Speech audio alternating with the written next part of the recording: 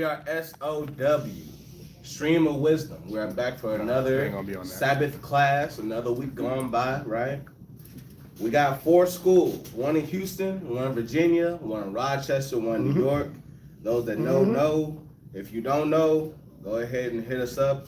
Better ask somebody, huh? Yeah. You don't know, you better ask somebody. Ask you shall receive, right? Bars. So we have multiple ways for you to get this wisdom. We got Mashaba's podcast on Podbean at 11 a.m. Whole bunch of information, good source of wisdom. We have other channels, S.O.W. Norfolk, S.O.W. Virginia, 5 Minutes of Wisdom, Hand True Bible Show, Israelite Media Court. We got for the kids, S.O.W. _ children _ light. And then on TikTok it is at S.O.W. Children of Light, multiple ways, from the baby to the elder.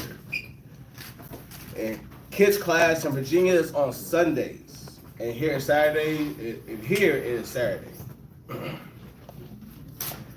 We have Israel Wear, where you can get your fringe game up, your garment game up, if you don't already have it up. For anybody new, anybody having ideas, and then we'll get that fringed up for you. Hebrew Academy is in Virginia, Rochester every Monday, and here in Houston every Tuesday.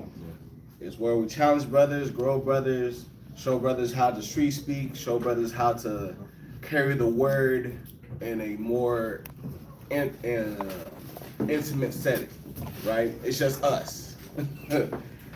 That way you can learn. So if you need to contact the priest, we got Priest Kazakia, which his number is 757-300-4047. Priest Quad Zop's number is 303-557-8979. And Priest Zion's number is 346-234-8340. Cool. We have multiple ways for you to support the school through our businesses. We have sweet ambiance where we want everybody to smell as good as we do. All natural fragrance oils that'll last all day. And make it smell good, spirit good, everything good, right? And we have Chosen Creations where we do woodworking. We can do engravings on bracelets. We can do a whole lot. So tap in with that. Get something for your house. Get something for the dining room table. You know what I mean? If you want to send in donations, we have the Wells Fargo, which is 101-580-6167. The Cash App is ISBHBK donations. And the Zelle email is isbhbk@gmail.com. The number is 757-300-4047. If you want to send any pens, apocryphers, books, send them in. Just get with a priest, and we'll be able to organize that for you. And with that, that is the end of the announcements. Okay, so we're going to start the Sabbath morning ceremony. Y'all ready? Sir. Let's get it. Oh, I don't blow it. Oh. There it is.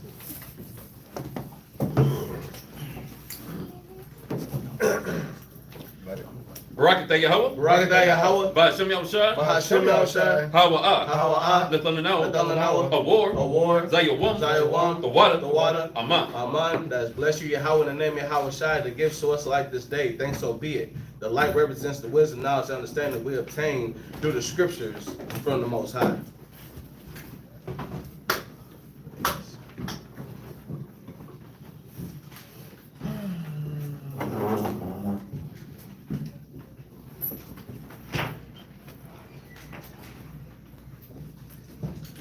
The torch works better. Yeah. Just like that. Barakatah Yahweh. Barakatah Yahweh. Ba'ashem Yahushua. Ba'ashem Yahushua. Hawa'ah. Hawa'ah. Lethalanawa. Lethalanawa. Rayah. Rayah. Nasakah. Nachakah. The water. The water. Aman. Aman. That's bless you, Yahweh, and name Yahweh Shai that gives to us a sweet savor. Thanks, so be it. The frankincense and myrrh represents our prayers going up to the Most High as a sweet savor.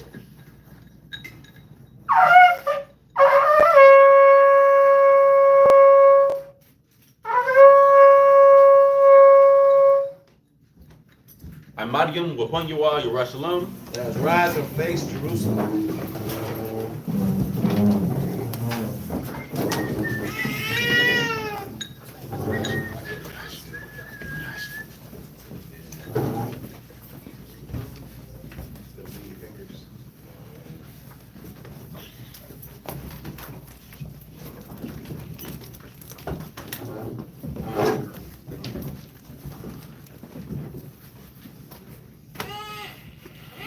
Barakatah Yahweh. Barakatah Yahweh. Ba'ashem Yahushai. Ba'ashem Yahushai. Hawa'ah. Hawa'ah. Nathalanawa. Nathalanawa. Hashabbat. Hashabbat. Bashalom. Bashalom. The water. The water. Aman. Aman. That's bless you, Yahweh, in the name of Yahushua, the gift to us of Sabbath and peace. Thanks, so be it.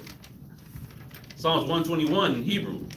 Ainashah. Ainashah. Ayam Yam Yah. Ayam Yam Yah. Ahahari. Ahahari. Na'ayah. Na'ayah. Yabu'ah. Yabu'ah. Isaiah. Isaiah. Isaiah. Isaiah. Yabu'ah. Yabu'ah. Ma Yahweh. Ma Yahweh. Sha'aisha. Sha'aisha. Shemayim. Shemayim. Wa Ratizah. Wa Ratizah. La'ah. La'ah. Lanathan. Lanathan. Lamawat. Lamawat. Regalia. Regalia. Yala'ah. Yala'ah. Nawam. Nawam. Shasha Wamar. Shasha Wamar. Yasha'allah. Yasha'allah. Yahweh. Yahweh. Shemaria. Shemaria. Yahweh. Yahweh. Tizalia. Tizalia. Ow. Ow. Yum Yum Yah. Yum Yum Yah. Yad. Yad. Hashamash. Hashamash. Yala'ah. Yala'ah. Hakaya. Hakaya. Bayawam. Bayawam. Wala'ah. Wala'ah. Halabana. Halabana. Balayallah. Balayallah. Yahweh. Yahweh. Yashamaria. Yashamaria. Makol Ra. Makol Ra. Yashamar. Yashamar. Nepashia. Nepashia. Yahweh. Yahweh. Yashamar. Yashamar. Hawalakia. Hawalakia. Wawa'aya. Wawa'aya. Ma'aitan. Ma'aitan. Wa'ai. Wa'ai. Iwalam. Iwalam. Aman. Aman. This is Psalms 121. I will lift up my eyes into the hills from whence cometh my help. My help cometh from Yahweh, which made heaven and earth. He will not suffer thy foot to be moved. He that keepeth thee will not slumber. Behold, he that keepeth Yasharallah shall neither slumber nor sleep. Yahweh is thy keeper. Yahweh is thy shade upon thy right hand. The sun shall not smite thee by day, nor the moon by night. Yahweh shall preserve thee from all evil. He shall preserve thy soul. Yahweh shall preserve thy going out and thy coming in from this time forth and even forevermore. Shema Yashallah. Shema Yashallah. Yahweh Allah Nawa. Yahweh Allah Nawa. Yahweh Chad. Yahweh Chad. Shema Yashallah. Shema Yashallah. Yahweh Allah Nawa. Yahweh Allah Nawa. Yahweh Chad. Yahweh Chad. Shema Yashallah. Shema Yashallah. Yahweh Allah Nawa. Yahweh Allah Nawa. Yahweh Chad. Yahweh Chad. That's here, O Israel. Yahweh our power. Yahweh is one. It's the Lord's Prayer.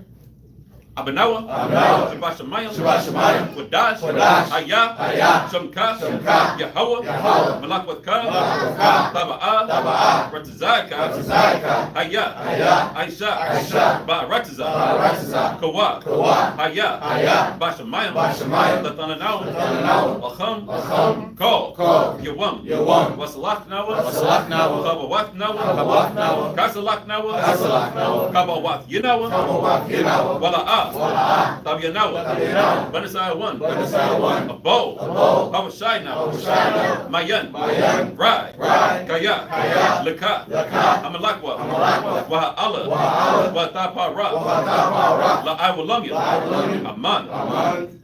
This is the Lord's Prayer.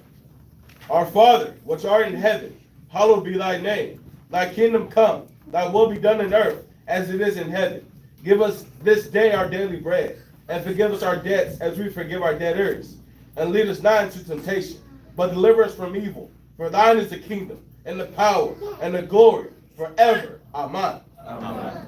Ha'aishara. Ha'aishara. Matazawa. Matazawa. The Ten Commandments. La'ah. La'ah. Yahaya. Yahaya. Laka. Laka. Alahayim. Alahayim. Ahorim. Ahorim. Alpanya. Alpanya. Thou shalt have no other powers before me. La'ah. La'ah. Da'aisha. Da'aisha. Laka. Laka. Pasol. Pasol. Wala'ah. Wala'ah. Da'ibadam. Da'ibadam. Thou shalt not make unto thee any graven image. La'ah. La'ah. Dalakwak'ah. Dalakwak'ah. Sham. Sham. Yahweh. Yahweh. Bashawa. Bashawa. Thou shalt not take Yahweh's name in vain. Zakar. Zakar. Hayawam. Hayawam. Hashabah. Hashabah. Lakwadashwa. Lakodashwa. Remember the Sabbath day to keep it holy. Kabat. Kabat. Abaka. Abaka. Wa. Wa. Amaka. Amaka. Honor thy father and thy mother. La'ah. La'ah. Daratizak. Daratizak. Thou shalt not murder. La'ah. La'ah. Dana'ah. Dana'ah. Thou shalt not commit adultery. La'ah. La'ah. Baganah. Baganah. Thou shalt not steal. La'ah. La'ah. Ta'ainah. Ta'ainah. Shakur. Shakur. Thou shalt not bear false witness against thy neighbor. La'ah. La'ah. Bachamad. Bachamad. Kol. Kol. Asherah. Asherah. Lara'aika. Lora'aika. Thou shalt not covet anything that is thy neighbor's. Bahashem Yahushai. Ba'ashem Yahushai. The water. The water. Tamyad. Tamyad. Aman. Aman. Yeshabim, which means to be seated.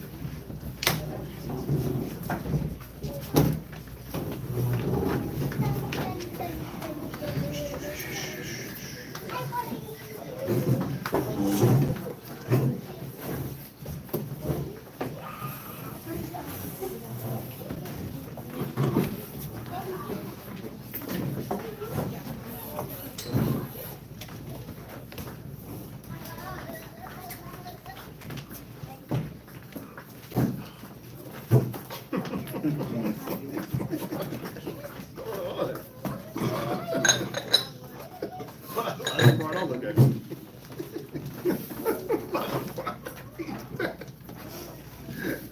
About to lose it.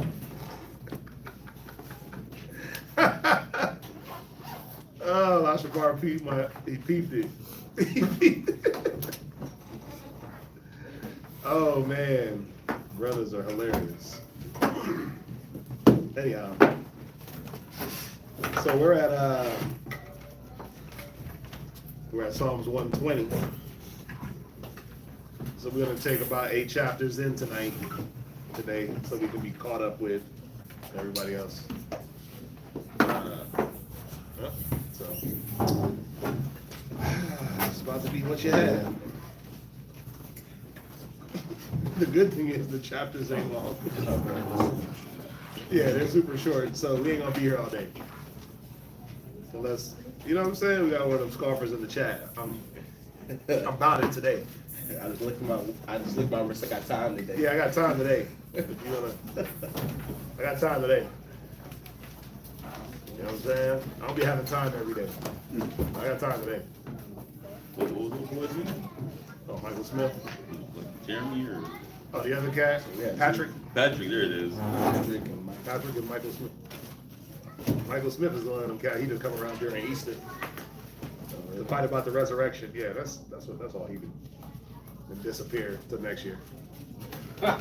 Clubhouse scoffers. That's funny. Get destroyed every single day on Clubhouse.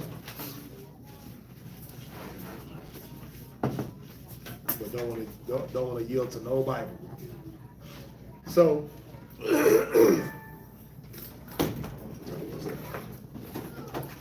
yeah, so we went through Psalms 119, which was pretty lengthy but pretty good. Very lengthy. Right, so these chapters are going to be a little bit shorter. Some of these chapters we're familiar with. We read them every week.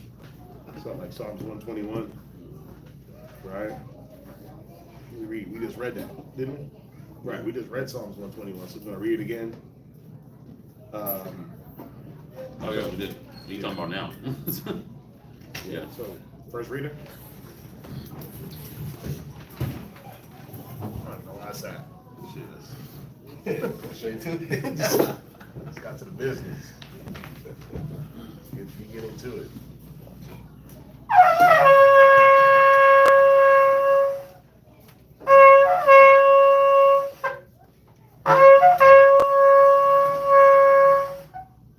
I tried.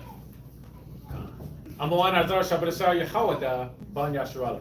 I'm a one Izar Shabbat Shah Yahweh Bang Yashala. Men of Israel. I'm out of Right. Yahawah Shem Yashabrakatam. Yahweh Shem Yahweh Brakata. This dude threw me off. Yeah. Low key, like in the back. Or you playing the match. Threw me off.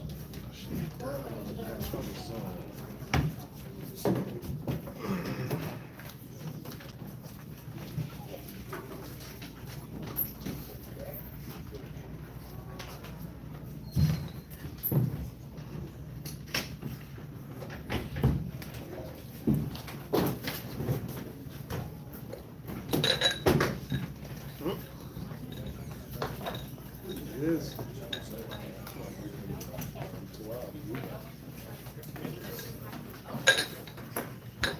Good to hear, mate.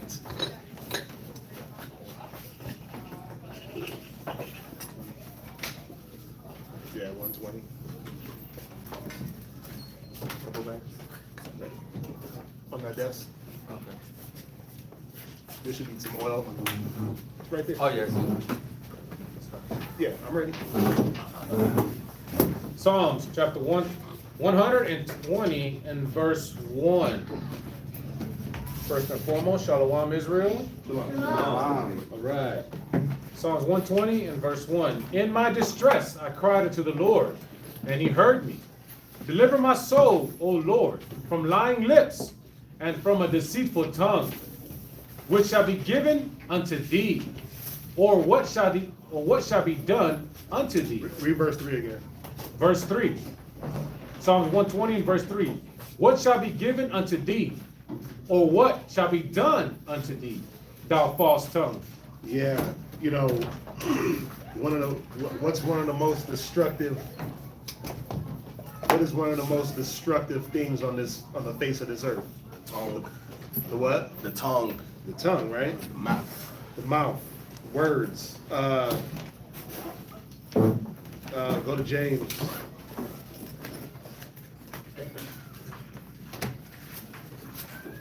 And you know it's real because there was a time in history when I'm saying a time in history. There was a time in history though when the so-called black and Hispanic man, they were revered for being great fathers, great husbands, family men, right? Hard workers. But then through the tongue, a lying tongue, what is the image of the black man now? Seen as deadbeat fathers, Right. Hate their women, they hate their kids, Mm-hmm. they're abusive, Mm-hmm. they're predators, Mm-hmm. Super predators. super predators, they complain, They're lazy. they're lazy, they always got their hands out. Right. They steal. Yep. Right now, I don't know if y'all realize it, but I'm not gonna know that. I'm not gonna remember the dates right off the top of my head. But there was a campaign back in maybe late '80s, early '90s to kind of destroy the image of the black man. And there was magazine. Remember when we had Jet magazine? Yeah. And the Cosby Show, and we had a few things that was making our image look pretty decent. Like Jet magazine wasn't all raunchy. It had prominent black people, prominent celebrities, and it was painting black people, so-called black men, women, children. It was painting us in a good light. Right, we had our little showtime at the Apollo, showcasing our black talent. Wasn't too many white people on the Apollo until recently. Right. I think Eminem changed that up. One of them white boys, right? But it was showtime at the Apollo, Harlem, New York. You know what I'm saying? That was more of a Israelite thing. So we had a lot of things going for our image that it painted us in a light that was counter to what they wanted us to be seen as. So there was a lot of campaigns that was out to destroy the image of the black and Hispanic man. A lot of magazines, a lot of news stories, right? Like one of the famous ones was the Central Park 5. I don't know if y'all remember that. Y'all remember that? That was, The wrongly accused brothers. yeah, they accused them of rape. It was like 5 bros they accused of rape. And Donald Trump, he went out. He actually bought space in the daily news to highlight stories and make these men look guilty. It was crazy. I remember that as a kid. I was young when that came out. That was the 90s. Yeah, I was probably maybe 11, 12. I don't remember, 11, 12, something like that. When that story came out, and I'm like, damn, they did it. Yeah. But the way the media was making it, there was no guilty before proven innocent. It was like they did it. And Donald Trump was spearhead. You had to have kind of been in New York to know that Donald Trump was spearheading the media campaign against these dudes. Literally buying space in the paper to highlight and destroy the image of these young black men. And that was just one side of the United States, right? But you had many campaigns and many media blitzes. Remember, there wasn't social media at this time. So your media was going to be what? Newspaper. News, the newspaper, Word of mouth. word of mouth. You get that Sunday paper, it was this thick, right? You used to get that Sunday paper, that thing cost $1.25. Oh yeah, That was the it thick costs boy. more. Yeah, it cost more, but it had all the little coupons. Yep. Mom's how you cutting out coupons. Yeah. Wow. Yeah, see, y'all, see, look, hey. Yeah, we remember Mom's that. how you cutting out. He don't remember the damn thing. Nah, it was cut off from my generation. Yeah, that was. I remember that. After your generation, that's when you had digital coupons. Like digital. You ain't gonna sit there for 3 hours cutting out coupons. You know what I'm saying? Coupon cutting. You know what I'm saying? That thick paper. You had the comics. You had the extra sports section for the week. The funnies. scores. Huh? The funnies. You had the fun. You had all that, right? But you know, the newspaper was the thing. The People magazine. That's when like magazine subscriptions and you know people was getting magazines coming to their house, but they were subliminally sliding different types of stories into the news, into the magazines, on TV, right? That's when you had the decline of like the Cosby shows and the good black image, and then you start to get what? The Menace to Societies, remember that's 90s. The 90s era. Boys in the Hood, that's early 90s, right? You start New to get Jack the, City. right, New Jack City, you start to get even the music, right? Because in the early 90s, late 80s, you had like the Public Enemies, you had the Queen Latifahs, you had that more conscious Community rap. community rap, right? The not common, but even like KRS-One, Conscious. it was more conscious, right? They was more on like at least uplifting black people, Yeah. right? They was more on that, and then you start to usher in like the Snoop Dogg in like '92, and Tupac. the Tupacs, and no, because before that early was Pac, Skywalker. because early Pac was even early Pac, strictly for my niggas. That was more of a conscious. Brenda got a baby. Yeah, he was on more a conscious type of tip when he came out. A lot of people don't realize he didn't come out California Love. That's when he came out of jail in like 95, 96. But in 91, 92, even before that, he was more of a conscious. Shit, Tupac name was not even Tupac at that time. It was back way before when he first came out. It was like MC Brooklyn or something like that. MC New something like that. With Digital Underground. Right? And then even with Digital Underground, they started to sneak in the more raunchy rap. But I'm saying even before that, the Tupac that you don't listen to, right? He was more on pointing out how women are dumping their babies in dumpsters. That was an epidemic amongst our people, right? How they selling their babies for crack, right? But that didn't get him the notoriety. What did? They hit him up. The California Love, the gang banging, the beefing. So you see there's a change now from being a conscious social leader, right? To what? To gangster, killer, dope dealer, right? But you got to ask yourself, what came first? Us doing it or them painting the picture of us doing it? Them painting the picture. It's like it might have happened in our communities, but it wasn't as rampant and as frequent as you would see. But now that you put it on the screen, you made something that, oh, I want to be like that. I want to get the money that old boy was getting in New Jack City. I want to feel that power. Now you make it something more. And everybody in the community now is starting to reach for that, try to get that. So Yeah, I remember when Menace to Society came out. Yo, come on, that movie was on a whole nother level than. Remember, Boys in the Hood had already came out. Yep. Boys in the Hood was like the PG soft version of Menace to Society, and they were both dealing with the same types of stuff. Yeah. But Boys in the Hood wasn't as in your face, direct, cold heart, cutthroat. But you watch a cat like O-Dog sliding through, and everybody wanted to be an O-Dog. Nobody wanted to be Kane. nah, America's worst nightmare, huh? Yeah, everybody wanted to be the O-Dog. Black, and don't give it. Right. Everybody wanted to be the NWA, F the police, right? You get that Ice-T, Thug, Gangster, because Ice-T was one of the first gangster rappers, Yeah.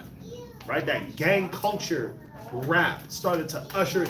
Look at Ice-T now. That nigga is 70 years old, gray, with a retired, just gangster rap. What? But when he came out though, he was pushing that, Yeah. right? They were pushing that narrative. Easy. Right? Right, Easy, all of them. When they came out, man, Dr. Dre was he was soft as Cottonelle, wearing lipstick on the damn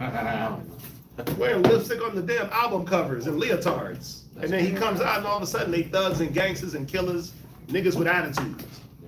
But remember, those are manufactured images. I don't think y'all realize that. That they manufacture these rappers, right? The CIA, the FBI. They manufacture a person, they build them in a factory, and then they shoot them out to the black community.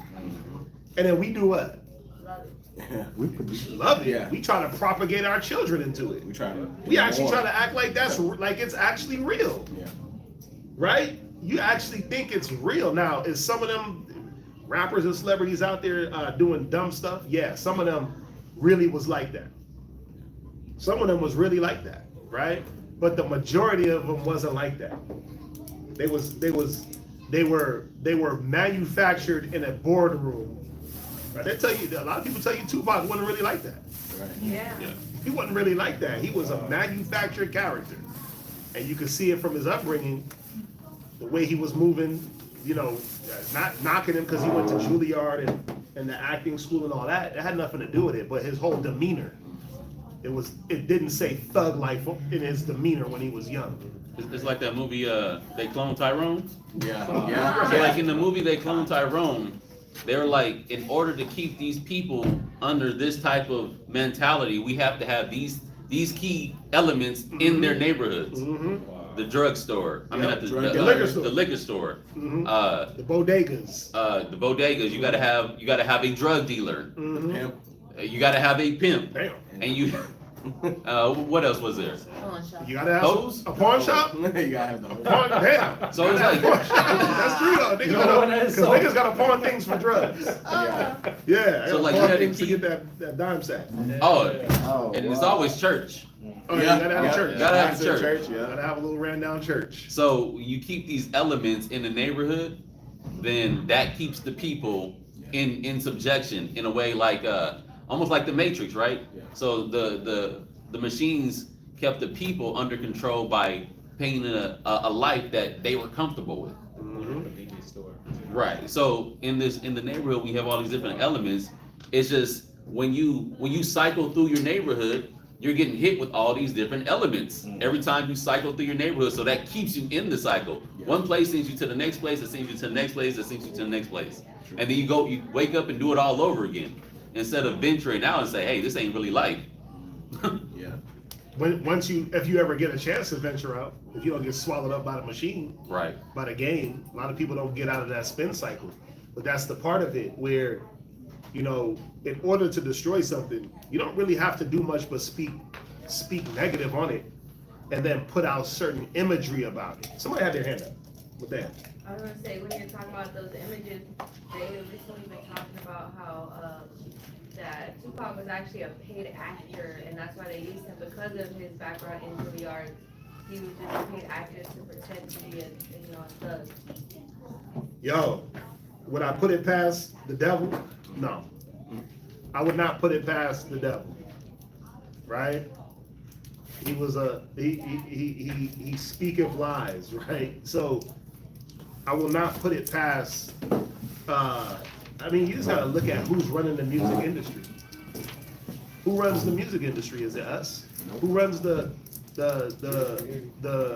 film industry? It ain't us. So they can put anything out there that they want to grab our attention, right? Whether it be a truth or whether it be a lie. Now we know that, damn, 99% of it is all lies. The whole music, the movies. Right. There's a high percent that it's all a lie. And you gotta dabble a little bit of truth in there for people to be able to have something to hold on to that lie, to grab them in, right? But just going back to the scripture, deliver my soul, O Lord, from lying lips and from a deceitful tongue, right? We gotta look at, you gotta listen to what people are saying. And you gotta say, okay, who's speaking the truth and who's not, and for what purpose? Right? I always go to that destroying the image of a black man, because now that we've been spoken on in deceitful ways that we're all murderers, that we're all killers, that we're all this and we're all that and negative, once you put that out there, it's easy now. Like I was telling y'all about in certain countries in Africa, they don't desire their own men. They desire black men, black American men, because of the image that has been portrayed. And what do they purposely do? In them countries, they purposely put shows on like Cops. Yeah.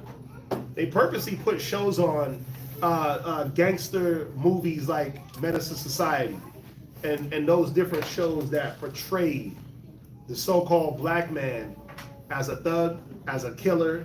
It portrays him that he just rolls around with pockets full of money, right? Where he got infinite money. So these women in these other countries, I watched it. It was a whole documentary. They were pulling up to the women like, so what do you think about black men in America? And they're like, some of them was like, hell yeah, that's what I want.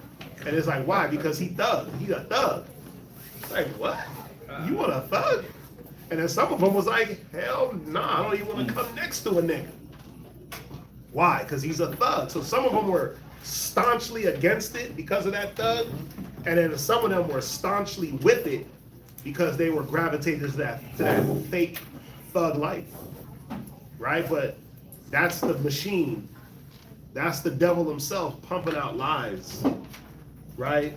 On the so-called black man. This is how they put it out on the so-called black and Hispanic woman, right? All y'all are baby making machines, Yep. right? You don't brush your teeth, you don't comb your hair, you can't cook, you can't clean. All you want to do is gather child support, sit on your ass, welfare babies. You trap men into having that's the same image that they push. Y'all all got big butts, right? They push that on out there, and then that's what the men gravitate to. Or guess what? That's what the men don't gravitate to. They're like, nah, hell no, we don't want no black women. If all she's gonna do is trap me, I don't want to be with her. Remember, I don't know if we speak Tom and Jerry.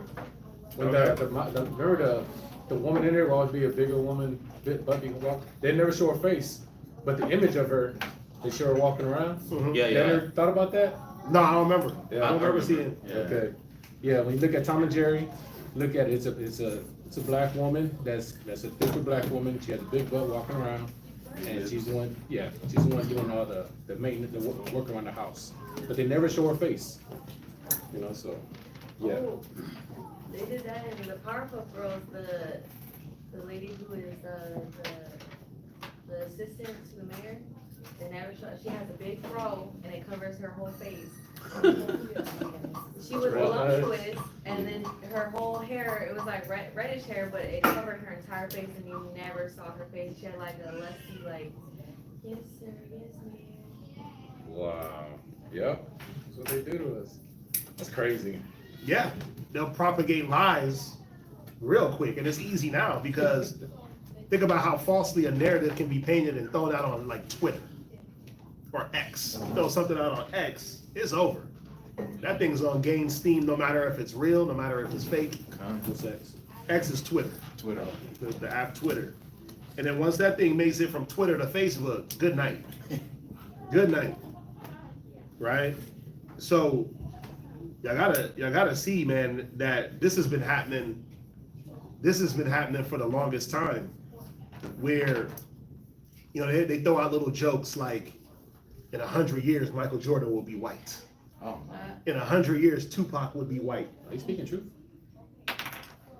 Right? Because nothing good, a Michael Jordan can't come from black people.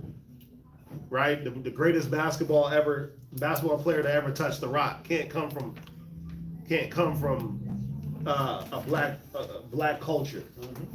Right? Or the greatest this or the greatest that, regardless of who you feel is the greatest. I thought the LeBron fans was gonna jump on the chat and start going to I war. don't want that. They don't want that. Not today. Not today. I told you I got time today. Right? I got time today. Right?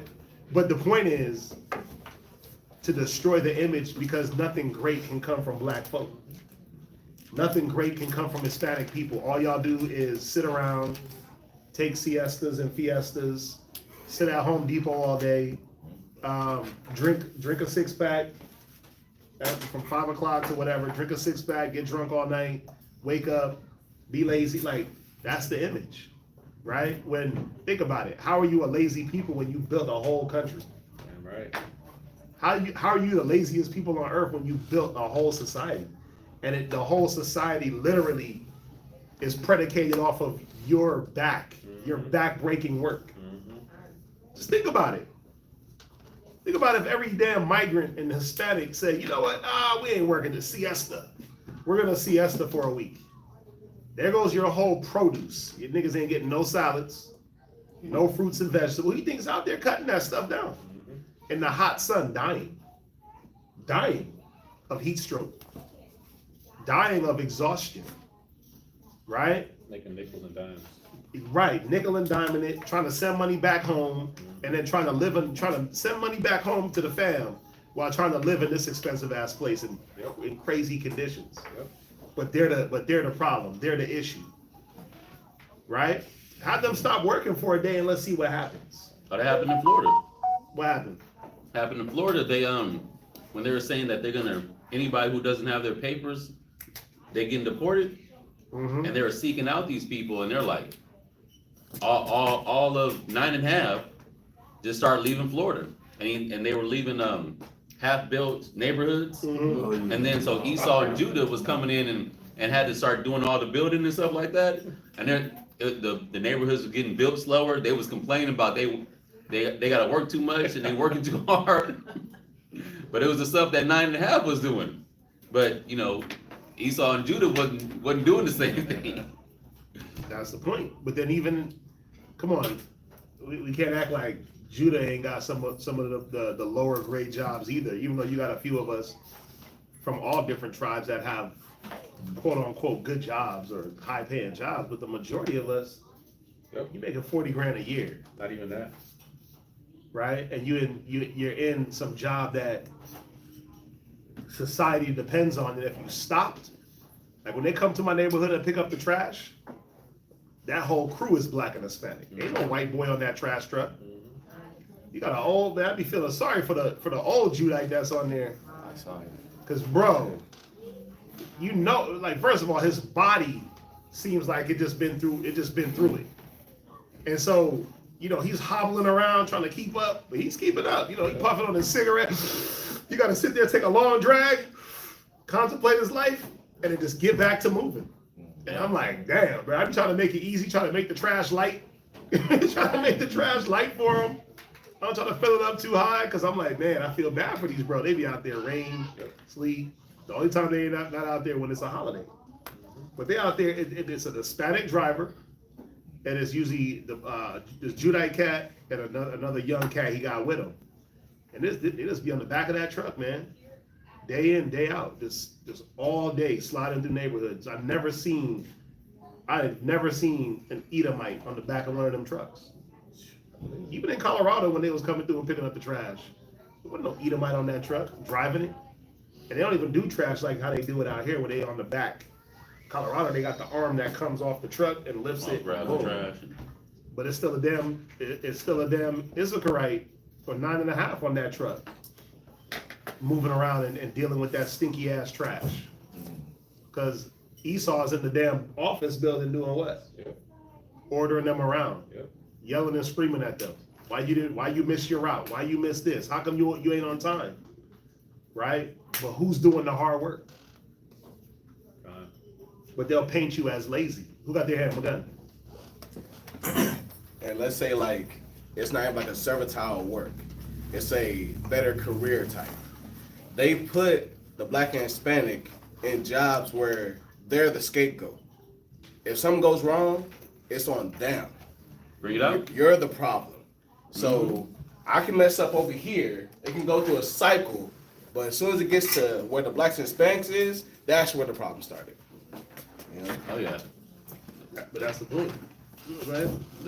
Like you said, the scapegoat or the sacrificial lamb. Bro, I remember that just because when you said it, it made me think back to when I was in that, and they make all these rules that they themselves don't follow, but they expect you to follow. Yeah. And then you have to complete jobs in a certain amount of time. You have to meet a certain metrics and fulfill whatever the job duty is. But you got to kind of cut corners. You got to kind of do things outside of the rule books in order to be efficient and do your job properly. And they push you to do those things. They push you to do things outside of their rules. So whenever the time comes up where they want to say, hey, you know what? We want to get rid of this guy. Oh, because he's not doing XYZ rule. Even though the manager told him to do it. And the manager's manager is pushing that manager to tell the lower ranking men to do that. So they can fire you at any moment. Like, you're always on edge. You don't know. Whenever they get a wild hair up their butt and they're not comfortable with you, or you say something that's controversial, yeah, you're out. You're out. They're gonna blackball you, and they'll have all the ammo they can use against you because they've stacked up the chips against you from the beginning. I always felt like at any moment I could get fired. At any moment I'm out. I just like to stay out the way. Like, don't talk to me, don't look at me. Don't call me. If you call me, it's like you gotta contemplate whether you want to answer the phone or not. But that's how they do it in the corporate world. Yeah. They keep you on edge. Go to James 3. Is somebody got their hand up? Emma had her hand up. Go to James 3 verse 5. Emma, where's she at? Oh. I didn't even see anybody was over there. Based on what you were saying, that they'll also have you train someone to replace you. Because I actually have done that, train someone. Train your replacement. Oh yeah. And then first thing I did, is like, oh, I had to call out with emergency on my mother. Well, you have more responsibility at home, you have children, she doesn't. And you did kind of train her, and Yeah. Yeah, that's a horrible thing. I remember I trained someone to be over me. I trained someone to do their job that I already knew how to do, that they didn't want me to have that position. So the whole time they lying to you like, oh, we're considering all parties and Yeah. We're a family. You're just not, you're not quite there yet. Because of this or that or that. And then they bring, Esau in, train this dude from the ground up how to do everything. And then as I was thinking about it, before I finished training him, I took off my shirt, folded up. I was like, hey, you know what, guys, I'm done. He was like, what? What do you mean? Oh, Belante, you're so funny, man. I was like, what do you mean? I'm not joking, I'm done. He's like, what do you mean you're done? I was like, I'm leaving. I'm going home. He was like, oh, you need to leave early? I was like, no, I'm not coming back. He's like, what am I supposed to do? Like, you expect me to run this? You expect me to do this by myself? I was like, you the boss, you the manager, you the store manager, you supposed to know this. He was like, but you were teaching me. I was like, you gotta find someone else to teach you, bro. I know what to say. But yeah, that's how they do it. sound like it's your problem. Oh yeah. Malaya had her hand up. Mathaniah.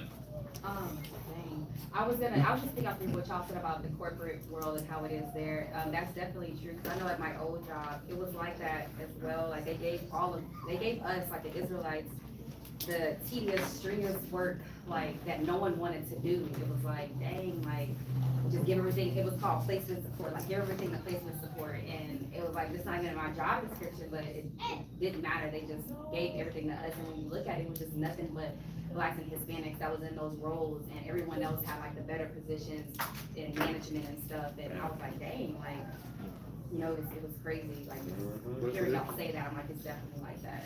And then as soon as you need time off or something, you lazy, they looking at you crazy. You're not doing your job, you're not doing this, you're not doing that. I mean, and then they'll propagate that throughout the job or whatever the case may be, to paint a narrative. And that's what you gotta see, just on a large scale. Things are put out there to paint a narrative, to paint a picture of how we are, or how they want us to be seen. right? And so, why are we talking about all this? Well, read Psalms 120 again. Verse 2. Read verse 2 and 3. Oh, L'Oreal says, Gad out there picking up the trash. I believe it. It's nothing but God out there in New Mexico. Go ahead, read that. Psalms chapter 120, verse 2. Deliver my soul, O Lord, from lying lips and from a deceitful tongue. And that's one of the things we need deliverance from. People, the Israelites don't need any deliverance or salvation. Yeah, we need salvation from. This is just one part. From lying ass people that have been lying on our name for centuries and decades. Our name been getting lied on forever. Right? Go ahead. What shall be given unto thee? Or what shall be done unto thee? Thou false tongue. Now what? Thou false tongue. Go ahead. Sharp arrows of the mighty with coals of juniper. Right. So go to James. Where did I say? James chapter 3, verse 5. Read it. Even so, the tongue is a little member. Right. The tongue is a little member, and if you read up, it shows you how these big things are controlled by something so small. Like a ship is controlled by the little small rudder, the little wheel. The big ship, the wheel, and the rudder that gets it to move. Right. The bridle in a horse's mouth. The bit and bridle is pretty little compared to the actual horse. But you put that inside the horse's mouth and you turn him left, he's going left. Or he's just gonna have a broken neck, right? Or he's going right. You pull back, he's stopping. Go ahead. And boasteth great He things. does what? Boasteth great things. Yeah, the tongue can boast great things. Things outside of what is the norm, things outside of what is true. It can boast great things in truth. But it can also boast great things in folly and in misconception and in misunderstanding. That's the trick with the tongue. It can go either way. Go ahead. Behold, how great a matter Right? a little fire kindleth. Yeah. How great a matter. Something so small. Like, what's good? That could turn into a whole murder scene. Yeah. What's good? Damn, wait. What you mean? What you mean what's good? Like, what's good with you? Or what you on? Right. Right? What you on?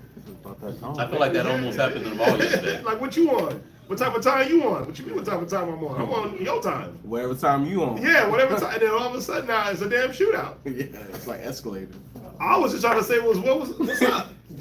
I'm from New Jersey. You It's gotta- just how we talk. you gotta be careful with how you say certain things in certain places. Yeah. Because what? Go ahead. No. I was gonna say, like, in the mall that happened yesterday. It happened yesterday. I was like, what's up, big bro?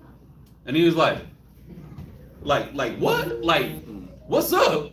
And I was like, what's up, big bro? And he was like, oh, he's cool. Like, I had to, because he didn't see my face. He just kind of Heard the voice. heard my voice. And Quadazop said, he used to say, I sound like I want to fight somebody when I greet him. I never seen it, but he said that, so I believe it. Until they see him, they're like, oh yeah. And that's good though. Yeah, I got a smile. He smiles. Yeah. Yeah, I got a smile. That's what I meant. I didn't mean nothing else. Oh, y'all cap. When I was in, What you mean by that? Yeah, why y'all didn't see? Look. Everybody wanna go to war now. Yeah, when I was in Rochester, That's my brother. right? I ain't coming with your brother. I'm his brother. When I was in Rochester, Kalaya, she used to say, she goes, man, the things you say, man, people, you're gonna offend people. People they gonna have problems with you out here. I would have smiled. I would have smiled. You whack as hell. They're like, huh? Wait, what? I'm laughing with you. Yeah, I'm laughing. It's like, okay, you got me on that one. And like no one, I would smile. like no one had problems with me out there. It's like I'd say, she's like, dang, the things you're saying. I'm like, what? I'm not saying nothing. Whatever I'm saying is, I genuinely mean no offense, but it can be taken offensively. Without a smile. Without a smile, yeah. Yeah. Yeah, and then you got to know where you at too. Like, different words spark different things. That's a controversy with some people have different understandings of how things are being said. But and we know that amongst us, Oh, that's bad in text messages now too. huh? Like trying to read the spirit in a text message. Right. Like The tone of your text, like it's like it could be totally left field and it wasn't designed to be left field. Like they did a Key and Peele. They did a Key and Peele skit, and one dude is like, "Hey, we still hanging out," and he was like, "Oh, it's whatever," and he's like, "Whatever." It's whatever. Like what? And then he was like, "So we doing this or what?" And then the dude takes like, "We doing this or what?" He was like, "I'm down." And he's like, "Oh, so you down, huh? Oh, you about this? Let's meet up right now." And he's like, and so when they end up meeting up, dude's ready to fight. He got like one of those ball and chains with the spikes on it. oh hell no. He's ready to He go got to like war. a bat with spikes on it, and he's ready to go to war. And his homies at the bar, he's like, "Hey, you showed up." He goes, "Oh, I didn't know we were supposed to be dressing as a theme. I didn't know we had a theme going." Like, He was cosplaying. right. But it was completely taken different because when you read a word on the text, it's just actually it's whatever's in the person's mind at the time when they're reading it. Whatever spirit's on them, How they perceive it. how they perceive it. Perception is reality, and that's the point too. Is how do I get someone to perceive something in a different light? Well, all I got to do is speak on it in that light, and then pull small examples and make those small examples or highlight those small examples. Which is what which is what they did to us with movies like A Menace to Society, like A Boys in the Hood, like all them little hood movies, Poetic Justice, Jason Lyric, all the 90s hood movies that your mama and them used to like. I mean, I like them. Shit, I grew up on that stuff, right? I grew up on that stuff, but it painted our situation. It took one little microcosm and exploded it into this is how they all are. This is how all the hood. And listen, it wasn't just for people outside of us, it was for us too. I remember growing up as a kid and not really understanding. The reason why I did understand that the hood wasn't the only space in the world was because my parents had me traveling around as a kid, right? So I grew up in little places like Gary, Indiana. I was there for a little bit. Grew up in Jamaica, so I was there, so I seen a different life. I grew up in Colorado. I grew up in New York. So I had family in these different cities and different states. So I've seen a lot of different living conditions. So you couldn't convince me that the projects was it. My nigga, this ain't it. No. Especially when I'm taking the train and I'm sliding to the city. I'm watching shows and I'm looking at how other people are living. And I'm like, wait, you in the same city as me. Where's this part of Brooklyn at? Right. Where's that at? And I'm like, no, I'm about to go find that. Yeah. Right? And I'm like, oh, y'all lied to me. Y'all made it seem like the hood was a box that we couldn't get up out of. Right. Because they gave you, again, hood movies, hood music. They made sure they put everything inside the hood that you needed. We got your basketball court. We got your little turf of grass for your, if you want to play football, baseball, tag. Soccer. You got soccer. We didn't play soccer, but No. football, baseball, tag. Right? They had that. We play handball. We had the handball court. Everything was like in a 1 to 2 block radius. You had 3 corner stores on one corner. In between one corner store, Chinese spot, liquor spot. There's no need to go out. 99-cent store next to it. Laundromat on the next block. You had everything was right there in the hood. Right. I didn't have to go nowhere. But I understood something that this can't just be it. Y'all niggas ain't it. There's no way. When you got people coming from other places to see how we live, Yeah. we like the exhibit. Yeah. We like the zoo. They're like, yo, you're really doing this? Like, let's go see what men is like. Let's go see if they really living like the music videos. Yeah. No, Q Bridge and all that, and so you got people popping into our space, right? And they really like, okay, they really on that. Yeah. But I'm like, where y'all coming from? Let me go see where y'all at. Right? Let me slide to Seaview real quick and see what's going on over here. I told them when we went to New York the other day, we went to the Canarsie Pier, and so I pulled out to get some gas on one of them streets, and I was like, I thought hit me, and I said it out loud. I was like, yeah, we used to come out here to steal bikes, cause we did. That was the prominent Edomite area.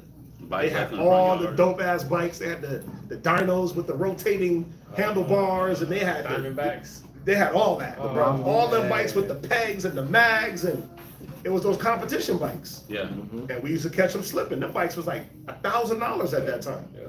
We wasn't affording that, but we wanted them bikes, right? We wanted to do wheelies in the hood. We wanted to jump over stuff. So what we do? We get on an old rusty mountain bike. Somebody on the top of the handlebars, and we sliding through their little area.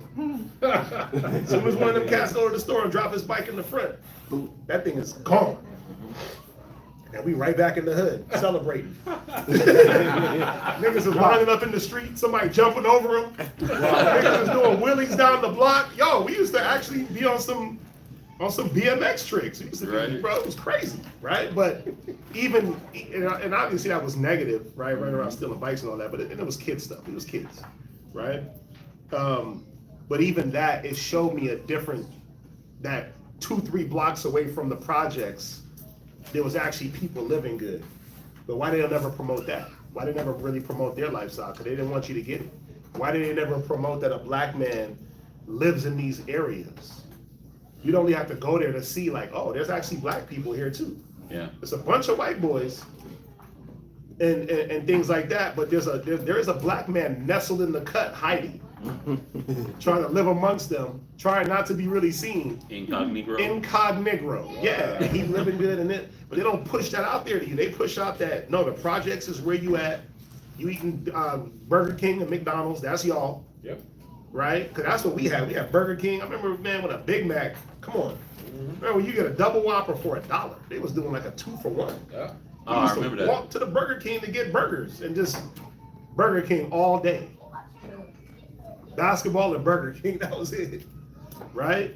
Walking around looking for mischief, but we had to, we left out of our areas and we found what we were looking for. We found the mischief, unfortunately.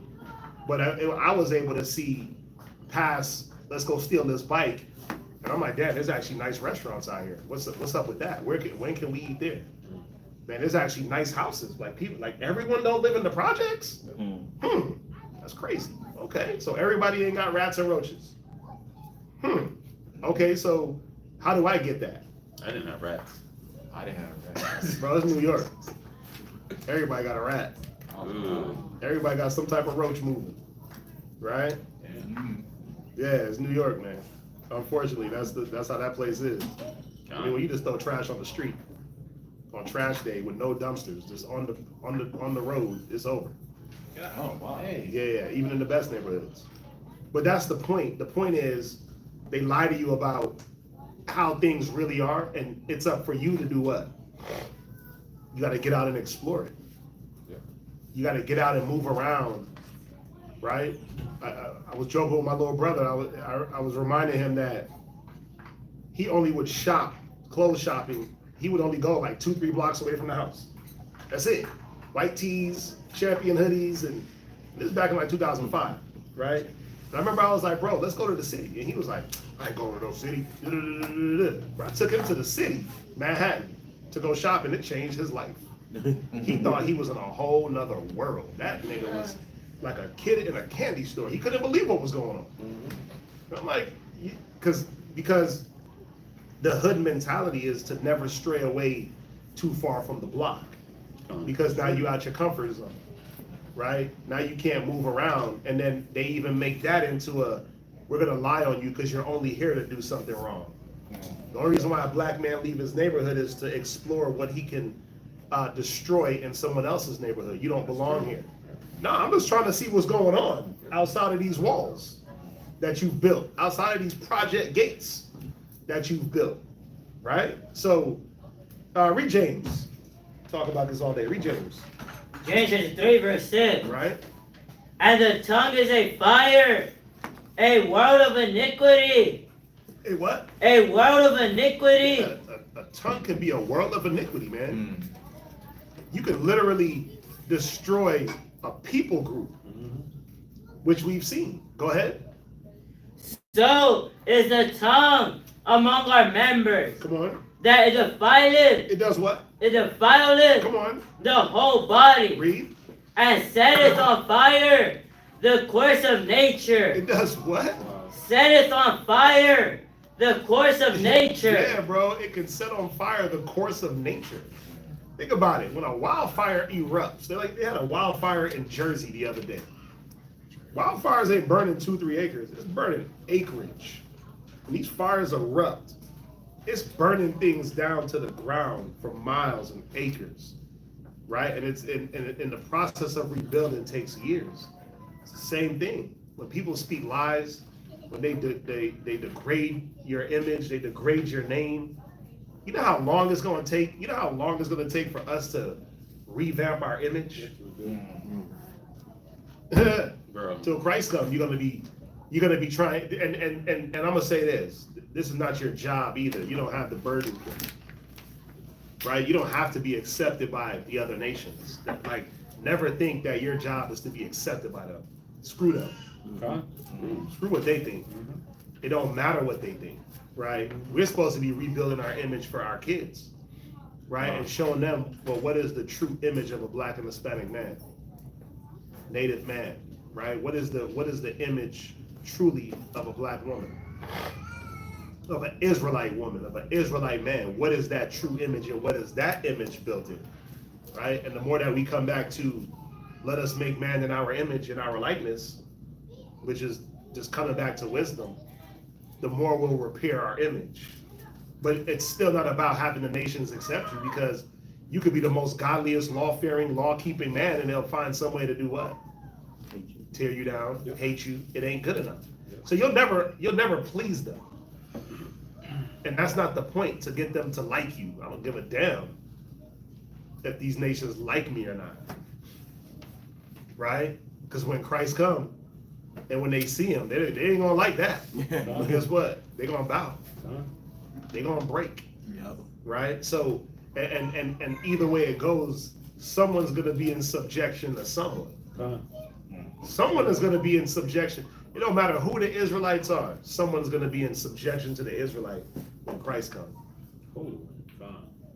No matter, and guess what? We know who's gonna be in subject just based off of what we see. In this day and age, who the first shall be last and the last shall be first, right? But it's not up to us to try to convince someone to like us or to accept us. Really, the image rebuilding is for our own. Our people need to see the image of a man that takes care of his children, that looks like him. Our children need to see the image of a man that looks like him, that's consistent, that has a standard, that holds himself accountable. Our kids need to see that. Our daughters need to see the woman that looks like them, being able to agree with their husband, being able to be at peace with their husband. Our kids, because guess what? Esau, they be pushing that out there, right? Becky know how to be at peace with her husband in front of them kids. They know how to fake it in front and stay together for them kids. Daddy's out there being a playboy, but he's a millionaire, and mom knows it, and she's hurt. But what does she do for her kids? She suppress all that emotion. She suppress all that anger. And then when them kids get old enough, she out. Right? You see it all the time. You see it all the time. They know how to at least portray an image for the betterment of their children. Where, what image do we have?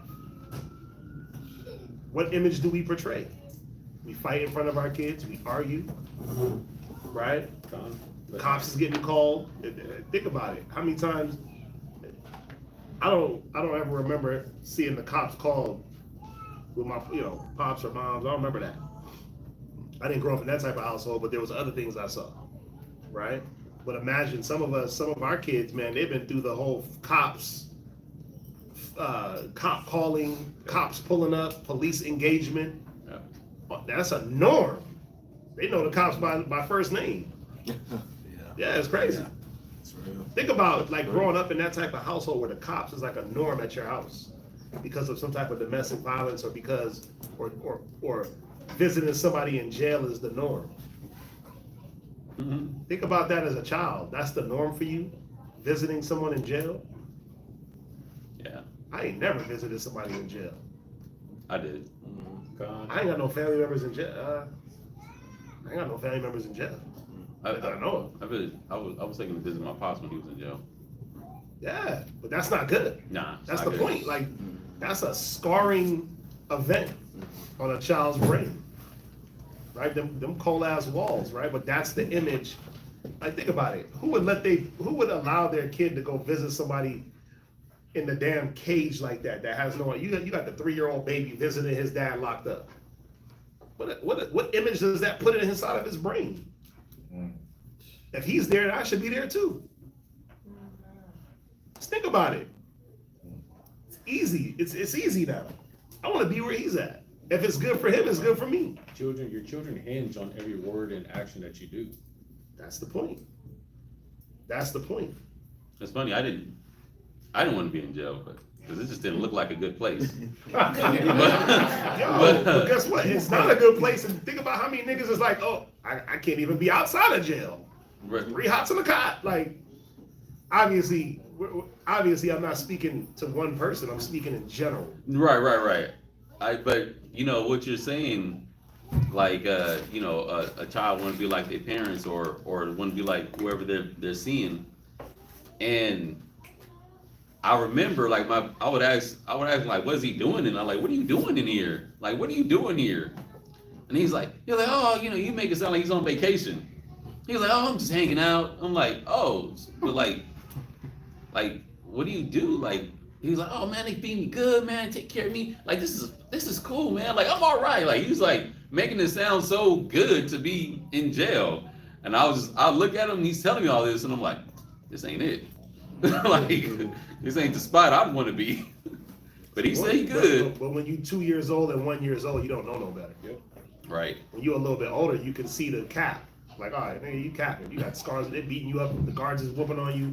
They doing it like, nah, you ain't happy. Busted lip. You looking crazy. Right. You ain't look like you ain't slept. Raccoon eyes. Nah. When you're a child, 1, 2 years old, and you constantly going to a jail to visit somebody, pretty soon it's not wrong in your mind to be there. Train up a child. Yeah. That's the point. What were you gonna say? So, we've been talking about the narratives, right? And even with jail and prison, now the narrative is that it's a cool place to go to, right? Because you can have phones in there, you can have food in there, you can have drugs in there, you can have liquor in there. They got more amenities in jail than you have out here, so quote unquote, that's what they'll tell you. Yeah. You got all the amenities. You have dudes shooting videos of themselves in there, getting paid from YouTube in there. Yep. And yes, like you got America's top chef in jail. Niggas is whipping up jail meals. Yeah. Showing you how to mix the ramen with the Cheetos. Cooking Kool-Aid in the toilet. Yeah, cooking making Kool-Aid in the toilet. But the cold part. But see, go ahead, say what you're gonna say. I know what you're about to say. No, cause that's it. It's like they're changing it to where it's like, oh, well, what's bad to us is good to them. They're like, well, this is a fun thing to do. They're trying to lie on what jail really is. Right. Because when them lights go out, nigga, you can't turn them back on. Nope. Mm-hmm. Yeah, you can't. When that shower water goes off, you can't turn it back on. When that water gets too cold, you can't yell at somebody like, yo, turn the water off. Bruh, nah. Shower water's off, you out. It don't matter if you got soap all on your back. You better just use your towel and wipe it off. You can't just walk outside when you want. That's the whole point. Like, you can't just open a door. Just because you can cook damn ramen and make hood jail hooch in the damn toilet and do push-ups and work, like, bro, it's not the same as when I could get up right now and slide outside and nobody can't tell me nothing. Yeah. I can wake up at any time of the night, turn on a light, read a book, look at my phone, like, but they're trying to give you this image, right? But that's the thing, it's all a lie. That's the whole point. Because then you'll have a nigga that comes out like, yeah, man, when I was up in jail, I was a kingpin. Really? How'd you get to kingpin status? I'll tell you that, though. Right? He won't tell you the things that he had to do to get there, and now he had to watch his back the whole time. Because you can't really trust nobody in jail, no matter what. No matter what they tell you, yeah, it's a brotherhood. And the niggas hang out with the niggas, and the spics with the spics, and the white boys with the white boys, and this with that. Yeah, but what rules all that? What rules all that? Money. What's the cost for protection? Money. Exactly.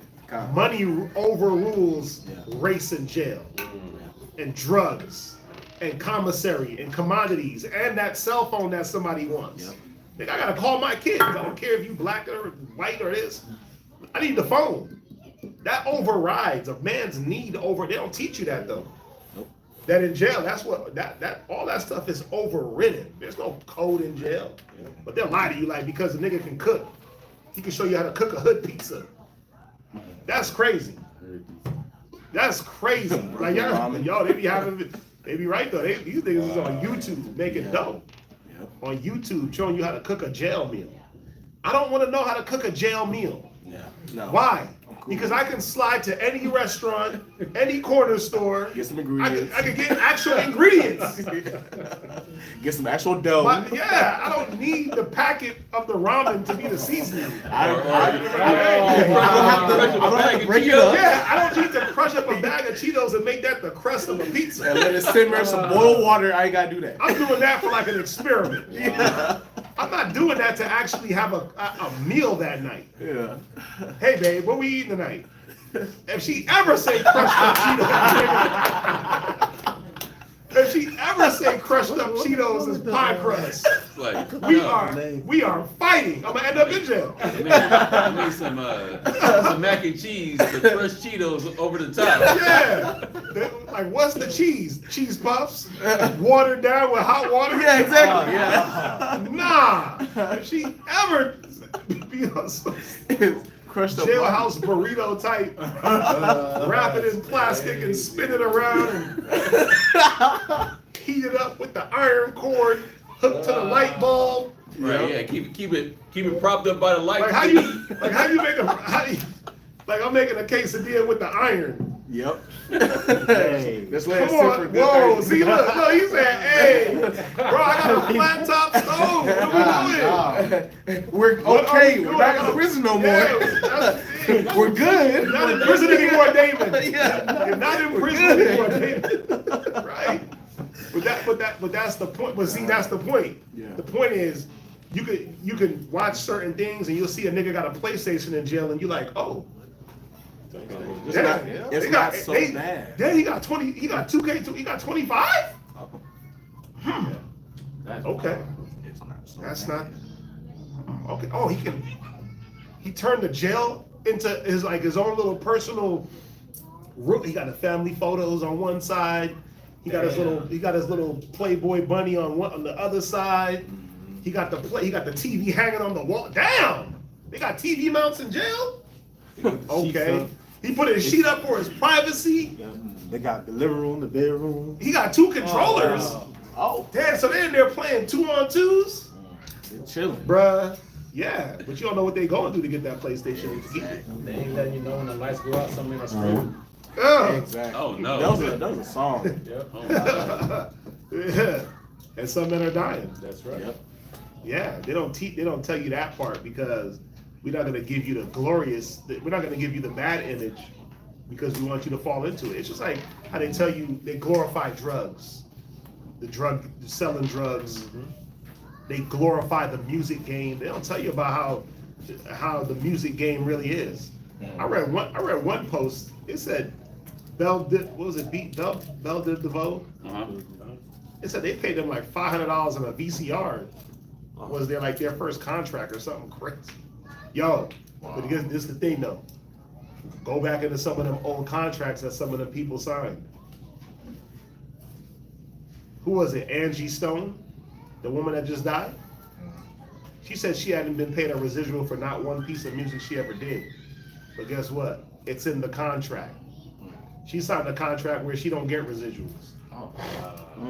So think about it. Her music can be used and played anywhere, and she's not getting paid for those spins. She got paid a little sum of money up front, and on the back end, all that money goes to the record company. She signed that. She signed that. Remember Cadillac Records, that movie? Yeah. That was real. Niggas was signing off for a Cadillac. Then it's like, well, I need a house, but you got the Cadillac. I need some bail money. You gotta pawn the Cadillac. Remember old boy ripped the doors off the Cadillac? You gotta watch Cadillac Records. I'll check it out. You gotta watch, it was, it's the black dude, man, that played in Cadillac Records. He was wilding out. He was getting drunk. Y'all know who he is. Smart, his last name is Smart. Black dude, something Smart. But anyway, he wilded out. Took the doors off the Cadillac and tried to trade it back in. They were like, bruh, Cadillac is only worth $2. He took the doors off? He took the doors off the Cadillac. To do what? Because he was wilding. He was getting faded. The liquor took over. He thought it was a Jeep? He thought he was trying to ghost ride the whip. I don't know. But the point is, that whole Cadillac Records, that was dealing with real, actual artists. They were signing over their whole catalog, or signing, their money was Cadillacs and cars, things that depreciated. And that was back 40s, 50s, right? You look at go watch like the Backstreet Boys and the NSYNC documentaries, and they tell them when they were signing for certain things. They make it look all glorious. They're a boy band. They got hundreds of millions of fans. They selling out stadiums, but they didn't tell them that every single thing they did came out of that money. That's right. When they ate, so we want to go to the top shelf restaurant. Guess what? We just gonna front it, and then when y'all get paid, we just gonna take it out. You living in this hotel, when you get paid, you're on tour, the tour bus, the recording studios, the clothing. Yo, it costs a lot of money to be on tour. You living on the road, so everything you're doing, you buying clothes and food and hotels and all these things. Gas. Yep. Bro, when they got that check and it was $1,000, they're like, wait, but we sold millions. We just made millions, and we sold out 15 arenas. Well, yeah, deduction. This city, deduction, that city. They don't teach them that. But TLC had a documentary on that. Both the documentaries are on Netflix now. They got one for NSYNC, they got one for Backstreet Boys. Wow. You look at all these artists that is hurting because they gave you the image, they lied and said, yeah, it's glorious. And then when you actually get into it, what? You see that it's not so glorious. And there's certain things that you do got to do spiritually to give up some of that purity. You give up that, they don't teach you that part. They don't tell you about that part. Right? Where we at? You know, what you're saying made me think about I read this this cat. She Ecclesiastes. said I might like it. Hell no, sis. I want no Cheeto crust. You better use some jalapeno chips for my crust. Oh, damn Cheetos. You better get them jalapeno chips from next door. Them Lay's jalapenos. Yeah.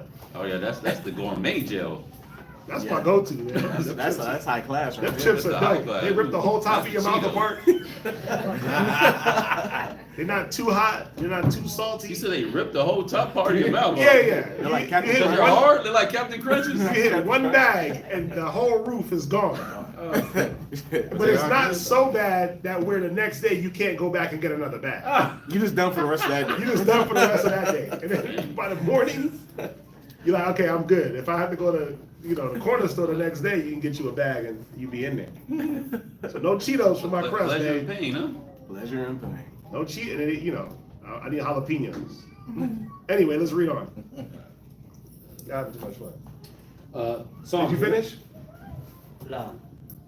Genesis 3 verse 6, last Where's the precept. one in Ecclesiastes? Chapter 28. About the death, 28. No, about, chapter 28? Where we at? 28 and 17. Well, read verse You're going to read down to verse 8, Elijah. James 3 and verse 8. He just dealing with his tongue. I got you, Elijah. I got it. You sure? Read. James chapter 3, verse 6, last precept. And it is set on fire of hell for every kind of beast, and of birds, and of serpents, and of things in the sea is tamed, and hath been tamed of mankind. But the tongue can no man tame. See that? The tongue can no man tame. When that thing start going, when people start getting to talking, it's very hard to come back. It's very hard. Like, look at what like a lot of these celebrities is going through. You got Jay-Z. He was accused by a little crusty, pasty Edomite girl of S.A., right? And then you got Shannon Sharp. Oh man. Unc set himself up. He ain't able with it. Oh, what happened? Yeah, he set himself up. He got the little 19-year-old going for them pockets. He should have just got married and had him a baby and just kept it moving. But he wanted to be out here in these streets acting young and glorifying it. And now he's paying for it, right? But the point is, let's just say that he's found not guilty. It don't matter, right? It don't matter. His image is already tarnished, right? You'll always remember that he was accused of that. Let's say Diddy, somehow, Diddy bops out that jail, right? And is able to get back home. No matter what, that's on his record. Yeah. Now, obviously, there's other things to go along with it. But that's on his permanent record. Even if they all come out and say, you know what, we was lying. Guess what? That's damn near impossible to come back from. The image is already painted. Yep. The words have already been spoken and caused the destruction that they've caused. R. Kelly, let's just say R. Kelly was able to just sing his way up out of the jail. Bruh, it's over. It's over. Surviving R. Kelly did the job. Them women spoke, and they kindled a fire that even if you extinguish that fire, there's burn scars. Just is what it is. That's why it's very important. That's why it's very important, like when the scriptures say, abstain from all appearances of evil, right? When the scriptures try to guide us in the matter of not even being in the place of certain things, right? And really paying attention to the steps you take in every matter, right? You got the Israelite community, you got a lot of allegations being tossed at different brothers. And it's like, yo, even if that man is, even if you don't have evidence against it, yo, his name is already stained. It shouldn't even be named amongst them. Certain things shouldn't even be named amongst us.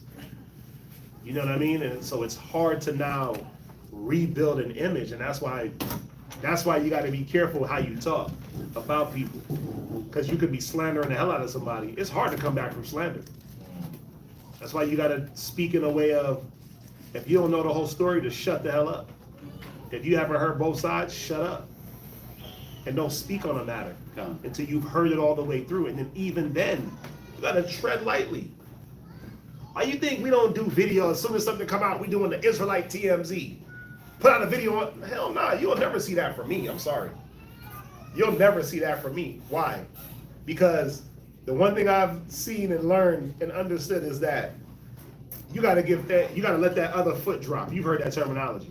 Let the other foot drop. A lot of the times, man, cats hear something, they run with it, and the other shoe hasn't dropped yet. Meaning things haven't taken its course, things haven't unfolded. But you be so ready to speak on something, and then you gotta do what? Let me retract my statement. You gotta retract, but you've already burned somebody. You've already scarred their name. That's why it's important to mind your damn business. To shut up, stay off the internet, stay out the drama, and just kind of mind your business. Right? If you're gonna speak generally, but mind your business. Don't speak directly on a person's situation, especially if it ain't got nothing to do with you. Right? Where you at? Read on. It is an unruly evil. It's a what? It is an unruly evil. It's unruly. That's the point. It's unruly. Go ahead. Full of deadly poison. Was that it? What verse was that? That was in verse 8. Jump to Ecclesiastes 28. God. 28 and verse 12. 17. Like, I got 17. Why y'all got 17? Just real quick. It actually starts at verse 12. Yeah, it starts at 12. Yeah, but Oh. just read yeah, Verse 9. read verse 12. God. Mhm. Ecclesiastes chapter 28, verse 12. Mhm. If thou blow the spark, Mhm. it shall burn. See that? You blow the spark, you keep spitting out those words, it's gonna burn. Go ahead. If thou spit upon it, Mhm. it shall be quenched. Go ahead. And both these come out of thy mouth. Right, both come out of the mouth. Go ahead. Curse the whisperer and double tongue, Come on. for such have destroyed many that were at peace. Yeah. That's how you destroy the peace amongst people. You start whispering and double tongue. I'm gonna tell you one thing. Y'all are at peace, but I'm gonna go and tell you one thing, and I'm gonna tell you something else. Now y'all are at odds. And all I'm gonna do is this. Slide back. Oh yeah. And then y'all gonna be looking at each other like, how come you said this? I didn't say, how come you said this? And then, but I heard, okay, well you heard, but who did you heard from? Because the heard from, that person done disappeared. Yeah. He done slid back into the background while y'all are, I heard, infighting now. Y'all were at peace. Right, go ahead. And this person is still, when y'all aren't around each other, Yeah. he's your friend. Oh, man. And then when he's not around you, he's with the other one. He's his friend. Playing both sides, setting y'all up. It's that double tongue, that whisperer. Man, I was kicking it with such and such, and he was, man, he didn't really say much, but man, the way he was moving, the way he was, it seems like when your name comes up, he got an issue with you. But I ain't really trying to start nothing. Right. Right. What? You just started something. He'll say something like, you never felt that before? Like, yeah, you never picked that up. Like, every time you come around, he You got never like a notice when twitch. he looks at you? Yeah, you didn't notice that? I ain't really trying to start nothing, but you didn't notice that?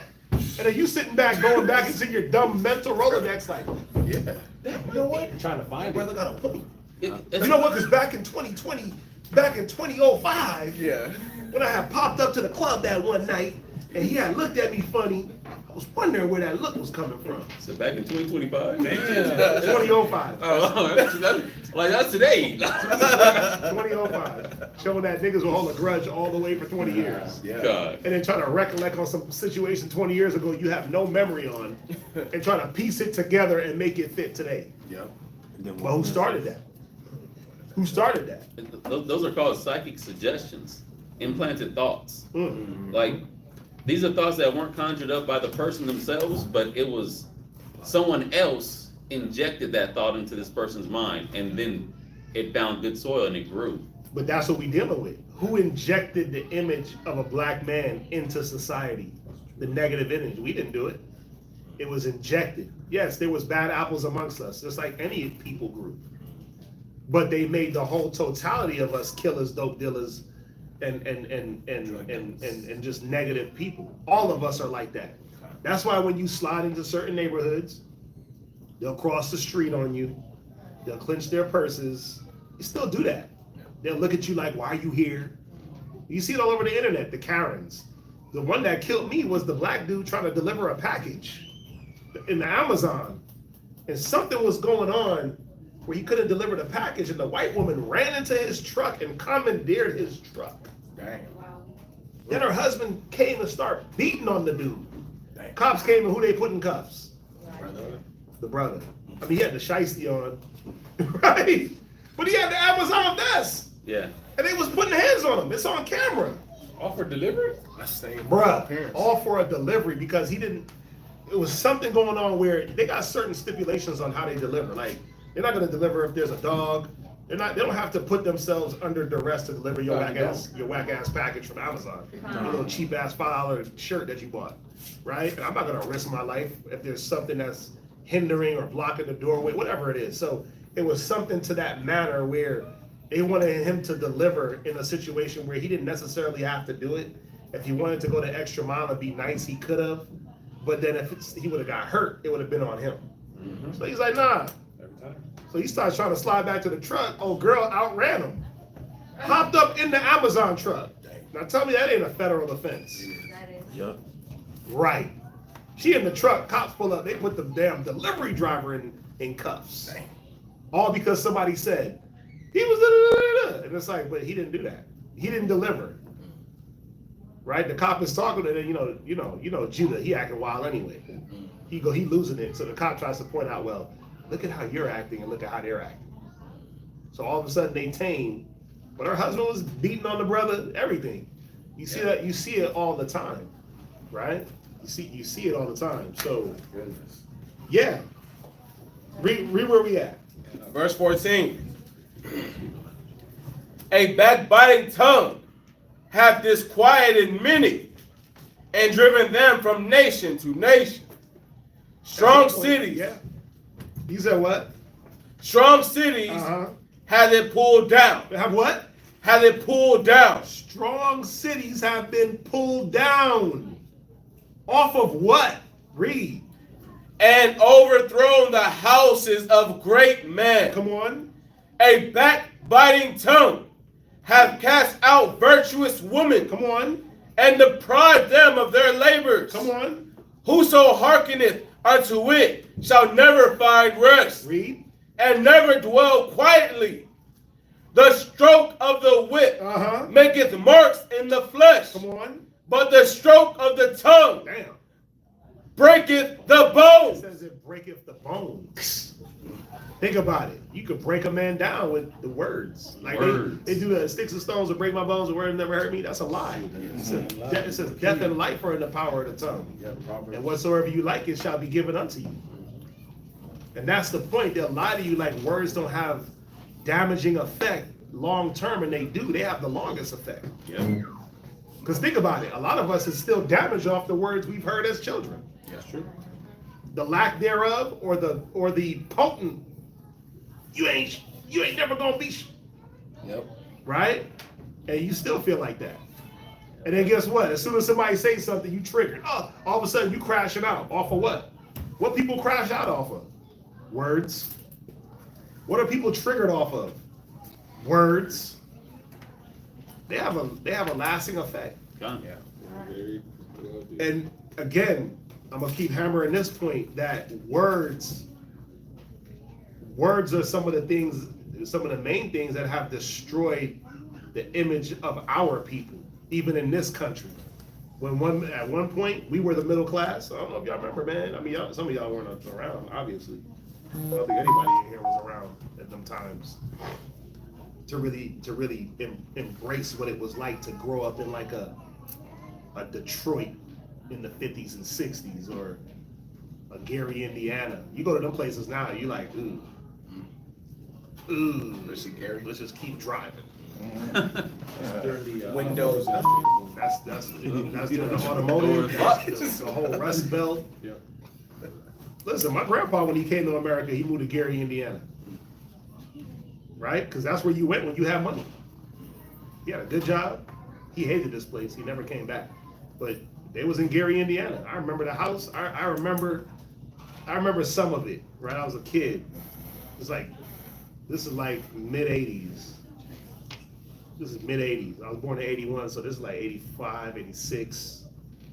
So, this is probably the downturn of like a Gary, Indiana, Detroit, when it started to change a little bit.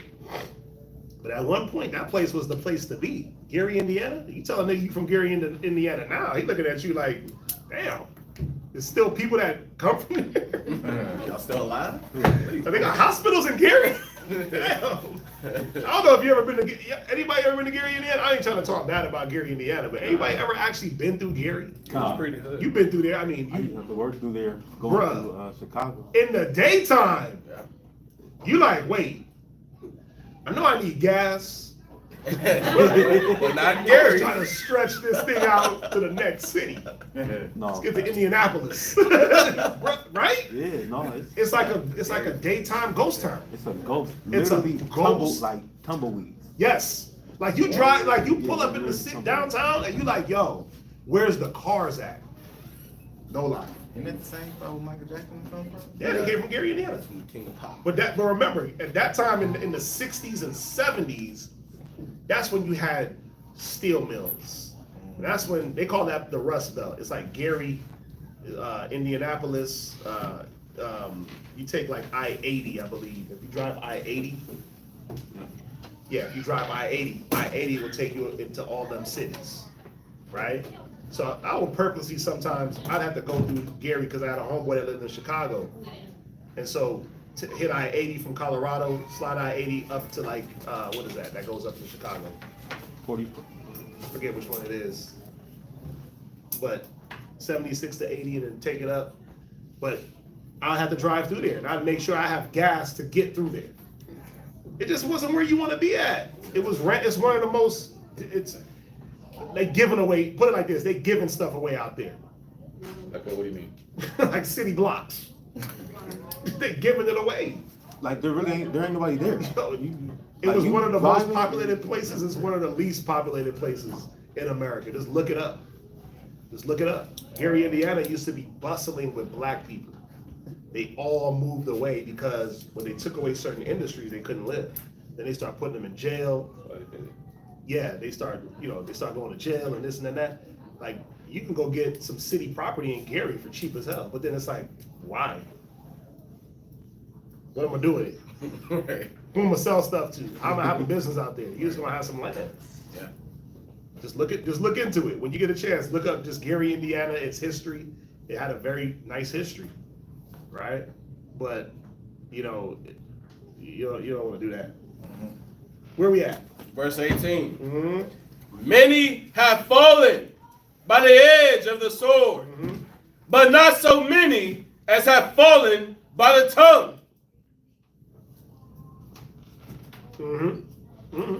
Well is he that is defended from it. Well is he that is defended. This is what the psalmist is asking.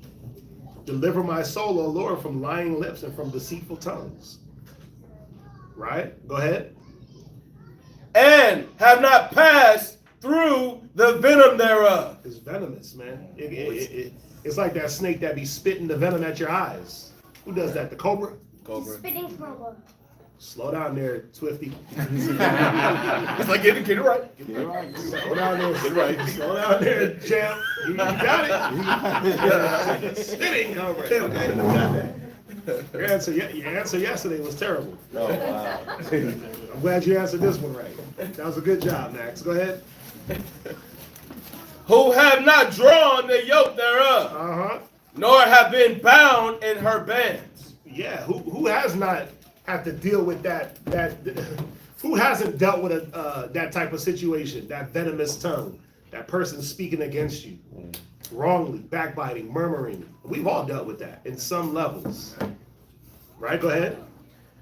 For the yoke thereof is a yoke of iron, and the bands thereof are bands of brass. Come on. The death thereof. The what? The death thereof. See that? It brings death.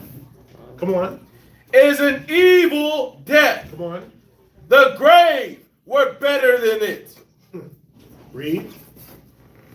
It shall not have rule over them that fear God. That's the point.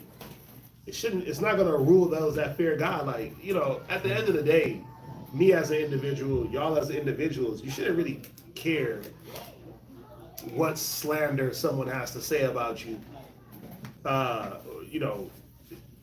In any capacity.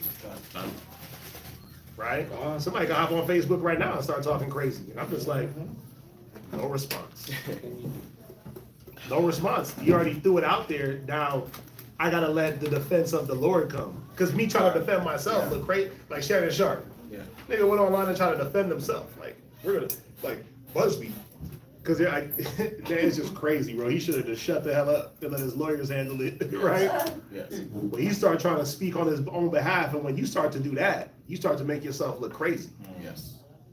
right? Sometimes being silent and then having your day in court or letting those things play out is better than you trying to exonerate yourself in the public eyesight, because then that even actually makes you look more guilty Gone. than you even are, right? So he did a whole little thing. He tried to, they threw out text messages from himself and old girl to try to show like, look, this is all consensual. Then she rebuttals with an audio of him saying that he's gonna see her and choke the hell out of her when he sees her. Oh, wow. So he's trying to fight fear, and they fighting unfair. It's crazy, right? What were you gonna say? Now that happened to me at work this week, where we have a thing called an IR, right? If something's not labeled correctly, or there's something missing, or a clearance card, something like that, they do an IR, which they come to you, they're like, what happened here, right? So they said I had an IR, and the person who had told me it was like, yeah, you have an IR, kind of expecting me to start explaining myself. Oh, okay. And so, but I was like, oh, okay. All right, let's see what happens. Mm-hmm. And it turns out that IR wasn't me. And then afterwards, they were like, why didn't you say anything or anything like that? I was like, I'm gonna let the Lord fight for me. I'm not about to just go back and forth and try to put myself up. I'm just gonna let the Lord fight for me. I'm not worried about it. Yeah, but that's, some of us don't know how to do that, and you feel like I gotta defend myself. I gotta clear my name. I gotta defend my honor. What honor? What name? If you got a good name, you got a good name. Gone. And if the Most High see fit, he'll clear you of all offenses. You just gotta sometimes things happen in a way to show you who you really are. Do you have patience? Do you have long suffering? Can you suffer wrongfully? Right? And once you've done those things, then here goes the evidence to clear you. Here goes the situation, the person coming forward. You know what? God put it on my heart to make sure I said that. It wasn't my gun that got the IR. It was actually me. I was thinking about how humble the brother was, and God put it on my soul. I was praying to God, and it convicted me, and I didn't want him to be wrongly accused because he's such a nice brother. It'd be like that. You're like, God, put it on your spirit, because the Most High will do that. Yeah. I had a situation that happened like that with me. It was with the drug error, and that could be a huge offense because you can lose your license behind something like that. You said the drug what? A drug error. Oh, a drug error. Okay. Right. One of the other nurses had taken a medication, and I was the last one on that assignment, but she said that I had taken the medication or something like that. Told my supervisor everything, and my supervisor was like, well, I don't really believe that. But the thing that actually came out was that on Wednesdays, the schools get out early, so we don't even dispense medication on those days. Mm-hmm. So one of the other nurses that had came, she actually saw the paperwork in the lady's area. So the medication and the paperwork, because they have to stay together. So the paperwork was with her. So it came out that she had actually had the medication herself, but she really tried to put it on me. And it went on for like about 2 weeks or so. But my supervisor never did really move on it or act on it because, I had worked under her for like 10 years. So you built a name. Right, so she knew. So that's part of one of the reasons why I go around to all the schools. I'm not really stationary because she kind of feels like, you can handle yourself in different situations and not, be, I guess, frazzled per se. So, but yeah, that was a big thing. And it went on for like 2 weeks and, she didn't say anything because normally they would press charges. They would call the nursing board, everything. And you lose your license. And some people, they really, they don't care. And they will put that on you just to save themselves. Yeah. It was a big thing. Yeah, and imagine now you going, you doing the whole back and forth niggerism. I gotta fight for me, and then now, even though you're not guilty, you still painted a picture of yourself that actually wasn't you, all because you're razzled up to defend yourself. Where all you gotta do sometimes is just Be still. The Bible say, be still and let the Lord fight for you. Right? If you really, like, that takes, that takes an immense amount of faith. An immense amount of faith. Like a high degree of just, I believe, because I know I'm not guilty. The Lord sees it. I'm gonna just chill and let things play out. Now, it takes a high immense amount of faith, because what if the paperwork wasn't there? What if the evidence wasn't there to clear your name and they had to make a judgment? They're gonna judge off of now word for word. Yeah. Right? And that gets sticky. But then it would still be your reputation versus another reputation, and then we gotta look at a person's name. Sometimes you get antsy in a situation and you forget, well, what name did you build? Do you have a reason to be antsy because you built a name of a bad not a reputable person? Right? It's like, if somebody come with certain accusations on me, I would hope that y'all would be able to sit back and say, well, damn, known the brother for like some years. That ain't never been his MO. Right? Like I remember when listen, I'm gonna bring it up. I remember when the brother was trying to talk about his rib, and I was trying to look at his rib and this, that, and the third, and I was like, Yep, I remember that. That went on. That went on for forever. a hot little minute. We had counsel after counsel. It was like he never died. He never tried to get over the fact that he was wrong. He was wrong. And I never tried to, I remember when it first was brought up. I remember Kazak was like, hey, just rap to him and just let him know, like, you ain't on that. And it was never a question of, you on that? It was never a question, right? Because all the years I was never on that. Yeah. So it was never you really on that? No, it was, hey, let the brother know you ain't on that. That's not what that was. Obviously, I had to explain from my perspective, right, what the situation was, and there was no situation, right? There was no situation.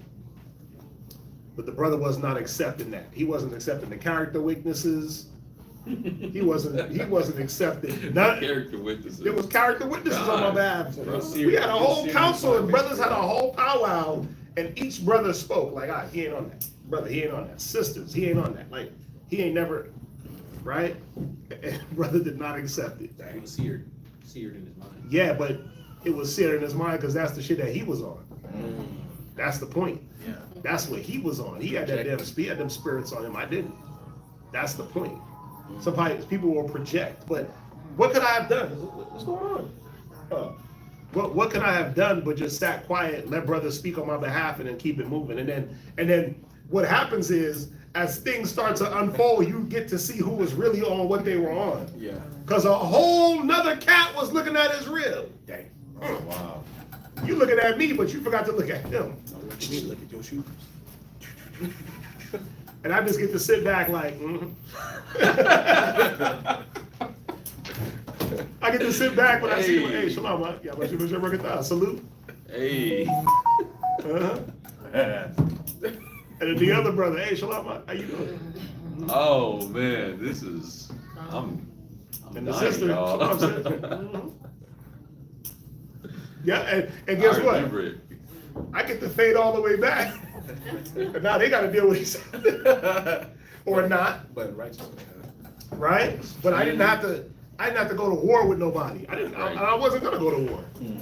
I'm like, bro, whatever you see whatever you feel like you saw or see or think, Khan. Is what it is. Brother spoke for me. My record speaks for me. Con.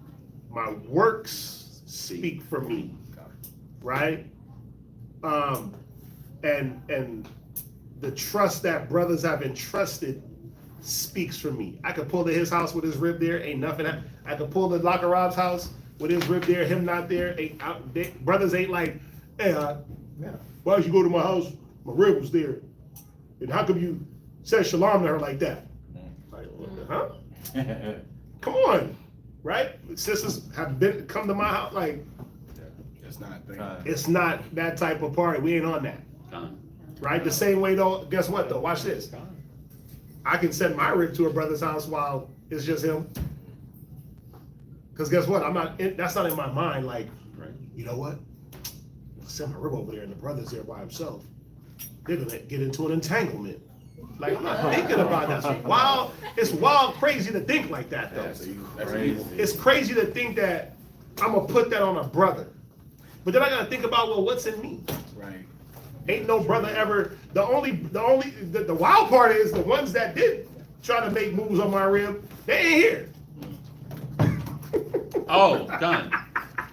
Which is the same brothers that was in the other situation. Gun. Which is cold. That's because that's what they was on. Yeah. Accumulating women. Yeah. They were on the anything that walks That's crazy. and that's feminine. I'm trying to get with, and it's like, damn. You got thought process. Anything. There was no There standards was there. no standards, bruh. That's like the church. No, but that's the point. The point is, men will put things on you that they got on them. Yeah. Right? They're so worried about what you're doing, but it's because it's in their spirit. So I don't gotta fight you for what's in your spirit. I'm not gonna go to war with what's in your soul. Right? I'm gonna just let the Most High handle it. I'm gonna move around. I'm gonna move freely. Yeah. You know, like when you're in the airplane, the seatbelt sign comes off and you get to unclick. Yeah. I'm unclicking, bro. I'm sitting there, I'm chilling. You could be strapped down to the seat tight. Oh Lord, the turbulence. Bro, I'm unclicking that seatbelt, or I'm at least loosening it. I'm moving around the cabin. Liberty of Christ. Because I'm free. I don't have to worry about those things. If they happen, they happen. Most High deal with it. We deal with it. But I'm not gonna live my life in what's she doing? What's he doing?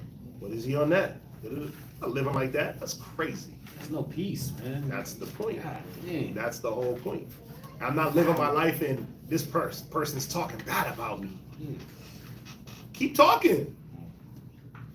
Ain't nobody talking bad about me, but I wouldn't live my life in trying to exonerate myself either. Because as soon as you you can't please anybody. You exonerate yourself here, somebody got an issue with you over here. Yeah. And somebody got an issue with you over here. Somebody don't like you because you said this, somebody don't like you because you did that. It's endless. It's endless trying to exonerate oneself or clear your name. You got time for that. Read on. Verse 19. Last precept.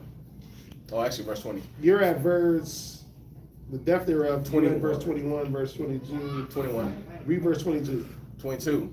It shall not have rule over them that fear God. Right, so somebody's tongue has no rule over me because I fear the Most High.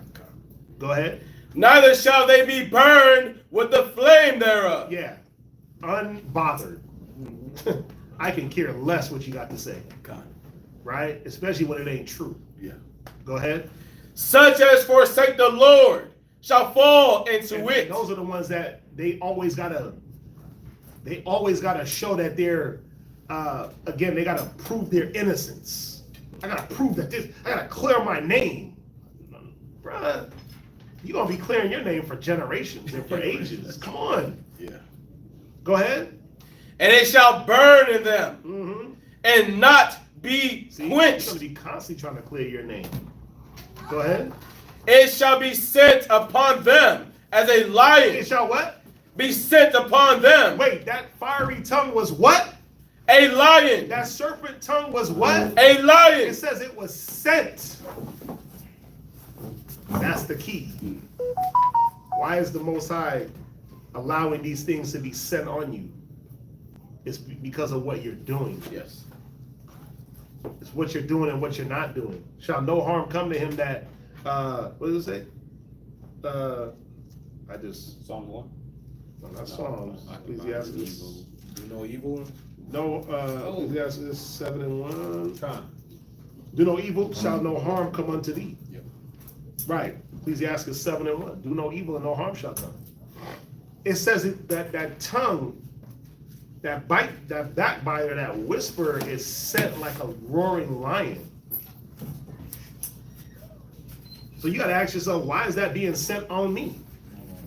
Why is that being sent around me? Well, it says, him that forsaketh the Lord. Right? Remember, some things are sent to test us. Yeah. How you gonna move in this situation? You talk a good one. You gonna hold it what you're saying? So some things are sent to test that resolve. That's how you know where you at. And then some things are sent because of what men are actually doing outside of the spirit. Go ahead. And devour them as a leopard. You see that? Can I get one? Let me just finish this real quick. Read on. Let me just finish these last little verses. You get whatever you want. Read on. Look that thou hedge thy possession about with thorns, and bind up thy silver and gold, and weigh thy words in a balance. Do what? Weigh thy words in a balance. Come on. And make a door and bar for thy mouth. Meaning, you got to know what to let out and what to not let out. You got to know when to shut the hell up, close them doors, and bar that up. And you got to know when to open that door. What? Would this go into that question that was given last night? The gate? Yeah. It could. It could, so to speak. Because remember, it's talking about, that question in Proverbs was talking about how a person boasts themselves up in their talk. And then somebody's going to basically test that out. So, you know, it's kind of the same thing where you're weighing your words, right? You're not boasting yourself. Because remember, we're dealing with the tongue, so the tongue has many different things that it can do as far as boast itself, downplay things, acerbate things, mitigate things. So yeah, it's in the same light. So weigh thy words in the balance, make a door and a bar for thy mouth. Go ahead. Beware, thou slide not by it. Thou not what? Slide by it. Yeah, this is how you'll slide, man. This is how you slide off the path. The things you say. Go ahead. Lest thou fall before him that lieth in wait. Yeah. Where you at? Where you at? 1 Peter chapter 3, verse 15.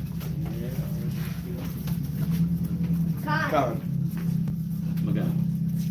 1 Peter chapter 3, verse 15. But sanctify the Lord God in your hearts. Go ahead. And be ready always to give an answer to every man that asketh you a reason of the hope that is in you with meekness and fear. Yeah, there's like we're going over this time to talk and the time to be quiet. But when it's your time, be able to say something. And it said, give this answer with meekness and fear. Don't be boasting like, yeah, y'all niggas got me have me effed up. Y'all had me wrong to begin with. That's where you start you start painting yourself in a negative light. Yeah. 3 verse 16. Having a good conscience. Having what? A good conscience. Man, I know what I did. I had no ill will with it. There was no ill intention. Like, you gotta have a good conscience towards yourself and a good conscience towards the Most High, knowing that there was no maliciousness. Read. That whereas they speak evil of you. They'll do what? Speak evil of you. All the rumors, all the murmuring, all the miscommunication of the communication. When they speak evil of you, go ahead. As of evildoers. Read. They may be ashamed that falsely accuse your good conversation in Christ. Read verse 17. For it is better, if the will of God be so, that ye suffer for well-doing, than for evil-doing. Even Joseph, it said that these people will be ashamed, but even Joseph had to suffer for well-doing. Joseph, he got put in jail and false accused.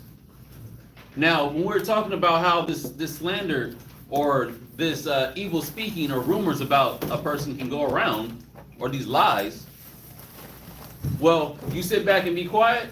Okay, well then when you start catching heat and suffering for being quiet, It's like, man, I should have spoke up and said something. Should have defended myself. Sometimes it just don't go away like that. Even if whether you defend yourself, you make it worse, you be quiet, you're still in a bad situation. And sometimes you got to sit it out. Yeah. And it's not like a week or a couple of days or a month. How long was Joseph in jail? Years. Sometimes you got to sit it out for years. And still not, the truth may not still come out in that way. But you'll get exonerated in some way or another. It may not come out that, oh yeah, in that situation right there, pinpoint, guess what? Good job, you were right. You know what? We did wrong and we falsely accused you and we murmured and slandered your name and made you look like something that you weren't. It may not come out like that. But guess what? You'll still get lifted up in another way. The Most High will still have your back. It said, while they behold your conversation, your good conversation.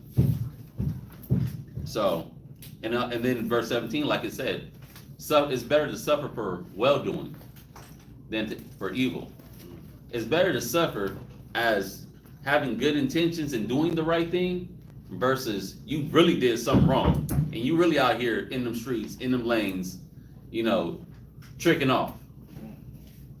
You got something to go with it? I know you got it. So. I had something to go with it. Matthew chapter 5 and verse 10. Blessed are they which are persecuted for righteousness' sake, for theirs is the kingdom of heaven. And blessed are ye when men shall revile you and persecute you, and shall say all manner of evil against you falsely. All manner of evil against you falsely. Highlight, bold letters. Go ahead. For my sake, rejoice and be exceeding glad, for great is your reward in heaven. For so persecuted they the prophets which were before you. God, it happened to them, it's going to happen to us. Happened to Christ, it's going to happen to us. Is the servant greater than the master? It's like he didn't get a pass. Does that mean we get a pass? Nope. Nah, It's going to happen. not at all. If he had to go through it, we got to go through it. We may not go through it to the same degree, but we still got to go through it. I do not have a hand up. Who? So, what this is reminding me of is the story of Susanna. When she was, when the men came to her and they're like, you're gonna lay down with me, and she's like, look, I'd rather die. I'd rather die because I already know if I lay down with you, I'm still gonna be dead spiritually and both, physically. And when she cried out to the Most High, she's like, you know what I did, and they're falsely accusing me, they're saying these things. That was her cry, and she had already built her name. She did. They knew who she was, and these men, how it. They were priests. Yeah, how it came out, and she was like already gonna die, but Daniel comes and saves her. It's like, Oh yeah, that's a beautiful story. yeah, and that's what it's reminding, because her meekness and just like she could have been like, nah, that was not me, all these things, but she just cried to the Lord. Hey, sometimes that's what we got to do. We just got to do. Whether you want to do it in the shower so no one sees your tears, or you do it when everyone walks out the house. Those ain't tears, those are Strong prayers. Those are shower drops. Shower drops, exactly. That's why you do it in the shower.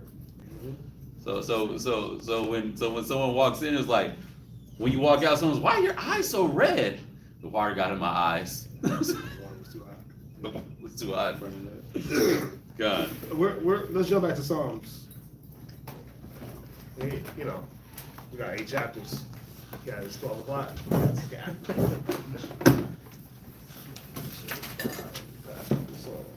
Okay, you read the 121 verse 2?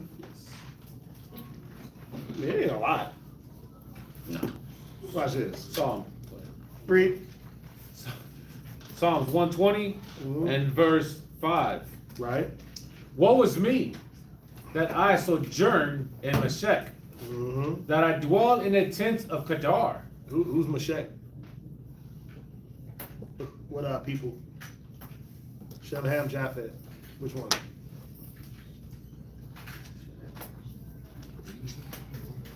And who's Kedar?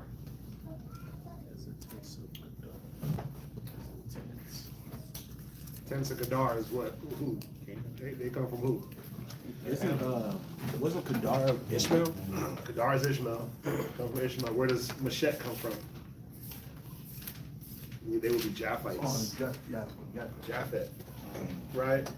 Now, I mean, if you understand anything about these people, they were like nomadic. They were, the tents of Kedar was they was out there in that Arabian desert. Ain't nothing out there, right? Remember, he said, I'm like the tents of Kedar in Solomon, First Solomon, and Songs of Solomon. Yes. The tents of Kedar, the tents was like black goat's hair. Yeah. Right? They used that to repel that sun because they was in the middle of nowhere, but they were like nomadic people. They was robbers and stealers, war. They were like desert Vikings. Gypsies. Like desert Vikings. They wanted it, they took it. Right? He's kind of articulated right here. Watch. He said, "Woe is me that I sojourned in Meshech, that I dwelt in the tents of Kedar." It's like, it's articulating a wilderness type situation. Like I'm in this wilderness amongst these type of nomadic people, right? Because remember, this whole psalm is one idea. Deliver my soul, O Lord, from the lying lips and from the deceitful tongue. So that comes from a type of people, right? Woe is me that sojourn in Meshech, that dwell in the tents of Kedar. It's like, woe is me, I dwell in a desert type of situation. It's desolate, right? I'm around these type of desolate-minded people. What do? They speak ill of me. And then what else do? Read on. My soul hath long dwelt with him that hated peace. They hate peace.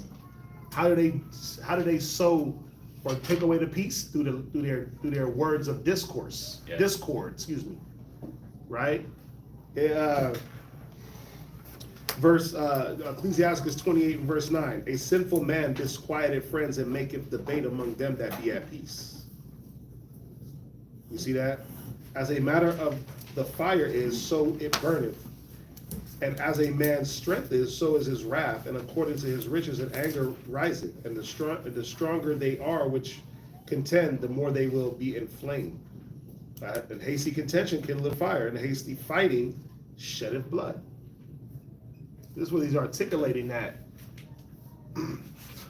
being around these people, and that's what it's like, man. It's almost like we in this wilderness, this desert, desolate place. We're dropped in the midst of people destitute of any wisdom.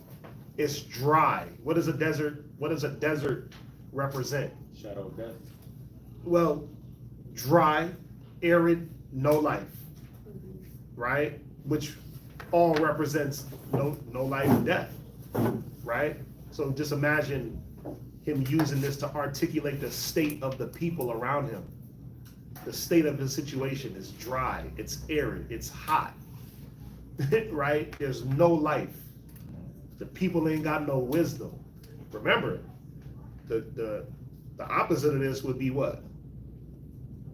Cool, nice and tropical, humidity, a nice bustling, 75, with a nice stream flowing that you can go water yourself, a nice shade tree.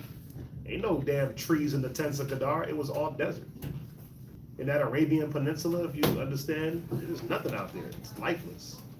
So for them to get there, they have to go and contend with people, fight, raid, loot, and then jump back. Remember when it said Job was overtaken? He was overtaken from the men of the south, I believe. And they came up. It was these type of people, these nomadic tribes that was living in the desert that would come up, raid your village, raid your province, and then run back home with all their goods, with all your goods. What's up? I got something just what you just said. You guys hit it right. Ezekiel chapter 27, verse 13. I'll be reading.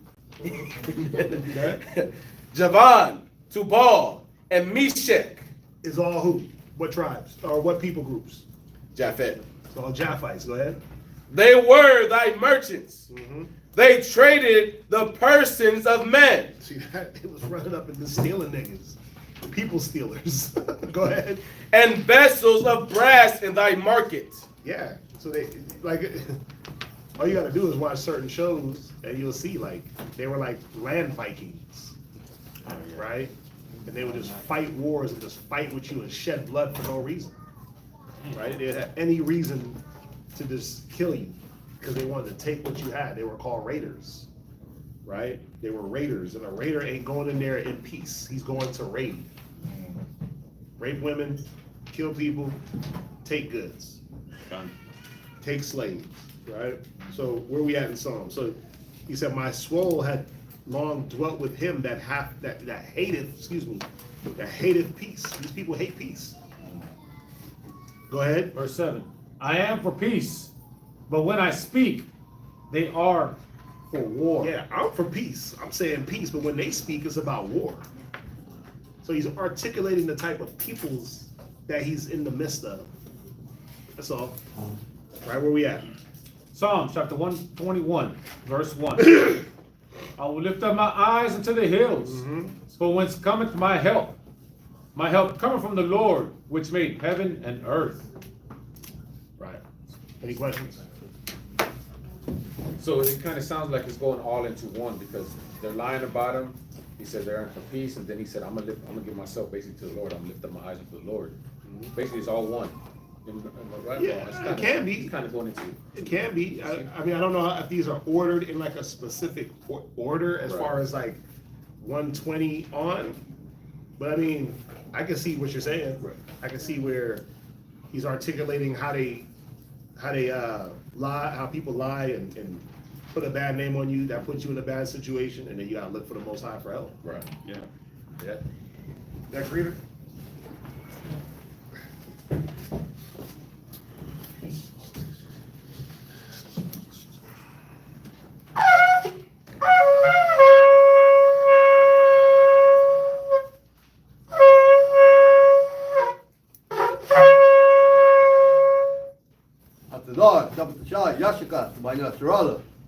Hatazar Shabdashah, Yashkar, Ban Yashala, Mil Israel, Amadi. Right. Yahweh Shem Shai Brakatham. Yahweh Shem Yahshai Rakata.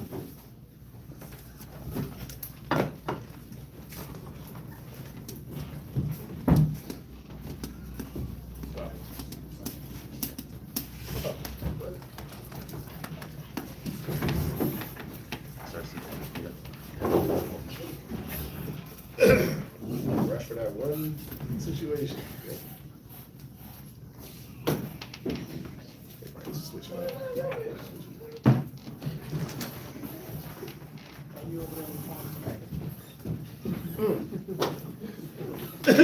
Where we at? We are at Psalm 121, verse 3. Right. He will not suffer thy foot to be moved. He that keepeth thee will not slumber. Behold, he that keepeth it. And we read this all the time. We read this every week, but you got to really look at it, you know, sometimes evaluate it, right? He that keepeth thee will not slumber. Most High ain't taking rests, right? You think he is because things ain't happening on your, things are not happening when you want them to happen. But the Most High don't take a rest. He don't need a break, right? He don't slumber. He don't sleep. It's all the perfect timing. And again, certain things happen to test and to show you who and what you are.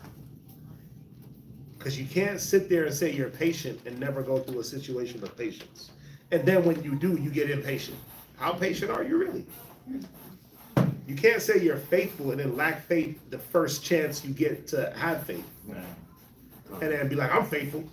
And then get mad when your faith is tested. So you can't get mad when you get your long suffering tested when you acting like you long suffering. I'm charitable. Well, let's see. Let's see. It says every man is just in his own cause, but his neighbor searcheth him out.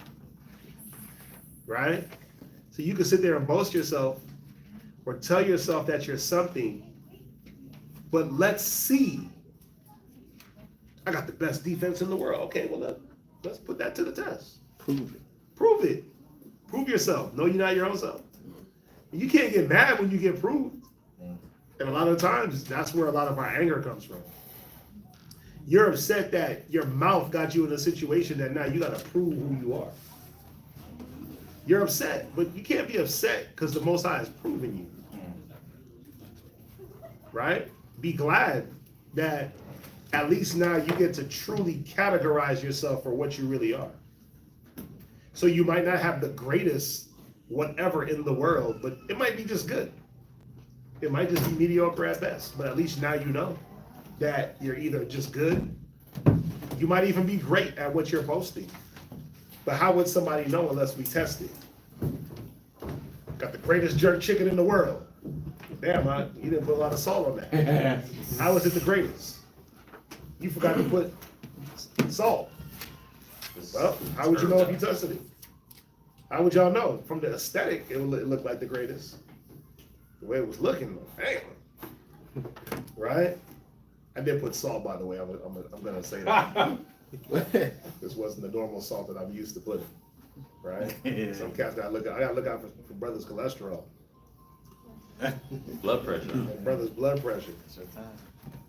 Oh, y'all want all that iodized salt? You know what I'm saying? What's that? Oh, Corey wants to be exonerated. From what? Because in class, when I mentioned no salt, Uh-huh. I called him out. I said Corey, but I didn't really mean Corey. Oh, you meant me. I definitely put salt. But it wasn't me. It wasn't that pink. It wasn't the pink salt that I usually use on the Lowry's. You know, I use Celtic salt. I've learned you don't really cook with Celtic salt. I was trying to look out for bros. Plus, that's what I thought. That's all I thought I had, to be honest. That brine meat is good for that. My rib kind of deceived me on that one. But getting back to the point, how do you know what you have until it's tested? I got the strongest blade. Well, we got to test your blade. We got to test the sharpness, so we got to put it to the test. You can't be mad that someone is putting it to the test, and then you can't be upset if it breaks. You ballooned it up and made it something that it's not. You boasted it before you tested it, right? So a lot of the time, that's where our anger comes from, being tested and not understanding that test is important, right? The one thing about the Most High is you can't test him because you don't know what to test him on. So you know the only thing you can really do is just have that trust and that faith. He does say, taste and see that the Lord is good. So you can test, so to speak, but you don't have to put the Most High to the test. He's always doing that. That's the coldest part. Like, let me test the Most High to see if I'm gonna set up these prayers to see if the Most High is gonna answer.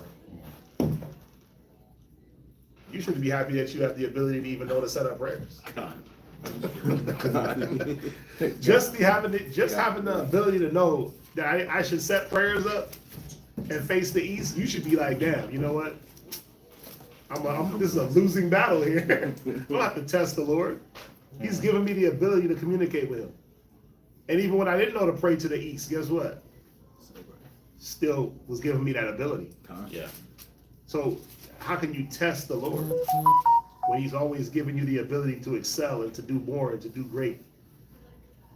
And it's really up to us to see that, right? And then when he clears things up all the way for you to really be able to serve him and represent the right way. I mean, even that in itself, I don't gotta keep putting the Most High to the test. I don't gotta, let me see if the Most High is gonna do this, that, or the third. That's not your job. It didn't say test the Lord. Man's duty is to test the Lord. Did it? No, it said man's duty is to keep the commandment. Be obedient. Be obedient, yeah. Right? So, he that keepeth thee, remember, he keeps us all. We're all like that little kept thing, that little kept little trinket, right? Keep you right in my front pocket, right here. Go ahead, where you at? verse 4. Mm-hmm. Behold, he that keepeth Israel shall neither slumber nor sleep. Mm-hmm. The Lord is thy keeper. The Lord is thy shade upon thy right hand. Right. The sun shall not smite thee by day, Right. nor the moon by night. Yeah, the sun ain't gonna smite you by day or the moon by night, right? You're not gonna you're not gonna be in those oppressive states. That sun, you know, when you out in that sun, you that damn like the migrants, they be out in that sun with no shade, no cover. Oh man. Right? It's like that oppression. You're not gonna be oppressed out in the elements. The sun and the moon won't smite you. You're not gonna be uncovered. That's all that's really going into. That the Most High is gonna shade you from the elements. Right? Like the shepherds.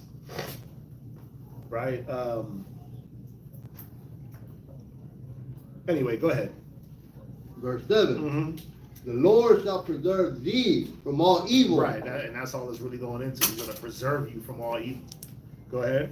He shall preserve thy soul. The Lord shall preserve thy going out and thy coming in. Thy going out and thy coming in, right? Because that's what it's about. It's about your souls. It's about your spirit being preserved. Go ahead. From this time forth and even forevermore. Psalm 122, verse 1. Look at that. Knocked out 2 chapters that quick. It's not a lot. Go ahead.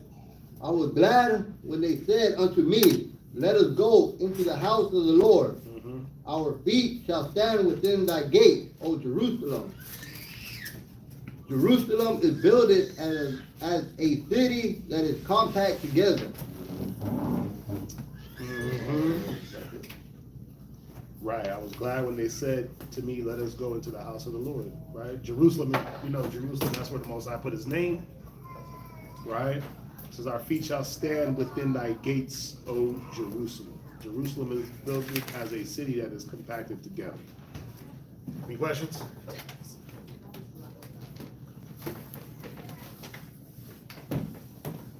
All right, let's read it. I mean, this ain't really that deep to understand, you know what I mean?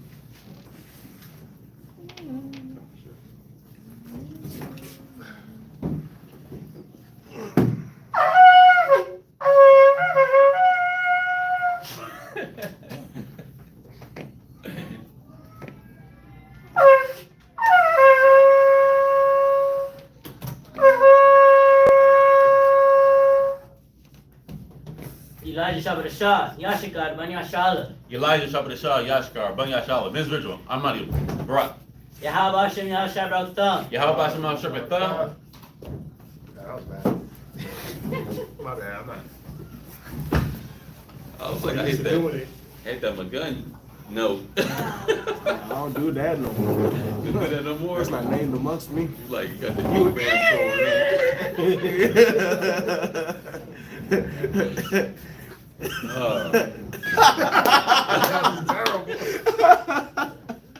That's terrible. Listen. Please. I need to practice on my sweet rams for melodies. Empty that out in the trash. You said sweet ram's horn melodies? I think we all do.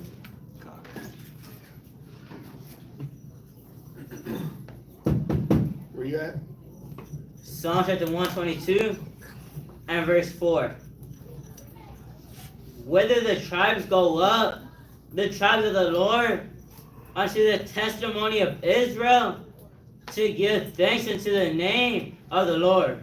Yeah, so the tribes, talking about 12 tribes. Here we go up. Go ahead. For there are set thrones of judgment, the thrones of the house of David. Pray for the peace of Jerusalem. They shall prosper that love thee. Peace be within thy walls, and prosperity within thy palaces. For my brethren and companions' sakes, I will now say, peace be within thee, because of the house of the Lord our God. And that's what we're looking for. I mean, at the end of the day, when thy kingdom come, thy will be done on earth as it is in heaven, right? When the kingdom is established, it's going to be at peace, right? We can read that in Isaiah 2, Isaiah 14, Isaiah 60, right? That there's going to be peace within our walls. We're not going to have to worry about who's trying to take us down, who's trying to infiltrate. You're not going to have to worry about the common threats that you have to worry about in today's day and age, which there are many common threats. There's many threats seen and unseen. Right? Let me get that light. Right? Yep. Look, the torch. And a coal. But imagine just being at total peace. Not having, I don't know. It'd be hard to think about certain things because of the fact that there's so much negative around us, right? Even when you're not dealing with immediate death, there's so much death around that it feels like there's always somebody dying. Don't it feel like that to y'all? Mm-hmm. Like there's always somebody dying, there's always chaos, there's always some type of negative happening. That's how I feel. Like maybe because I watch too much news. Ain't that true though? It is true. Even if it's not you immediately dealing with it, it does feel like it's so much of it going on in the earth that damn, there's never any peace in the earth, ever. Do y'all ever feel like that? Like there's never peace? Yeah. So imagine what it is to have peace, like real peace. I don't know how to imagine that, to be honest. I don't know how to imagine it. We have to wait till we get there, right? I mean, that's how I see it. I could be wrong. Somebody else might see it different. But that's how I see it. I don't think I've ever experienced like peace of mind is one thing, to understand how things are and how things go and not get caught up in the why is it like this? That's different.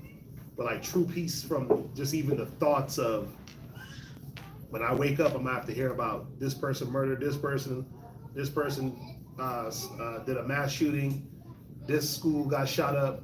Come on, they just shot up a school the other day here in Texas. It's the second time in 2 years that this school got shot up, or second time in 3 years. The same high school got shot. I'd imagine like, I don't think about it, but my kids go to school. So when it happens, I'm like, man, that could have happened at my kids' school. Now I don't dwell on it, but just that thought is lingering in the back of your mind that when you send your kids off to school, you can get the phone call. So it'd be crazy because when I get a phone call from the school, when they say Harmony Schools, I'm like, hello? Right? I'm reluctant. Ready to deal with whatever's going on? Ready to deal with some BS. Yeah. Because there's not a good reason why they're calling. Yeah. They never call for a good reason. Hey, Noah's doing great today. Just wanted to call you and tell you. It's all, hey, somebody's sick, somebody got hurt. Come get them. Yeah. Right? But it's never a good report why they call. It's like, what the hell? Like, they don't call for that. But imagine not having to even wrestle with that thought of the school's calling me, what they want.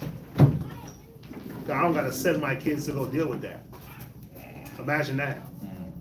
Not having to send your children, because that's a rough one for some parents too. Sending your kids out into the elements to deal with them elements, knowing that it don't matter how much you try to instill in them, they're gonna pick up from somebody else too.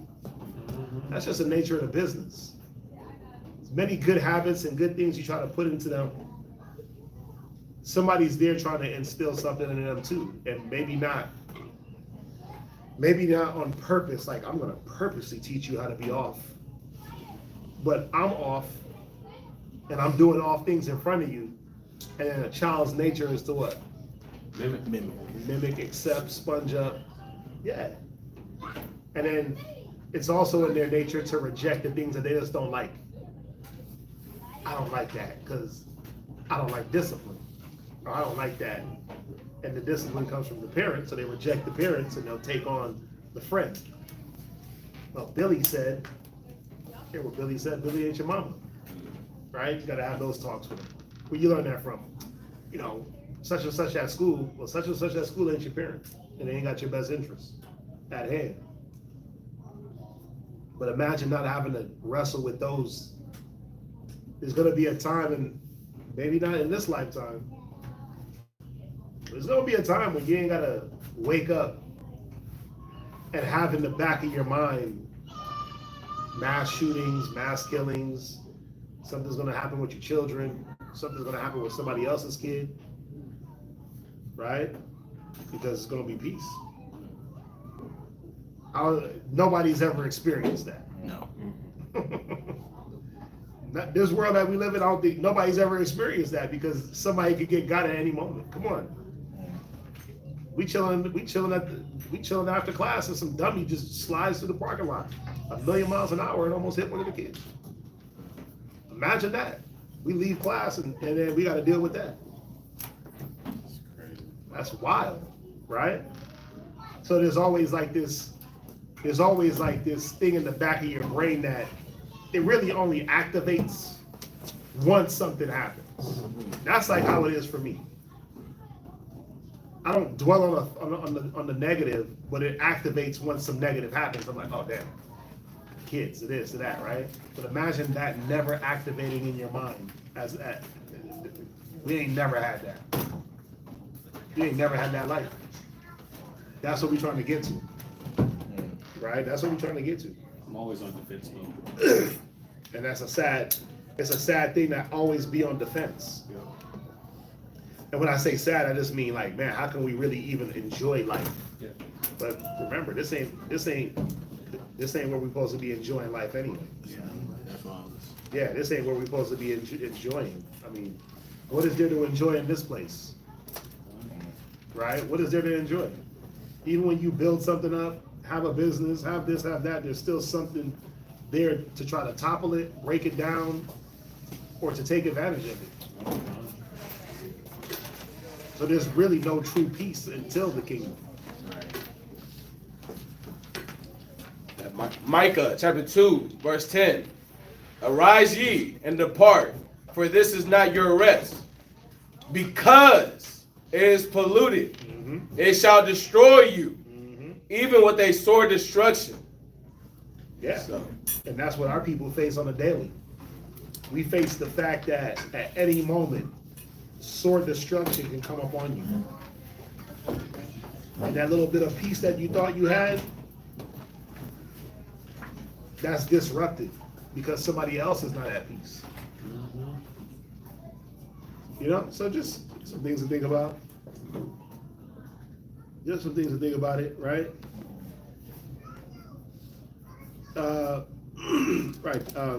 Pray for the peace of Jerusalem. They shall prosper that love you. It's lit. Right? Peace within thy walls and prosperity within thy palaces. For my brethren and companions' sake, I will now say peace be within thee. Where you at? Psalm chapter 122, verse 9. Like, Because of the house of the Lord our God, I will seek thy good. Psalm chapter 123, and verse 1.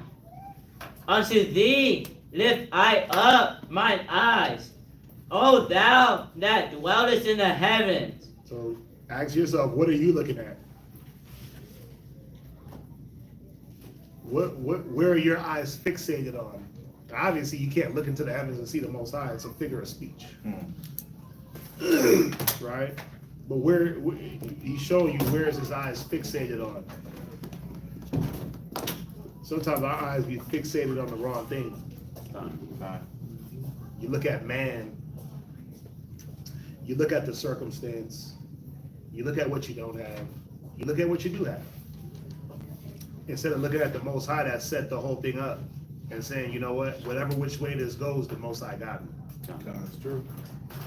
Go ahead. Verse 2. Behold, as the eyes of servants look unto the hand of their masters. What do they look onto the hand of their masters for? What does the servant look for the hand of his master for? Everything. Everything like what? Because you're right, but everything like what? Let's talk about it. Food, raiment, Right? literally protection. Something that you're missing. There's a main part. It's a servant. It's a servant. What does a servant need? Their orders, I guess. Huh? Their orders. Their what? Their orders. Their right. Their direction, their orders. How can I service thou? Right? It's not just a food, clothes. We know that all gotta be there.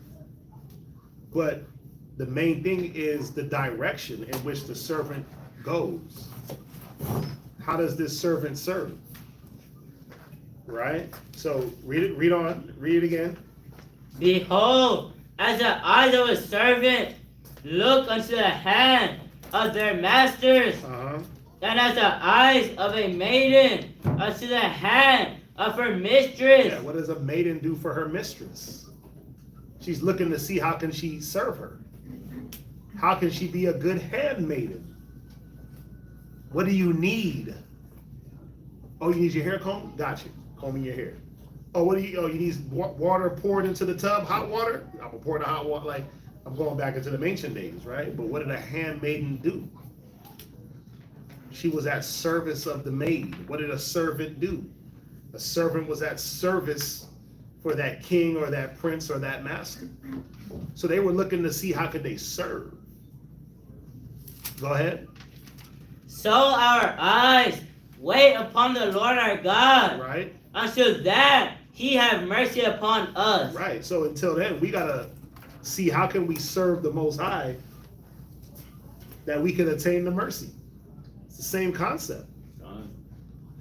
But we want the mercy first before we do anything. I'm gonna look at everything else and then expect mercy and grace and love and this and that and rewards and blessings. What you looking at though? Somebody else's blessing? Somebody else's reward? Did you read? What did you read to? Verse 2? Oh, okay. What are your eyes fixated on? The service or the reward? We know the rewards are there, but you shouldn't be focused on that first. No good servant is talking about what you about to feed me, master. A good servant is saying, wait a minute, what you want to eat? Or what am I going to get if I do that? Right. You're already a servant. There's no what if I decide to give you nothing? Don't you still got to do your job? Yep. Yeah. Or else what? I'm the master. Or else what? 40 lashes, save one. I didn't see nobody in here getting beat. But y'all see the point. You can't, your job is not contingent on what the master gives you. That's crazy. You're the servant. Right. There's already a hierarchy. But see, that's what we try to play that game. Like, well, you know, I know I'm a servant, but I'm that new age servant. I'm gonna demand my wages. Yeah. What? You demanding wages? I'm gonna demand my PTO. I'm gonna treat this like I'm gonna treat Esau. I got me a compensation package. Before I come to work for you, I need this amount of days off. I need 40 hours. I need this wage. I need these vacation days. I need this. Like, huh? Nah, this ain't that type of job, homie. Yeah. When thou come to serve the Lord, prepare thy soul for the benefits. That's how brothers and sisters be moving. Like, well, I'm serving you, so I might as well. What am I going? Nah. No, it don't even work like that. Like, remember, even Abraham. Yep. When the Most High told him to get up out of the Ur Chaldees, he didn't ask what he was going to get for leaving. right? He asked that way later after he already left and made moves. He was like, look, what, you know, I'm just curious, man. You know, I'm making these moves and I'm doing these things. What's in it for me though? Yeah. Fair. Well, I got you. I'm gonna do this. I'm gonna do that. Okay, cool. Because you know, but it wasn't wrong for him to ask. Most High already got him. He already was seeing the Most High working on his behalf, even with the small little moves. Yeah. And dealing with the nations and the situation with Lot and all these different things, right? He's already seeing the Most High rewarding him for just making moves. But we try to play the game like I'm gonna ask first. I know what I'm supposed to. I know what the moves are that I'm supposed to be doing. But you know what? I gotta set it up to make sure that I get something out of this deal. We don't deserve anything in the deal. That's the problem. What do you really deserve? But death, destruction. What have you proven that you deserve? What have we proven that we deserve when we don't follow no type of wisdom and instruction? We prove that we don't really deserve anything, right? We don't even deserve grace and mercy, but we get it. And that's the whole point of it. But until then, so our eyes wait upon the Lord our God. How do our eyes wait upon the Lord thy God? It's not a literal eyes just looking. The kingdom of heaven, it says it cometh without observation.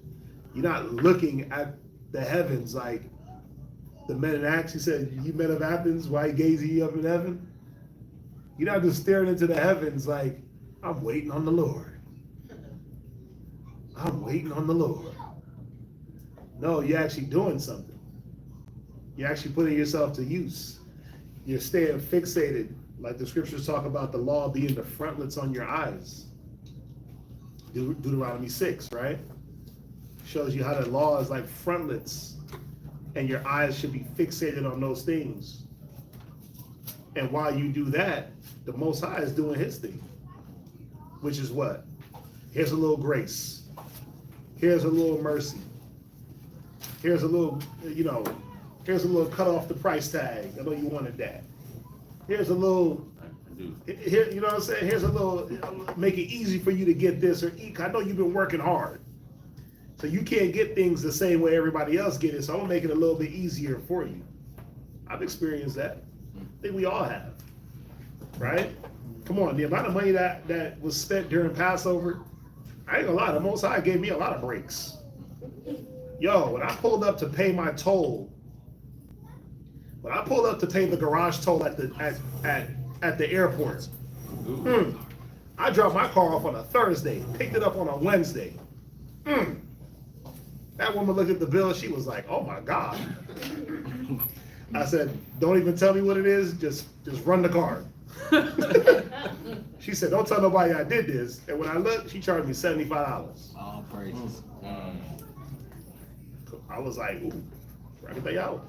You know how much it was supposed to be? It's $25 a day. So I think it was supposed to be $150, maybe $175. Depends on how they calculated that first day. But I think after a certain amount of hours, they charge you for the day after like 6 or 8 hours. So Thursday, Friday, Saturday, Sunday, Monday, Tuesday, got there Wednesday evening. So yeah, about 170, about 175, something like that. Oh, cut it in half, huh? Cut it in half, if that, yeah. Listen, I was prepared to pay $300. I was prepared to have them swipe $300 in parking. Right? She's like, look. And what was cold is, I was gonna go to the one where you just put it in yourself. There was nobody there. Yeah. And so, I'm used to going through it. And it looked weird the way I was going. And I asked the dude, I said, yo, am I going the right way? He said, yeah, go to the one that says I need help. God. But the I need help one was somebody in the booth.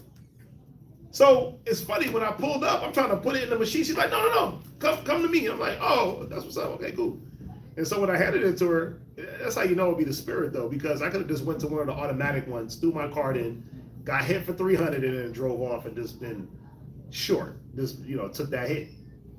But the way, am I going the right way? Because everything looks coned off. He's like, no, you good. Just go to that one that says I need help. And then pulling up to it, and I didn't even see the woman in there. She was like crouched down. her seat was real small and low. Weird, right? And so when I pulled up and gave her the thing, she looked, she was like, ooh. She was like, don't tell nobody about this one. I said, listen, I ain't telling nobody. I told all you niggas. I will speak of the blessings of the Lord. But I look at that as a blessing. That's a blessing. I look at, yo, if I tell you from the, okay, watch this. When we got to the airport, this is on the way to the Passover. We got to the airport. It's me, my Rev, Manasha, a warrior. She put a warrior down as a lap child. They didn't put it on the ticket. They made us leave out of security and go back to the counter. Right? And so when you do everything online, they don't require documentation, birth certificate, this, that, and that. The lady wanted us to pull out a birth certificate for a warrior. I'm like, I ain't got that on my, I actually don't have anything on my phone birth certificate wise. So she's looking like we about to have to pay for a ticket for a warrior, right? A whole nother ticket. So you already know that's probably maybe 150 and up. So she looked, and we like, look, we like, man, this charges for the ticket.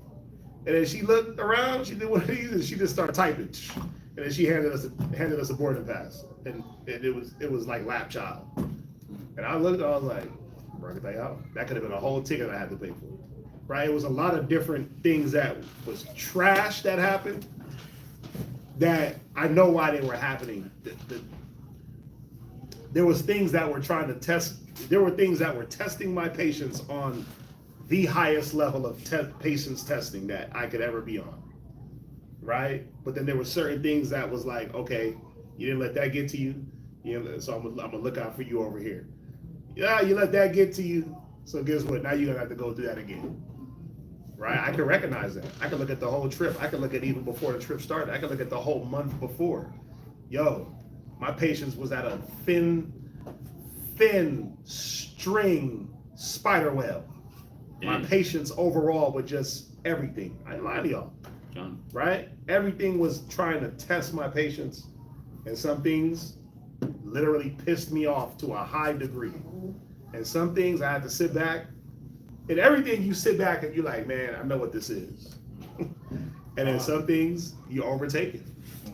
Some things get the best of you, and some things don't. Right? Sometimes you hit the rock. Yeah. Yeah. You know, some things just really get to you. And some things, I can't let that get to me. I got to be able to move around that. And the Most High rewards you for it, right? He rewards you for not letting things take you out the spirit, frustrate you, and so I was able to recognize that. So every little thing that the Most High gave us a break on, I was like, yeah, that's the Most High. And every test, I'm like, that's the Most High. Either way, every test that was thrown out there, like, yep, Most High. Every break, yep, Rakatayawa, that's the Most High. It's up to us to move a certain way. It's up to us to, you got to understand that. You got to understand how you're going to be tested. A lot of us don't want to even face that. How you're going to be tested. You don't want to face it. You don't want to face the reality that it has to happen. It got to happen, man. Right? It got to happen. But until then, while you're even going through all of that, where is my eyes fixated on? Well, I can look at man and say, well, you set up this situation and you did this and you did that and you didn't do this right and you, well, but then doesn't the Most High give us the spirit to be able to now process through that, to not make it a man issue but make it a spiritual issue? That's true. So it's up to us to be able to look at things spiritually. If everything is carnal, then you just carnal. If there's no spirit or anything, if nothing is spiritual, the situation that we go through, if you can't see the spiritual side of it, you'll never grow. You have to be able to find that and say, look, I see what the Most High is trying to show me in the spirit. Mm-hmm. Carnally, this situation might be whack. Right. In the spirit, what is he trying to show me? Right. Carnally, this situation might be great. It's not always whack. It's not always negative. Sometimes things be great and they're too good. And you got to figure out, wait a minute, what is the Most High trying to show me even in this good situation? How am I supposed to process this? Right? Too much jolty and too much mirth. That ain't good. Right? That ain't good either. Can't look at everything negative either also. Sometimes things happen and you got to be able to really tap into the spirit to be able to change your perspective and really see what is really out there. Like this didn't happen for no reason. This situation didn't happen for no reason. This is a learning lesson. This happened because this other person with me has to see certain things. Mm-hmm. Everything ain't always for you. It's true. But guess what we try to do though? You try to personalize everything. Yeah. You make everything personal, like on you in a negative way.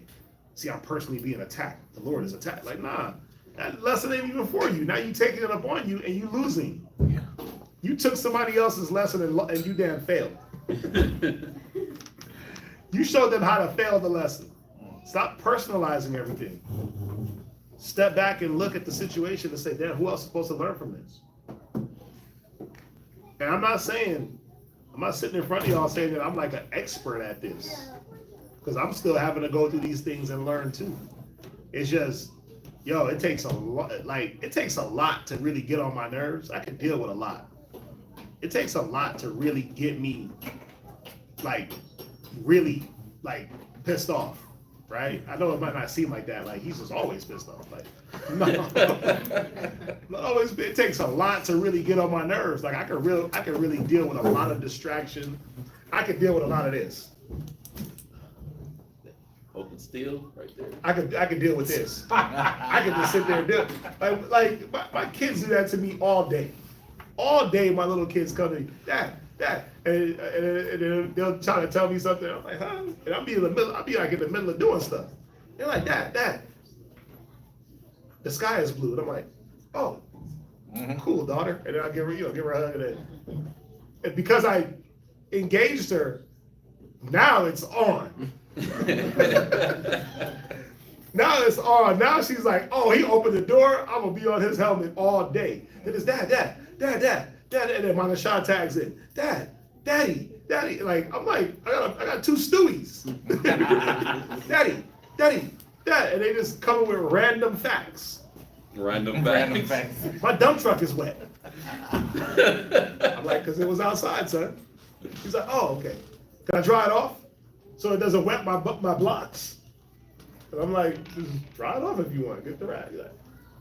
Like everything. And I'm not saying that they're a nuisance or anything, but if I'm not in the right spirit, guess what? They can be a nuisance. Because I'm trying to get things done and they're breaking the concentration or they're breaking. But then what have I learned over the years of just dealing with them? That they're part of the day. Mm-hmm. I can't detach them from my day. So I got to know that as knee deep as I want to get into whatever I'm doing, I got to have them on equal footing as far as they're part of the knee deepness. So I can't be so invested in one thing and forget about them. That's how I'm not able to get frustrated throughout the day with them. Because I know, okay, they've been quiet for too long. In 5, 4, 3, Dad! And I'm like, oh, okay, there it is. And then here comes the warrior. And then here comes Manasha right behind her. And then Manasha come 2 minutes later. Then they start arguing. Then they start fighting. And then they fighting over the markers to do the, like, okay, let's stop. Time for schoolwork. They fight over the markers for the schoolwork. He stole my board. He didn't steal your board. He stole my marker. Manasha stole my marker. That's a warrior. Manasha stole my marker. I'm like, did he? Like, yeah. And then Manasha, come on. No, I didn't steal her marker. Her marker's upstairs. Okay, bro. What do I always tell you? If you got the marker for yourself, go get her a marker so you both have a marker. He'll go up there. I don't see it. I gotta get up. Go get the marker. Look, search down the place for the marker. Give them the marker just for them to not want to write no more. Just for them to be like, man, screw this. We want to go outside. And I'm like, yo, I spent 30 minutes looking for this marker. Y'all about to write. Y'all about to, yeah. About to it's write. like, nah, y'all about to write. Y'all about to give me my 30 minutes back. Yeah. You know what I'm saying? Y'all about to give, yeah. Y'all about to eat. You gonna eat. You gonna eat. But that's the thing, like, you know, you gotta know your day to day that nothing should be able to frustrate you if you prep your mind that this is going to be part of the day anyway. Right? It shouldn't take you to that level, you know. But them spirits have a funny way of giving you the misconception that that's not how it's supposed to be. They got a funny way of manipulating you into it's not supposed to be this way. And you're like, yo, yeah, you're right. It ain't supposed to be this way. But then when it goes that way, you're like, what in the, yo, you just want to lose it. You know, you just want to lose it. So that trip, this Passover taught me a lot about me. Not even about y'all. It taught me about me, some things about me. Right? Don't forget about the pass for a warrior. Right, right. Yeah, and that was just on the way. That was just the trip. There was things that happened during the trip that I'm like, yo, y'all, some of y'all know the situations with the rent-a-car and this and that and having, man, it was crazy. I thought I was never going to leave New York. I thought I was never going to leave Rochester. I had to go to Buffalo just to get a car big enough to fit us to get the hell about the city. You know what I'm saying? So it was a lot. It was a lot that was really trying to test my patience. Some of it did test my patience. A lot. Some things took me to where I'm like, man, I'm done. I'm just done thinking for the moment. I just want to shut it down. Right? On top of being tired, no sleep. It was so many things happening, man. On top of having to, you gotta be there for every brother that pop up on you. Shalom, they all super excited to see you, and you're excited too, but you're like, you only knew the amount that I've been dealing with, brother, right? And then you got to deal with brothers want to counsel, right? You trying to have a good time, brothers want to counsel, and it's like, okay, cool, I'm a counsel, we gonna have this counsel, right? But it's not gonna be like super in depth and extra long because the next brother want to talk and counsel. And the next brother and the next sister that you ain't seen in a year wants to talk and counsel. And this brother you ain't seen in months wants to talk to you too. Right? So imagine that. And now you got to stretch yourself in every direction. And then you still got to sit with the brothers. I got to still sit with Zion because we don't see each other a lot. And then we got to spend that time. Right? So we got to find a way to disappear from everybody. It be a lot, man. And it can be frustrating even knowing that, okay, we're about to go do this Passover and it's going to fly by like that. Just like that. Because you got so many things to do. I don't know if that happened with anybody this year. It just went like that. This year for me was a little different. It didn't just go by. Because there was more than one day of things that we did. Yeah. And then we pulled up. Right. You meeting at the Airbnb. Right. Next day Passover, next day Expo. And then the Monday, everybody dipped out, but even I didn't leave that Monday. Kazak didn't leave that Monday. We was like chilling that Monday. We actually chilled and kicked it a little bit into the day, and then we left out. It wasn't like this rush, like we got to get back to our respective places. I wasn't in no rush to do nothing. I wasn't even in a rush to go. To be honest, that's just how I was feeling. But once I got there, I'm like, okay, cool, we here, But you got to understand at the end of it, the point that I'm trying to make is everything we got to go through, these cycles, these back and forth, these ups and downs, what is your mind on? How do you rationalize what you're dealing with? How do you rationalize, and this is what you got to ask yourself, how do I rationalize what I'm going through on a day-to-day? How do I rationalize the situations that I'm in, the position that I'm in, the circumstance? How do you rationalize it without trying to, if you're at a circumstance that you feel is not to your liking, how do you rationalize that circumstance without going out and trying to make these abrupt changes that are not going to be long-term fixes? That's the point. What am I using to rationalize my thoughts? In my situation, with the people around me, what am I using to rationalize my thought process into making sure that I'm being patient, long-suffering, I'm not being hasty, I'm still following counsels, I'm still understanding that I have lessons to learn. Well, I ain't got nothing to learn. Okay, well, how do you rationalize that thought? Y'all see what I'm saying? Yeah, it's very important. But I gotta be looking at the Most High. I gotta be looking at His word and saying, okay, well, you know what? I do have things to learn. not perfect yet. The Bible teaches me that I'm not perfect yet, that I'm changing into that image, but I'm not there yet. That I'm dying. We talked about it yesterday, the dying daily. Every day I gotta find something to put off. So every day, isn't there a set situation to help you kill the old man? Isn't there a Coliseum built? And you gotta pop in with that new spiritual guy. And then you gotta look face to face with that old rusty nigga that you was. And every day, you gotta slay him.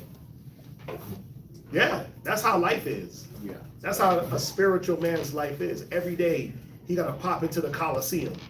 You gotta pop into the wrestling ring. You gotta pop into the octagon, whatever one you like. If you a boxer, if you a damn MMA, whatever it is, you gotta pop into that dojo, and you have to be the new guy, and you gotta face the old guy. And the old guy got dope tactics. You know what I'm saying? He's sneaky. He don't even fight fair. Because he could do all the bad. He could bite you, right? He could grab. He could bite. He could kick. Ain't no kicking in this fight. Nah, I'm kicking. Yeah, Go for the He eyes. could pull. Yeah, bow. He's eye gouging. Yep. He's taking your jersey, wrapping it around your neck, choking you out. Hit you in the And throat. you gotta fight fair. Yeah. You gotta fight fair. Yeah. You can't do none of those underhanded tactics because that's not you no more. Right? The only dope thing is that your weapons, when it hits them, it crushes them. Yeah. You just gotta get a clean hit. But your clean hit takes patience. Grab that arm and pull him into it. Yeah, you, pow, and you break his arm, dislocate his shoulder, jaw is over here, right? But it's a timed hit. It's a faithful hit. It's a hit in faith. I got faith that when he makes this move, I'm gonna slide, boom, crush him. I'm gonna hit him so hard, he's gonna turn into juice. It's impossible. But then guess what? You get unfaithful and you start doing this. Or you just run away. Yeah, swinging for the fences. Yeah, you start just throwing haymakers and missing. That's great. You dislocate your shoulder. Hey, I see the video. I see the video of the dude. The caption was, it was these two guys fighting just like the way you do it like that. And it said, you fight different in your mind than you do in real life. You know why? A lot of people feel like a lot of people have an over-exaggerated thought process of themselves. Yes. Right? Most men think that when they get into a fight, they can whoop anybody's ass. But Like Bruce Lee. But guess what? It ain't like Samson. that. No, you more than likely get into a fight and get beat down. The majority of us will get into a fight and get beat the hell up. that pain come in and everything's fuzzy. In an actual fight, swing 2 times and try to bounce around and you winded. Try to fight tired. Yeah. Try to actually go, think about it. A boxer goes 3 minutes in a round and he's definitely tired after the first round. Yeah. But he got stamina and endurance. You ain't got none of that. You ain't jogging, nigga. Bro, so, you know what's crazy about a fight? Oh, I see it again. What's crazy about a fight is, like, you can be able to jog forever. Yeah. You can go run 5 miles, 10 miles like nothing. Jog and punch. No. Right, but being in a fight, It's different. that it's a different type of wind. It's a different Yes. type of Because breathing. adrenaline, Yeah. Yeah. right? That adrenaline, all that. The adrenaline, you're not only you're thinking. Yeah. That's a mental exhaustion. You're moving your hands. You're moving a different way. Don't get hit.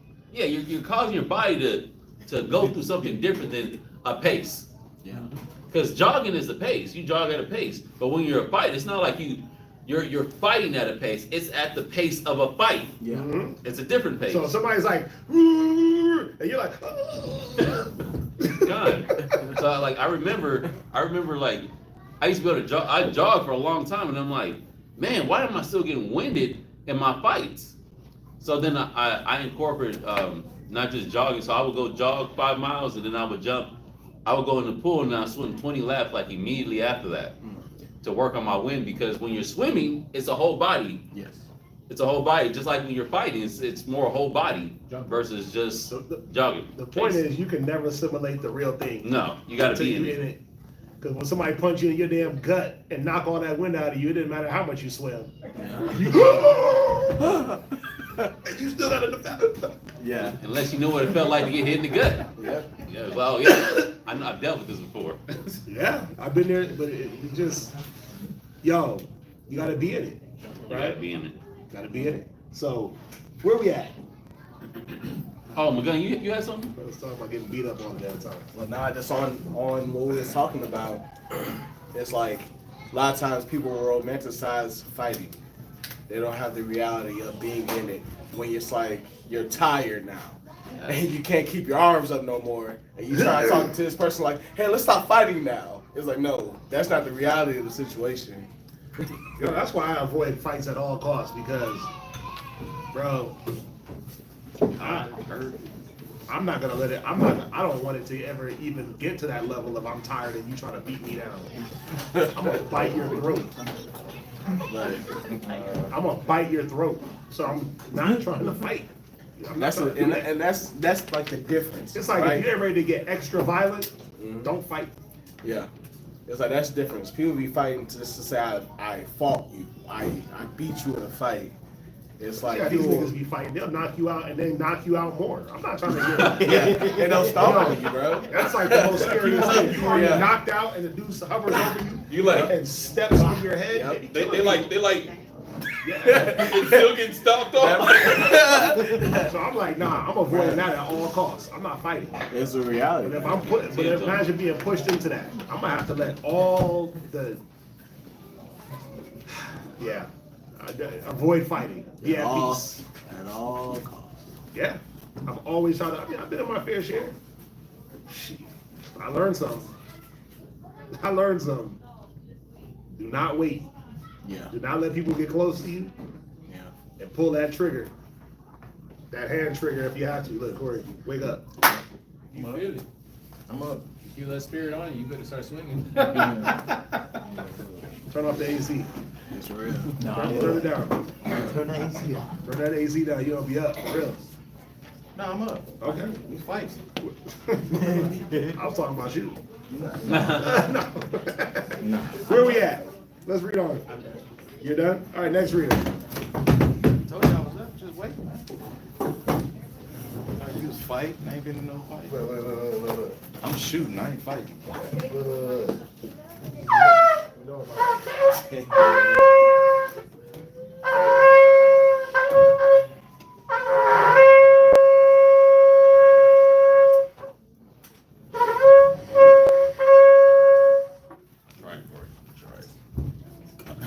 Today. Corey, Shabbat Shaw, Yehuda, Ban Yasharella. Corey Shabbat Shah, Yahweh, Bang Yashawah, Men of Israel, Amadu, Brian, Yahweh Bashem Yahweh Shah Brakatham. Yahweh Bashem Yahweh Rakata.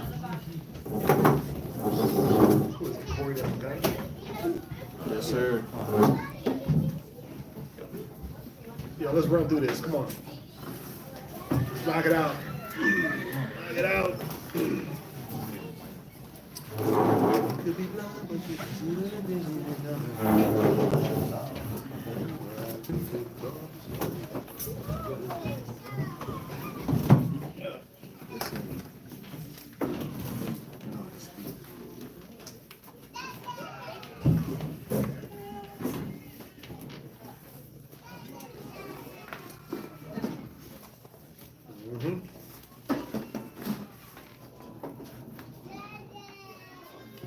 Psalms 123 and verse 3.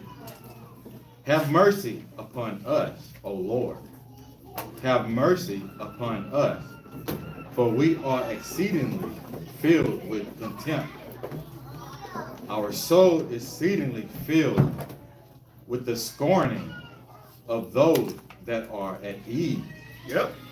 Think about it, man. You got all these people at ease, and they constantly find a way to disease us, put us at disease, at dis-ease, right? Yeah, they living their best life. It's easy when you're looking down. You can throw them stones down. That's our life.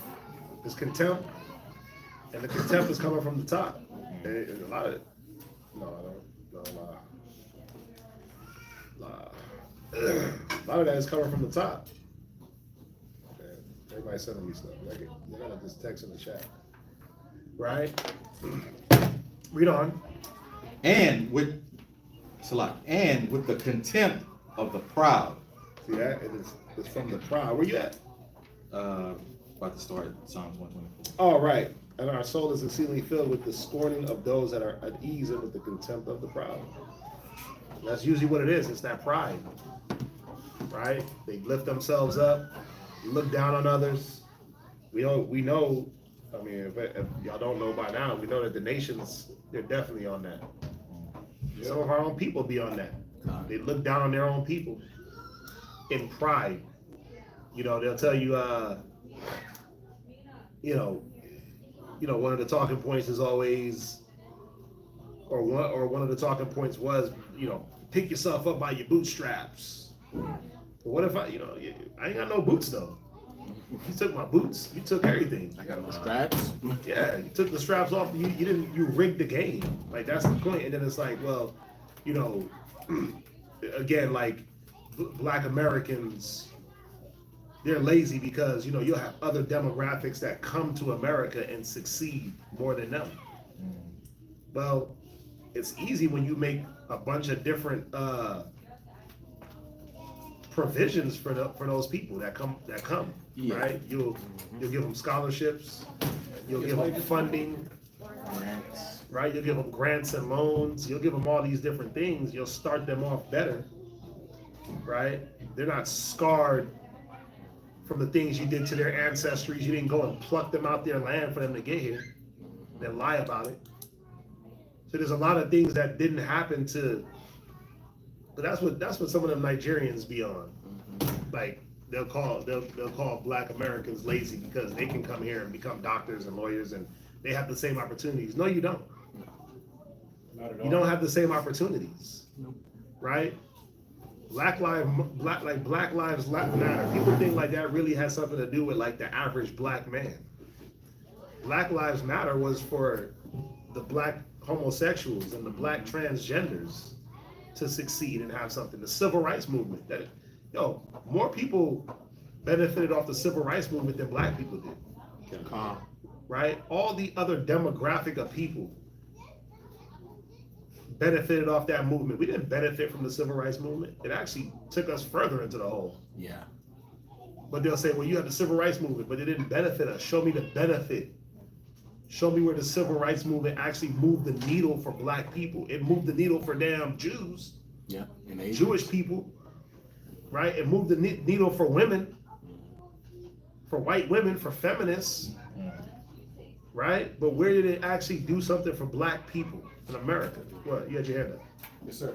You also go back further when they were talking about giving the Native, they came to take the land, of course. When they talked about giving the land to Native Americans, all these white people became $5 Indians. Yeah. They're the ones who sucked up all the land.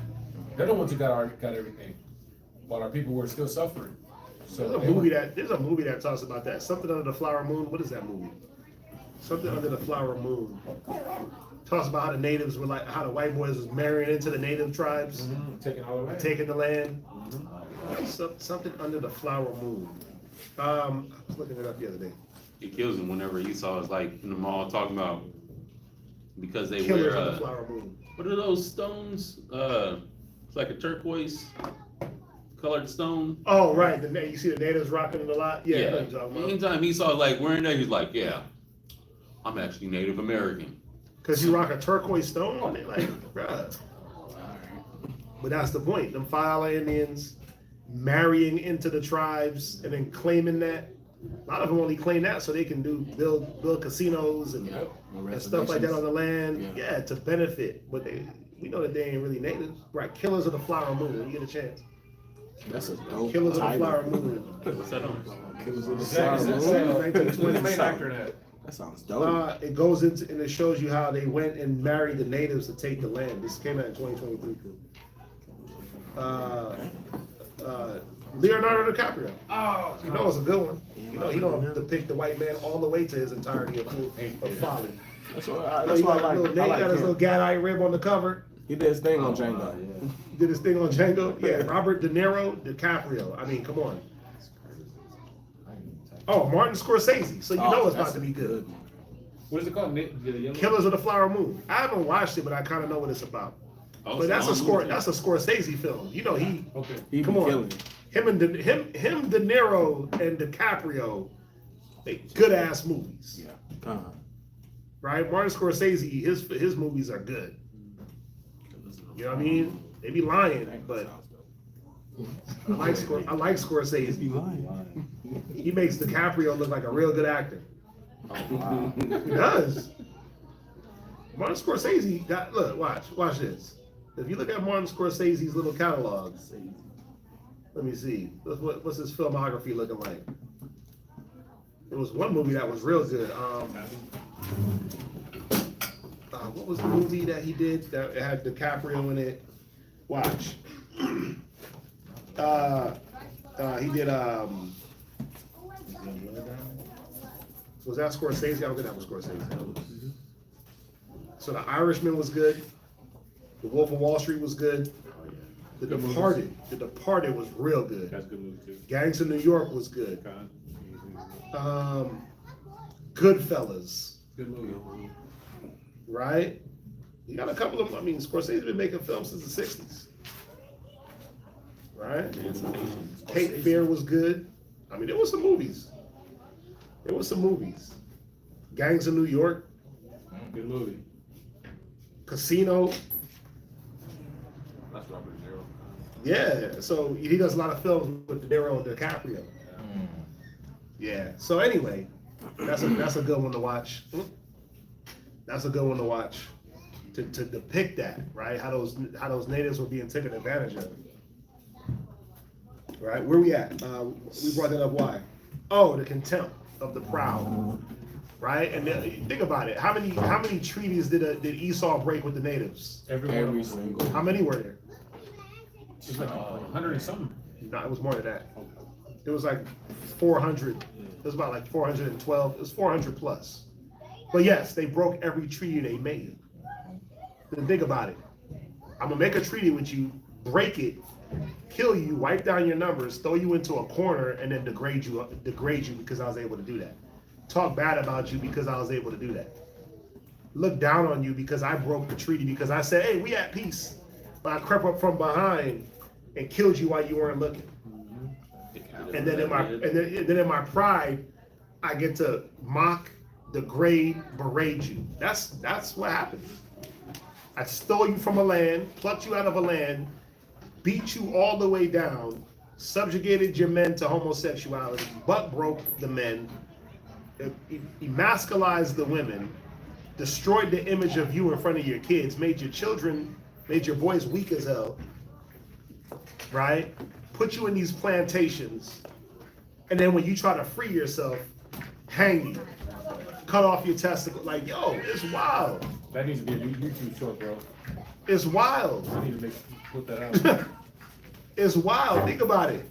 Man, listen, I heard a conversation the other day. This conversation killed me.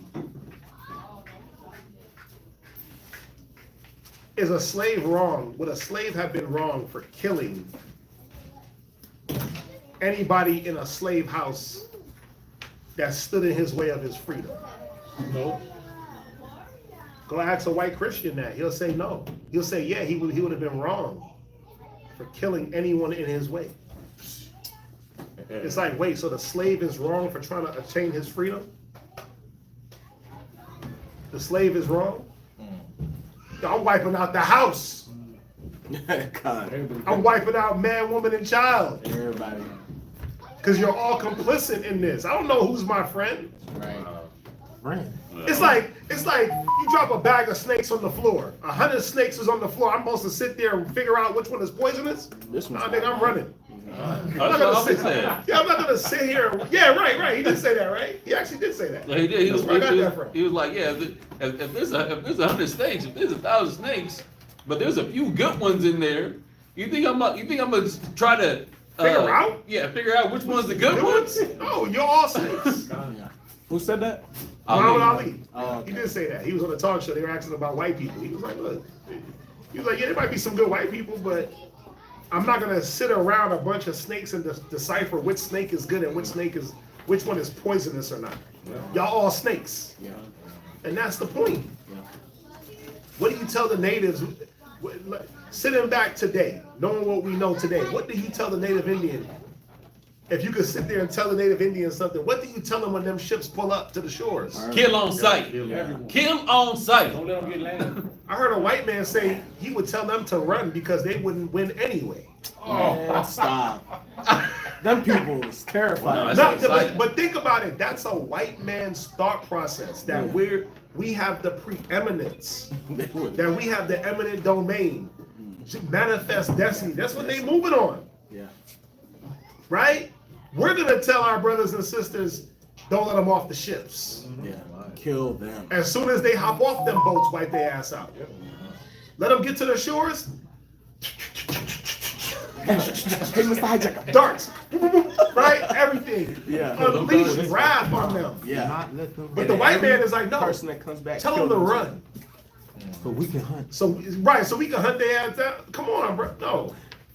Wipe them out. If I could time machine back to Hispaniola, bruh, them boats wouldn't even make it. They wouldn't even have the opportunity to speak. We wiping y'all crusty, pale, lice having asses out. We out of there. You about to drown. You know why they had like so much confidence like that? To be like, yeah, no, they should run. There was a book. There's a couple of books I read where they were saying the white people thought that they were the Israelites coming into the new land of Canaan in order to take it over. So they thought that they were backed by God. So they're like, yeah, no, y'all should run because this is our land. Well, remember that was like, the Mormons. They were on that. They were on this whole they're conquering the Indians. You gotta watch that show that's on Netflix with my man.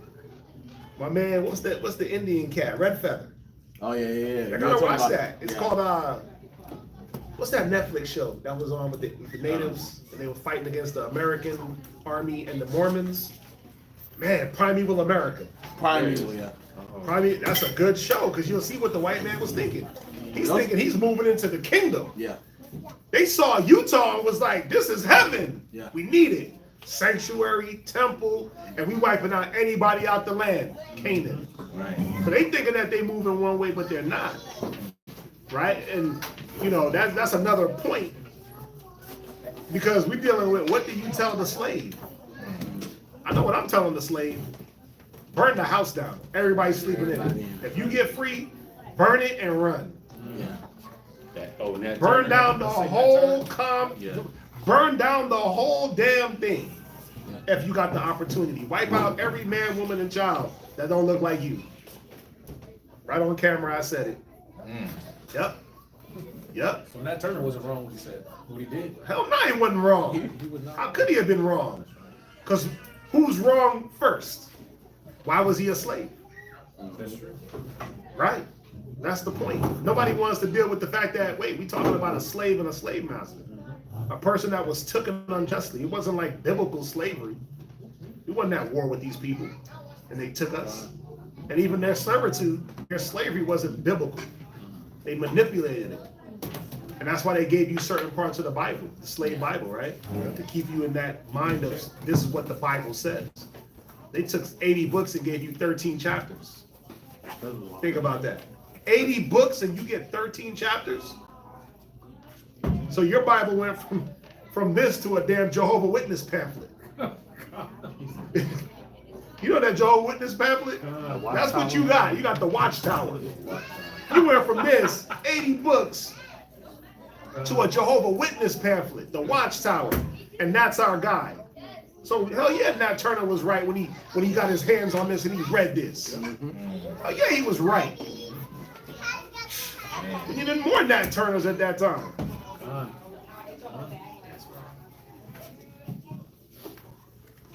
Conversations I hear be mind blowing, bro. I'm gonna start recording some of these things and bringing them to y'all so y'all can really see the things that you used to subscribe to and the types of people you used to subscribe to, how they really think. They get in these clubhouse rooms. They get in these Twitter got like the spaces or something like that.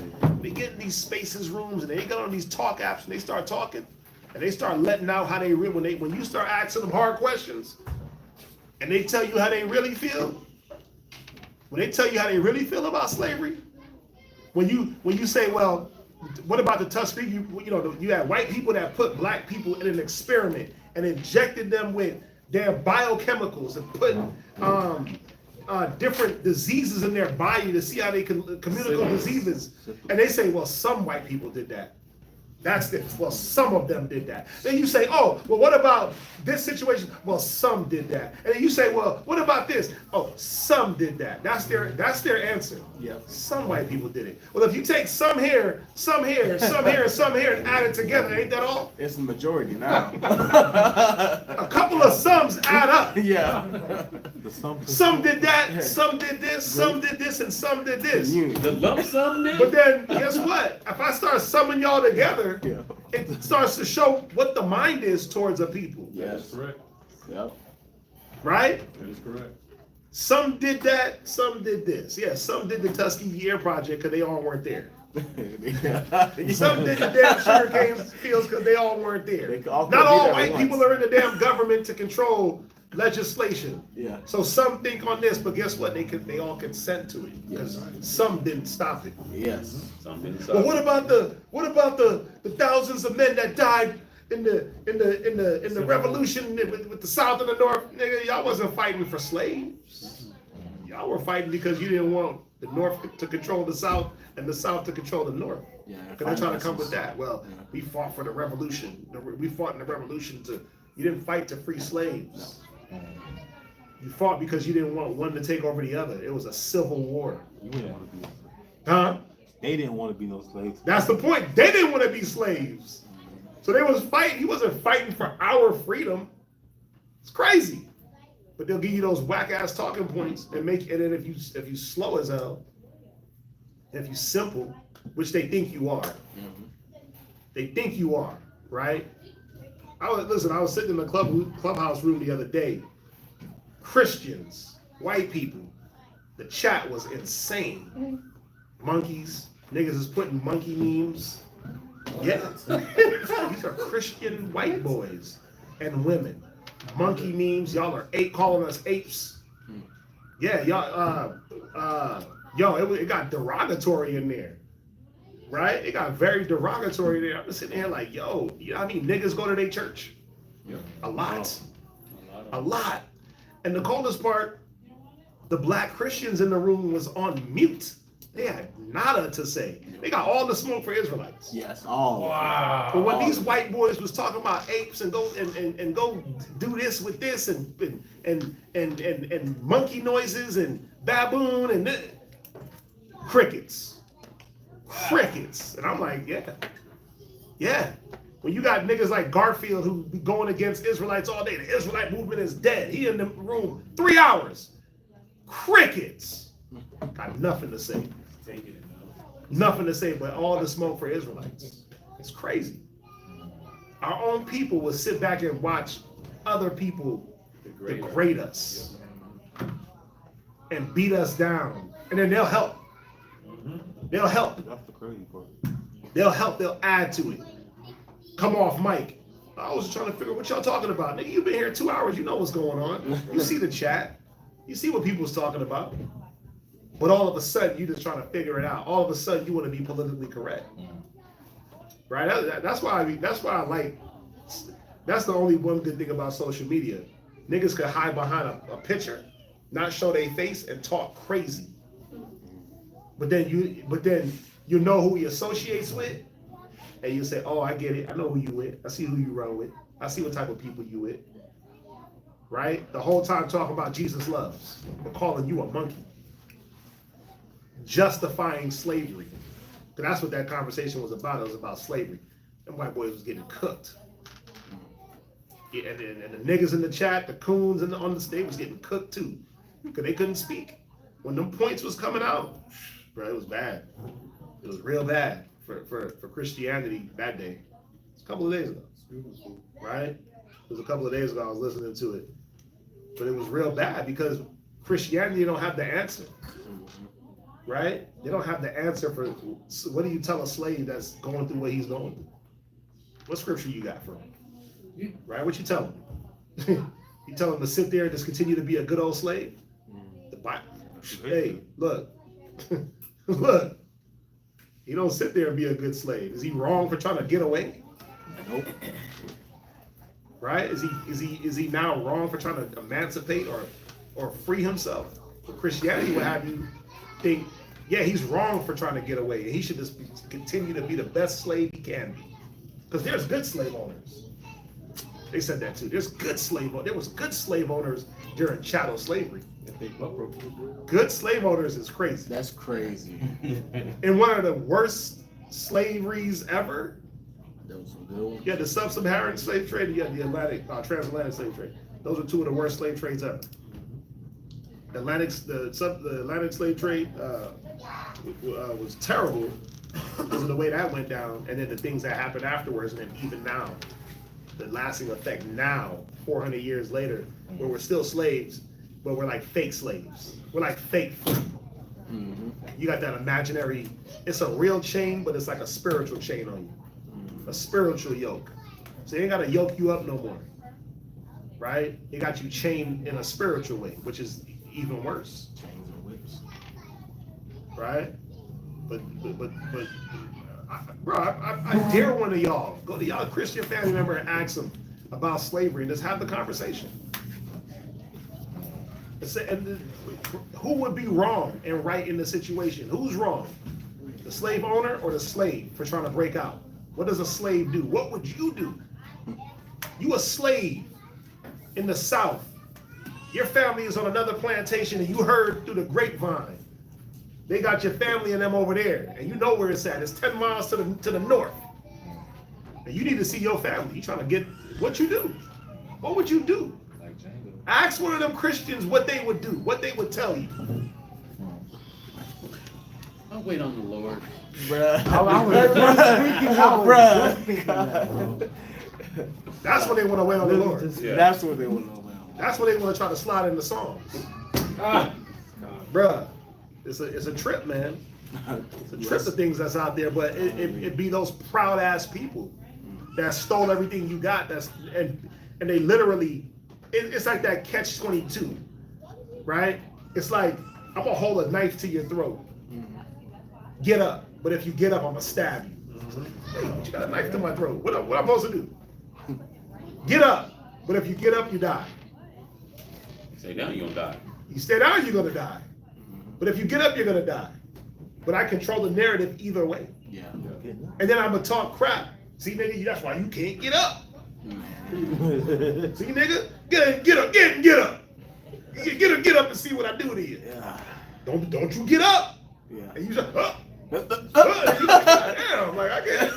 Hey, as soon as he takes his eyes off you, boom. That's the narrative. Yeah. There's a new movie called Sinners. Oh yeah. I haven't seen it yet. I want to see But that. that's going into witchcraft. Oh, is You it? might not want to see it. Okay. I'm gonna go see it. Not like in a theater though, but I'm gonna see it. Look, I heard two reviews on that movie. Two people told me in the mall that they're going to go see it again. Yeah. I heard it was At a the good movie. theater. I heard it was really good. I heard it's a good movie, but it's going into witches and it's going into that type of stuff, witchcraft. But I know it's something about slavery. There's two men in there. There's a Ku Klux Klan man in there. That's what I was. They're probably doing the slavery aspect and then throwing some type of witchcraft into it. Okay. Yeah, it was just like, what was the movie? No, that's a different. Wasn't there a movie that dealt with slavery? No. It was a show. No. It was a movie. It was Old Boy from Power. Remember the plane crash? The woman chained him up, blowing dust in his face. Y'all remember that movie? What's that called? Ouija, or it's called what's the little doll they make? I think it was called Voodoo or something. The name of the movie, where she had him chained up. Him and his family was flying. They crashed. But they made it seem like it was like a old Southern Deep South, but they were in the Deep South, still in like a slavery mind. And when they got him, Amari Hadwick, that's his name. She put a chain on his ankle. Y'all remember that? She chained I him. haven't seen that movie. I'm gonna check it out. Yeah, and then she was like blowing damn voodoo dust in his face and keeping him like she had a voodoo doll of him. Sherman. Crazy. Every time he tried to leave, she would get that voodoo doll and like keep Break a bone. Yeah. To the point where he had to like stab himself or cut his leg off. It was something crazy. Amari Hadgwick, the dude from Spell. Spell. That's what it's called. It was actually a good movie. Very compelling, and you're like, damn, it's that old deep south slavery on a farm somewhere remote. But against like her own people. Yeah, but a lot of the people was on that. Putting dust around the house to keep spirits. Oh man. There's a couple of movies like that, but I do want to see that one. Got a 5.5 out of 10. Which one? This one. I actually liked it. Maybe because I liked Amari Hadgwick. Ghost from Power. Anyway, where we at? Psalms 124. We got a couple more chapters. Psalm 124. Go ahead. Psalms 124, verse 1. If it had not been the Lord who, Psalms 124 and verse 1 from the top.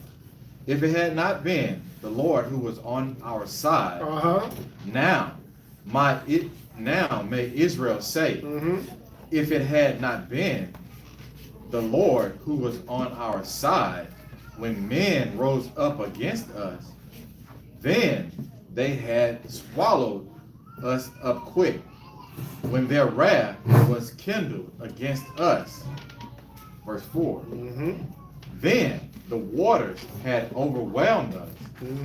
The stream. The waters being the people here in this context, right? The waters being the people. We know water can stand for people. The sea can stand for people. The rivers. Go ahead. The stream had gone over our soul. Right. Then the proud waters had gone over our soul. Right. So if it wasn't for what does he say? If it wasn't that the Most High defended us, this is what we'd be saying. Now, just think about it. This is at a different time than we're in now, but can we still say this? Of course we can, because we haven't been fully overtaken. The Most High said he kept 7,000 that bowed the knee.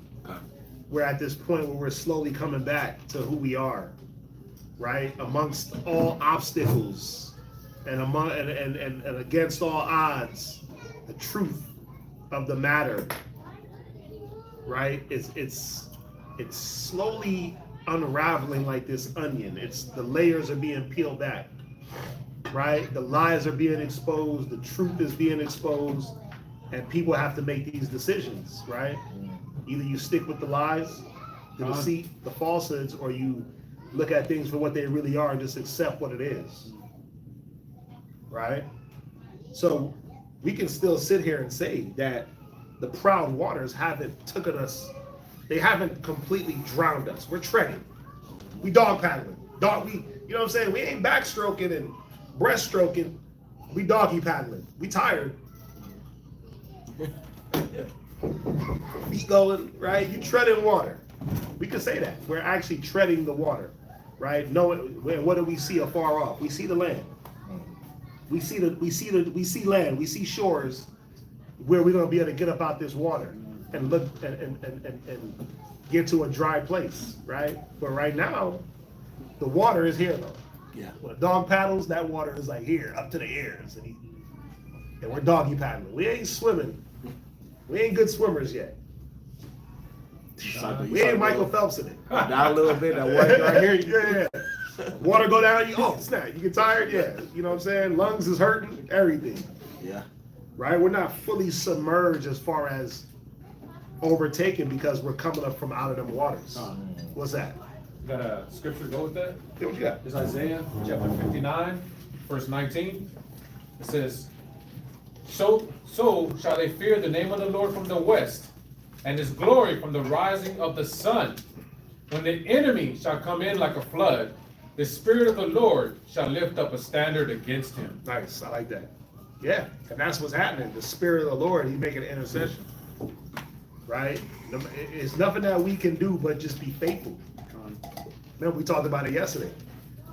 Our whole thing is predicated on faith. If you don't have it, you're going to be faithless, and you're going to die faithless. Our whole thing is faith. You ain't seen not one man from this book. You ain't never seen how anybody from this book looked. You ain't never witnessed it with your eyes. You ain't never talked to nobody from this book, right? You haven't talked to nobody. All you have is faith. Ain't no DNA test to prove nothing. Haplogroup don't mean a damn thing. Because what was the haplogroup of the people back then? You don't know. Yeah, you be acting like they got a vial of Jacob's blood just chilling in the lab somewhere. You ain't got that. Like you got Jacob's bones or Abraham. You ain't got that. Right? So none of that is going to be a significant proof. We were talking about it yesterday. Faith. That's like the most potent thing to have, but it's the hardest thing to develop. But you need it in this walk. Faith. And then the evidence of that faith is seen as you continue to walk. Some people don't even get to see any evidence. Why? They ain't walked long enough. They ain't developed enough faith. They ain't moved towards anything at all. And they cast themselves away before they could even develop the faith needed to get to the next step. So it's faith, man. It's all faith. 99%. That the 1% of the little knowledge you got, and the little artifacts. I said artifacts. Damn. Artifacts. I'm mixing artifact and architecture. Artifacts that you got, right? That somebody can debunk. The Mishla stele. Oh well, that's not real. They found out that or this stele or that stone. Well, no, that was a fake. That was a forgery. The Moabite stone. Oh, somebody got something to say that the Moabite stone wasn't real. Right? Somebody got a debunk to debunk. There's always someone trying to debunk. Well, my scholar says. Well, these scholars say. Well, guess what? But the consensus. So when you remove all the scholarship, quote unquote, when you remove all the architecture, what's the word?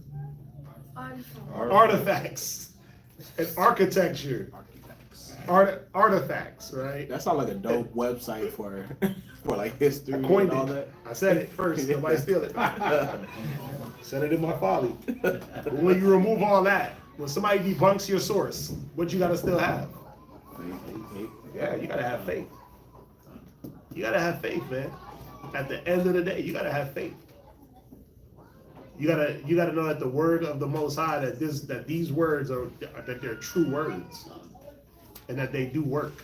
And you gotta just put these words to the test. You can't put the scholar to the test. Damn, scholar was drunk anyway. Mm-hmm. He had an agenda anyway. What scholar don't got an agenda?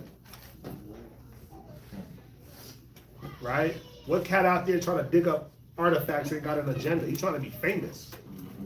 He's trying to find the thing that nobody else has. Right? So when I go on my mission and I'm in the burial place of David. I'm in David's house where all the kings is buried. And I found David's femur. How we know that's David's femur, fam? Right. But that whole land was just ran over by all types of different type of people. Did you see where they said that, like underneath where Christ was crucified at, there's like a cave and his blood had dripped into the cave? And then what? It's still wet. Stop. That's what I'm saying. It's still got, so he got Jesus' DNA. And so his DNA, they're gonna test on it. Come on, man. It's crazy. They're like, that's how you can tell it's the living blood of Christ. Remember that video I sent you, that guy? When he was talking about that Oh, it's Corey's fault. No. Remember what you talking about the blood drip down? Yeah. And then he had took it to some. Oh yeah, you did send me that too. Yeah, and they was talking about that was the blood of the father. They did a DNA test on it and stuff like that. It was a bunch of chromosomes. So they got Jesus' haplogroup. They know his haplogroup. Yeah. They got Jesus' blood type. What's it? Double A? Double A? Is that a battery? I don't know the blood types. O. Always anointed. O positive. You got O positive blood? Like, what do you got? Oh wait. Well, it was shed for all. What's the blood type that can get everybody blood? That's funny. Yeah. Yeah, he's O positive. He shed his blood for all to live. He's a universal donor. Like, get out of here with that crap. You got Mad Max blood? You got Mad Max blood, yeah. He's a universal donor. Crazy work. And if it was that easy to just pop into a DNA test or haplogroup or pull up some bones, you wouldn't need anything. We talked about this last night. Y'all be missing some good classes. Y'all don't come on Friday. You know what I'm saying? Y'all miss some good stuff. I'm glad it ain't recorded either. You just gotta be here. I think McGunn took that person. No. he was like, he did a Kanye shrug. You gotta be here. Facts. I'm glad it ain't recorded. Everything gotta be recorded, man. Everything ain't gotta be on recordings. Like you just gotta be in the building. Catch a vibe. You know what I'm saying? Have them talks. Where we at? Read on. Verse 6. Psalms 124 and verse 6. Mm-hmm. Blessed be the Lord, who hath not given us as a prey to their teeth. But he has. He said, I will give you over to them. I will send them on you. But in a totality, he hasn't. We still here today, able to pray, dress, speak, the culture, eat the foods, observe high holy days, hit Passover. In a few days, we're about to do Pentecost, right? Y'all like, damn, another feast day that quick? Yep. 49 days plus 1. Right? So we got a few days. What? Pentecost. Right? What is it? 49 days? What is it? 50 days? 50 days. 50 days after Passover.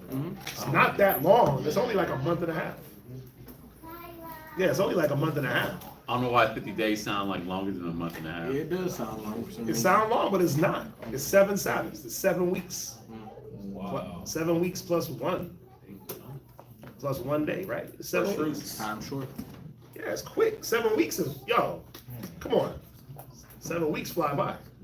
So Pentecost would be when? Month and a half from Passover, April, May, somewhere in June. July, somewhere in July, I believe. Around there, if I'm not mistaken. I mean, we already in, what month are we in? May? We're in April. No, we was already in May. What day is it? What day is it? The 25th or 6th. So we in June. I mean, we in May. Come on, bro, we in May. But we got 30 days in this month. Wednesday is the 30th. Is it 31? 31 days. It's 31. So it'll be. It's No, 30. it's 30. Don't ask me how I know that, but I know there's 31 days in this month. And Wednesday is the 30th. 30 in this month. 30 days in this month. 30 in May. What month are we in? It's April. Golly. Right? I'm messing it up. In April, it's 30 days in April. It's 30 days in this month. Yes. That we in. April. What I'm talking about. Right. April. Yeah. We in April. I just be rhyming up. What time is it? 2:30. It's 2:01.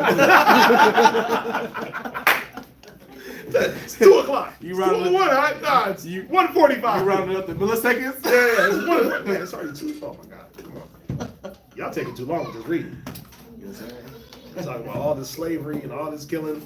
All these Edomites being proud. Come on, man. We gotta be here all day. Bye-bye. Right? Got the Sabbath meal. We got all these things that we gotta accomplish. We gotta street speak. We gotta blaze these streets up. Shadok's ready. My gun's ready.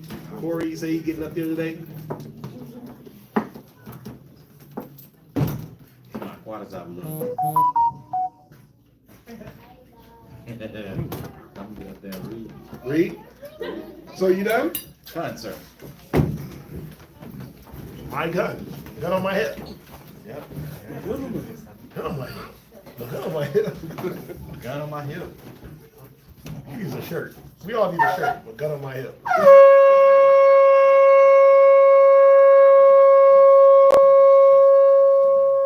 I'm gonna leave it at that.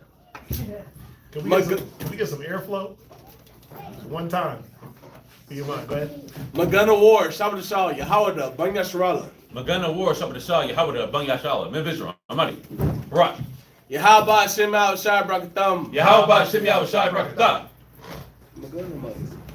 My gun on my hip is crazy On work. my hip. That's gonna be the new shirt. A gun on my hip. Cause he's like that. Can I need Bro, we did you last night. There was like a. Yeah. Where's that scripture in Ezra? I was like, man, if my gun was on my hip, Yes, I would have been right there with if my gun was on my hip right here, he would have. Oh, Ezra? Oh. Yeah, Ezra. That's Ezra such and such. That brother got Ezra down pat. Ezra in my sleep. But he wasn't on my hip. Get me lit. We can't have that.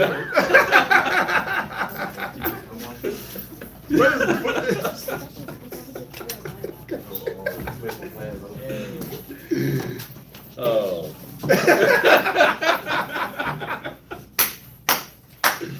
Every time I hear that song, those two names, we put his name in the song too, but we can't say it on camera. It's good though. So. Get me lit. Mm-hmm. My gun on my head. Okay, yeah. Okay. Y'all didn't put me in no song. Right. It's kind of hard. Yeah. Quanta's up with my head. It's gonna come. Now that we've spoken it, It's too many syllables. I get it. Quanta's out. And my gun. My gun. My gun. Shield on my hip. For one of y'all. Yeah, man. Where we at? At least we have fun. I mean, I be having fun. That's probably why it takes so long. We be having a little bit too much fun. Oh, Damien's. Oh, my brother. Shalom to my brothers and sisters. Shalom, Damien. Yes, sir. Psalm chapter 124 and verse 7. Our souls is escaped as a bird out of the snare of the fowlers. Right, this goes with Psalms, what, 91? He shall escape the snare of the fowler? Yeah, because what is a fowler? It's a damn bird catcher.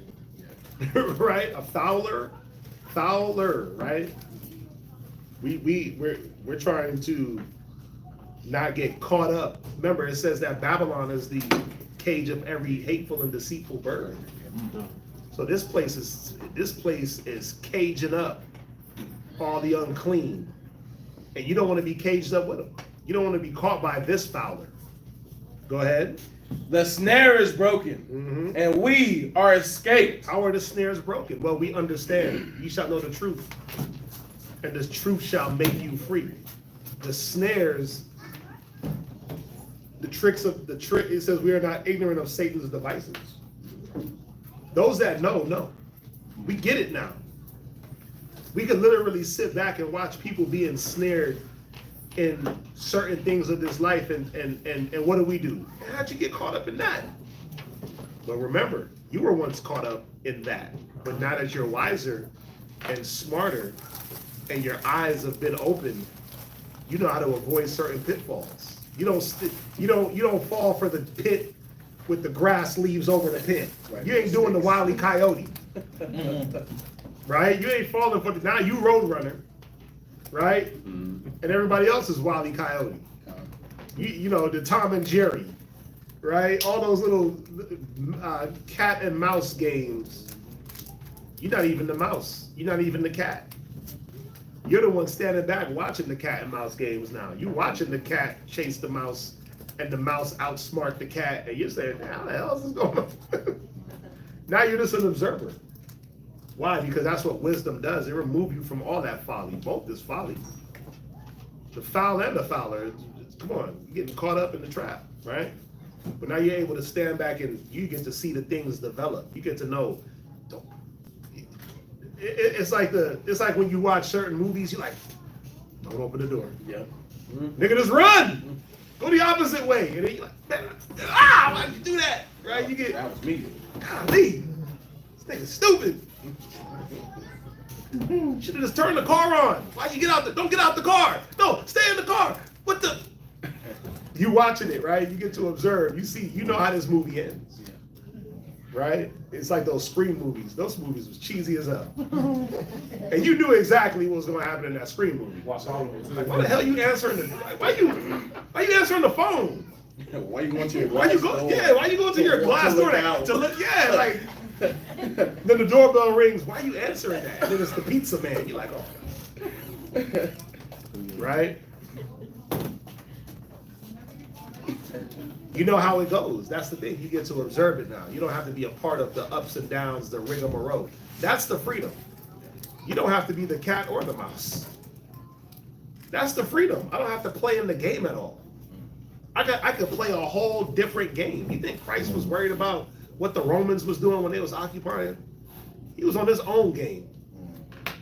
He was on his own game. They have to come to him to ask him game. So what do we got to do to get eternal life? Remember the centurion? Well, do no wrong to no man. Don't take away man's wages. Be content with your own, and you got it, sir. But he wasn't running to them like, y'all got to change the way y'all doing things. Didn't concern him. And then when they did try to concern him with those, render unto Caesar what's Caesar's. But for us, we about to do this work. You ready? You ready to sell all you got? You ready to give it to the... Sell all I got? I just got this. I just got it. Yeah, like, I just got this. I'm a young rich ruler. I'm not an old rich ruler. Yeah. I'm like, I just got this money. That new money. Yeah. It's old money, but it's new to me. Yeah, it's new, yeah. I need this. Can't mind. Yeah, I gotta give it. Damn, Pops just died and left it to me a week ago. I just met you, and I just got this money. Which one am I picking? Broke, new money, running around. Foxes have holes. Birds have nests. Don't play. Nah. No, you like, look, I'm gonna pray for y'all brothers. Keep doing what you doing. Y'all Yeah, doing a good job. I like Yeah, what y'all yeah. doing, man. Like Keep what doing y'all that. is doing for the community. Yeah, keep doing that, man. More brothers need to hear what y'all are saying. I ain't gonna do it though. They need to be doing what y'all doing. But y'all keep doing what y'all doing. Y'all keep doing what y'all doing. I'm not gonna do what y'all I'm doing. not gonna do it. Somebody Y'all needs do to be doing what y'all been doing. So keep doing what y'all do. I respect what y'all been doing. I'm gonna go drink this drink. Right. While I keep respecting y'all. I'm gonna hit this blood. I'm gonna buy this blood while I listen to y'all. Yeah, our people are a trip. Yeah. I'm gonna fire up this cigarette, this cig, Right. and blow it right at you. That's a good one. While I agree with everything you say. You on point with that? Yeah. Our people do need to get better. We got the young boys standing there, and I'm gonna just light up this. We do need to get better as people. I like what you're saying. I was thinking about that same thing last night. Bruh, Look, tell him. What was I talking to you about last night? Right. He was talking about people. Our people. Like, I don't remember that. We was so high. Right. In the stratosphere. Our people. It's our people though. They be trying to play games. They be trying to clown. All right, that's our people. They hold us in contempt also, man. Right? What verse you at? Verse 8. Go ahead. Our help is in the name of the Lord, Right? who made heaven and earth. Yeah, our help can't be in any other name or in any other image or in any other power. Right? The name is not just like, oh, Yahweh. That's crazy. Right? It's not a word. It's the image. It's the power that the name holds. It's the, when you say Yahweh, what does that represent? Right? Like when he told them to go baptize in the name of the Lord, go baptize, in the name of the Father, the Son, and the Holy Spirit. It wasn't a name because those are three different titles: Father, Son, Spirit. Right? So which one do I baptize in? Well, what do all three represent? It's the image. What do they represent? What does the Spirit represent? What does the Father represent? What does the Son represent? Well, they all represent the same things. They all have the same standard. They all agree in one. Right? So we can't be saved in any other name. And there's no other authority above the Most High in Christ or the Most High. There's no other authority. There's no other standard that can bring us into a salvation. There's no other power that can be conjured up to get his people out of the captivity, because we are the people of God. That's the point. Our name is in him. His name is in us. Y'all see that? Where we at? Psalms 125. Shalom. Solomon. Okay, shalom, Solomon. Shalom. Go ahead. Psalms 125, verse 1. Mm-hmm. They that trust in the Lord shall be as Mount Zion, Mm-hmm. which cannot be removed. Remember, it tells you that from Mount Zion is where the law is going to go forth from. The authority is going to be exalted above all the hills and all the mountains. Go ahead. But abideth forever. Right. As the mountains are round about Jerusalem. Come on. So is the Lord. Right. So the Lord is round about his people from henceforth, even forever. Yeah, the mountains, man. What do those give you? They give you a vantage point. They give you if you know the terrain, they give you an advantage, right? So the Lord is our advantage. He's round about the people. He's our defense. He's our vantage point. He's our deterrence. Man, I don't want to climb them hills. Hell no, I ain't climbing them steep hills. Right? So that's what that's representing. Go ahead. For the rod of the wicked shall not rest upon the lot of the righteous. See that? The rod of the wicked shall not rest upon the lot of the righteous. Come on. Lest the righteous put forth their hands unto iniquity. Go ahead. Do good. Right? O Lord, unto those that be good. Right. Do good unto those that be good. No harm shall come unto him that doeth no evil. Right? The wicked is not going to, remember, the Most High said the wicked is his sword. But there's still a separation, even though we're in the midst of a crooked and perverse generation, even though, what is it, Zechariah 5, where it tells us that Israel is like a weight, what is it, in the midst of wickedness? Am I saying that backwards? But it articulates that we're just set in the midst of wickedness. There's wickedness around us, right? We don't have to do the things that they do. That's the point. Because again, it goes back to what am I looking at? Am I looking at the wicked and falling with them? Remember Psalm 73, I almost slipped, looking at the prosperity of the wicked? What am I looking at? Am I looking at how they prosper? Or am I looking at how I can prosper? Am I looking at what the Most High wants me to do to fulfill my duties to him? And that's the fight now. The fight now is, am I doing what the Most High needs me to do, wants me to do to serve him? That's always been the fight, right? But it's a huge fight. And when I say it's a fight, it's not that the Most High is in the heavens fighting with some other gods. That's crazy. This ain't some Valhalla, Odin. The gods are fighting and Thor is banging some other god over the head with his hammer. That's crazy. Martial arts. Yeah, they up there doing ninjutsu in the heavens. No. The battle is that the Most High is the supreme power. And you got these low-level powers that have been introduced by man and indoctrinate people. And the battle is to serve the supreme power or to serve the low-level gods. So the battle is here between us mortals, right? That's the battle. That's the fight. And it's, am I going to fight for the prince of the power of this air, of this world, the God of this world that blinded the eyes? Because I'm fighting blind. He gives me something that tastes good. I want it. It smells good. I want it. But he's not really letting me see what it really is because I'm blind. Where the Most High, he does what? He says that he illuminates the eyes. Right? He says a wise man's eyes are in his mind, in his head. He gives you the clarity to see things for what they are, even if it hurts. That's the beautiful thing about the Most High. He lets you see things for what they are, even if it hurts. He's not afraid to give you both sides. Remember, he said the word was bitter in the mouth, sweet in the mouth, but what? Bitter in the belly. He didn't hide the bitterness from you. He didn't hide that part, especially not now. He's not hiding the fire from you. He's telling you,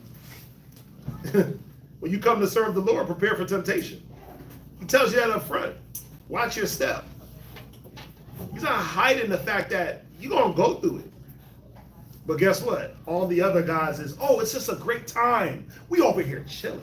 We relaxing. We sitting up in mansions. We got cars. We got yachts. We got this. We got that. But they're not telling you what you got to do to be down with that God. See that line of coke? See that line of coke that goes from like the end of this table to that? That's you right there, son. That's Before all. you can get on the boat, That's all. that's all you see. That line of men, sis. That line of men right there. Before you get down with us, you got to go through that line. That line of men gotta. Yep. That line of men right there. There we go. You see that? You see that line of men, bruh? Yeah. Damn. Yeah. Still. Yeah. Yeah. They always got a line of men. It's always a line of something. No diddy oil. No, they don't give you all the oil you need to get through it. That's the point. We're gonna give you all the reasons to not deny this. Right. Damn. But you gotta have it within yourself to war and say, nah, I ain't going for that. I'm fighting against that. You better fight against that. A line of men is crazy. A line of coke is crazy too. Yes. Right? But you hear the stories. You hear the stories that literally you're giving up who you are to be incorporated into this demographic. So if you were the wholesome Disney, go look at them Disney people. Yeah. Yo. Kids and they grow up. They all pack them all up. They all done. It's a wrap for all of them. It's a wrap for all them Disney people. Now, can you just imagine what they was doing with them kids on the Disney director's couch? Ugh. What they was giving their mamas and their daddies that didn't have nothing. All them kids was broke. All them kids was broke black folk, broke white boys, and they parents was giving something for their children. And it was, oh, we'll put you on movies. But before we do that movie on the big screen, we got to do this small screen film. The little camcorder, little cell phone video. Yeah, we're going to record this in 8D. That line of coke? Yep. That's you. That line of men? Yo, when you look at the spirit on like a Justin Bieber, he looked broken. Yeah. He looks like he been ran through on all types of levels. Yeah, bro. On all types of levels. Hollywood done had their way with him. Yep. Right? When you look at like a Macaulay Culkin, remember him? Oh, man. Yeah. He was a wholesome little blue-eyed, blonde-haired Caucasian. He looked, out of his damn mind, bug. He just looked weird, like he just looked like, ugh, man, what the hell happened to you? They stole his spirit. Right? Look at Orlando Bloom, Orlando Brown. Look at these cats. Look at Orlando Brown. He was a Disney kid. Oh, I met him in the mall. We met him they met him in the mall. For real? They met him because he lives here in Houston now. He had moved from. I didn't even know who he was. He had moved from Houston, and then I don't know nobody. The wild part is this videos of him having to walk from the mall. People picking him up randomly. Oh, yeah. Yeah, he get picked up randomly off damn Southwest Freeway. Like, nigga, you ain't got no car. No. His spirit though is so broken, and then he's like, okay, so obviously he talks about a lot of things he did with a lot of these celebrity men's. I don't know. He kind of out there with it. It's wild, but do I put it past them? No, I don't. You know why I don't put it past them? Because when you listen to certain, when you listen to this like a regular person speak about like sexual immorality, they'll tell you that there's a buildup. It starts with one thing, and almost spilled it. My Bible was down. I'm nervous. Not the word of God. Don't wet it, right? But they tell you that these sexual deviancies right? Like it don't start just out of the blue. Right, it's not 0 to 100. It's not 0 to 100. You don't go from like straight to gay in just one night. There's a seduction. There's a seducing. There's a, you know what? I have an experimental phase. I have a hoe phase. I have a this phase. I have a that phase. Ask all them cats. Ask a lot of them women where they got their lesbianism from. I went to college and, you know, the guys were, you know, I was dealing with a lot of guys and I wanted to stop. And then my college dorm mate, you know, we were doing dishes together and then, you know, she rubbed my elbow the wrong way and then I looked at her in her eye and then nothing happened. Right. I started dealing with guys again and then, you know, I was thinking about it and how she looked at me and then it progresses, right? And all of a sudden they just full-blown lesbians, right? Yeah. But it's a buildup where people are put in certain situations and these situations pile on and they don't eradicate that spirit right then and there and they build on it. And they stair step into the nasty. You stair step into the wickedness, right? You can watch it. If you watch like a show, anybody ever watched the movie To Get Rich or Die Trying with 50 Cent? So when you watch that movie and you look at the young 50 Cent, he was a wholesome kid, right? He was a good kid. He just wanted sneakers. Remember? Yeah. The dude was like, "What you out here selling drugs for?" He's like, "Just need some new sneakers." Right? He was sitting in the restaurant. He bought him a little milkshake. He's like, "I just need some new sneakers." He was like, "That's it? You ain't no killer. You ain't really no dope dealer." He's like, "Nigga, I just need some kicks. I need some new J's on my feet." That's where it be starting at, though. It started out with, "Man, I need these new sneakers. Yeah. Let me go do something." Lust of the eyes. The lust of the, I need the pants to match. Right? And I gotta keep that going. Then it go from sneakers to cars. Yeah, but I need more money. I can't just be selling a dime bag to get a car. Like, I gotta up the ante. Yeah, because now I'm known for this. I'm known for the cool sneakers. Right. I'm known for the. But it's the not fit. it's not even really what I'm known for. It's just that what I want. Yeah, it And accumulates. the scripture says that the flesh is never satisfied. Yeah, the eyes can't see enough. Right. The eyes are never full, or right. So there's a stair step. You just don't wake up a murderer. You don't just wake up a killer. You stair step into that. You don't just wake up on some sexual deviance. You don't just wake up on certain things. You stair step into it. And they'll tell you that about these industries. And you get to, you know what the dope thing about social media is? It gives you a little small nugget. And then now it's up to you to question. I got a question, real quick. Watch this. If you had the opportunity today, those of y'all with kids. Okay, watch this. Forget about that. Forget about kids. Any one of y'all right now, if you had the opportunity, knowing the little bit of things you know now, Hollywood or no Hollywood? Knowing what you know, and you don't know that much. Let's be real, you wasn't there. You didn't go to no boule parties. You didn't go to no blood drinking, adrenochrome parties. You just heard of them. You was like, damn, they drinking blood over there? Damn. They got the, what's the one party in Cali? The all-white party? No, not the all, that's one of them. Damn. But that's what's the one place that they all say they meet up at? The Bohemian Grove. The Bohemian Grove, right? That's one little thing, and then just all the things that you hear. Would you watch this? Recruiter comes in right now, Hollywood. You ain't gotta have no talent. I'm taking you. Who's sending their kids? See what I'm saying? You wouldn't even send your kids. Look, $3 million on the line, signing bonus. Who's doing it? $3 million, but we gotta take them, and you can't be there. You can't guide them. We gotta have them. We gonna give them a life coach. Yeah. See, what you think? Yo, how did Diddy end up with Justin Bieber? How did Aaliyah end up with an R. Kelly? We don't give you a sermon and we just gonna take them and groom them. That's what happens. Y'all ever seen Zendaya? Yeah. Oh, yeah. I remember when she first came out.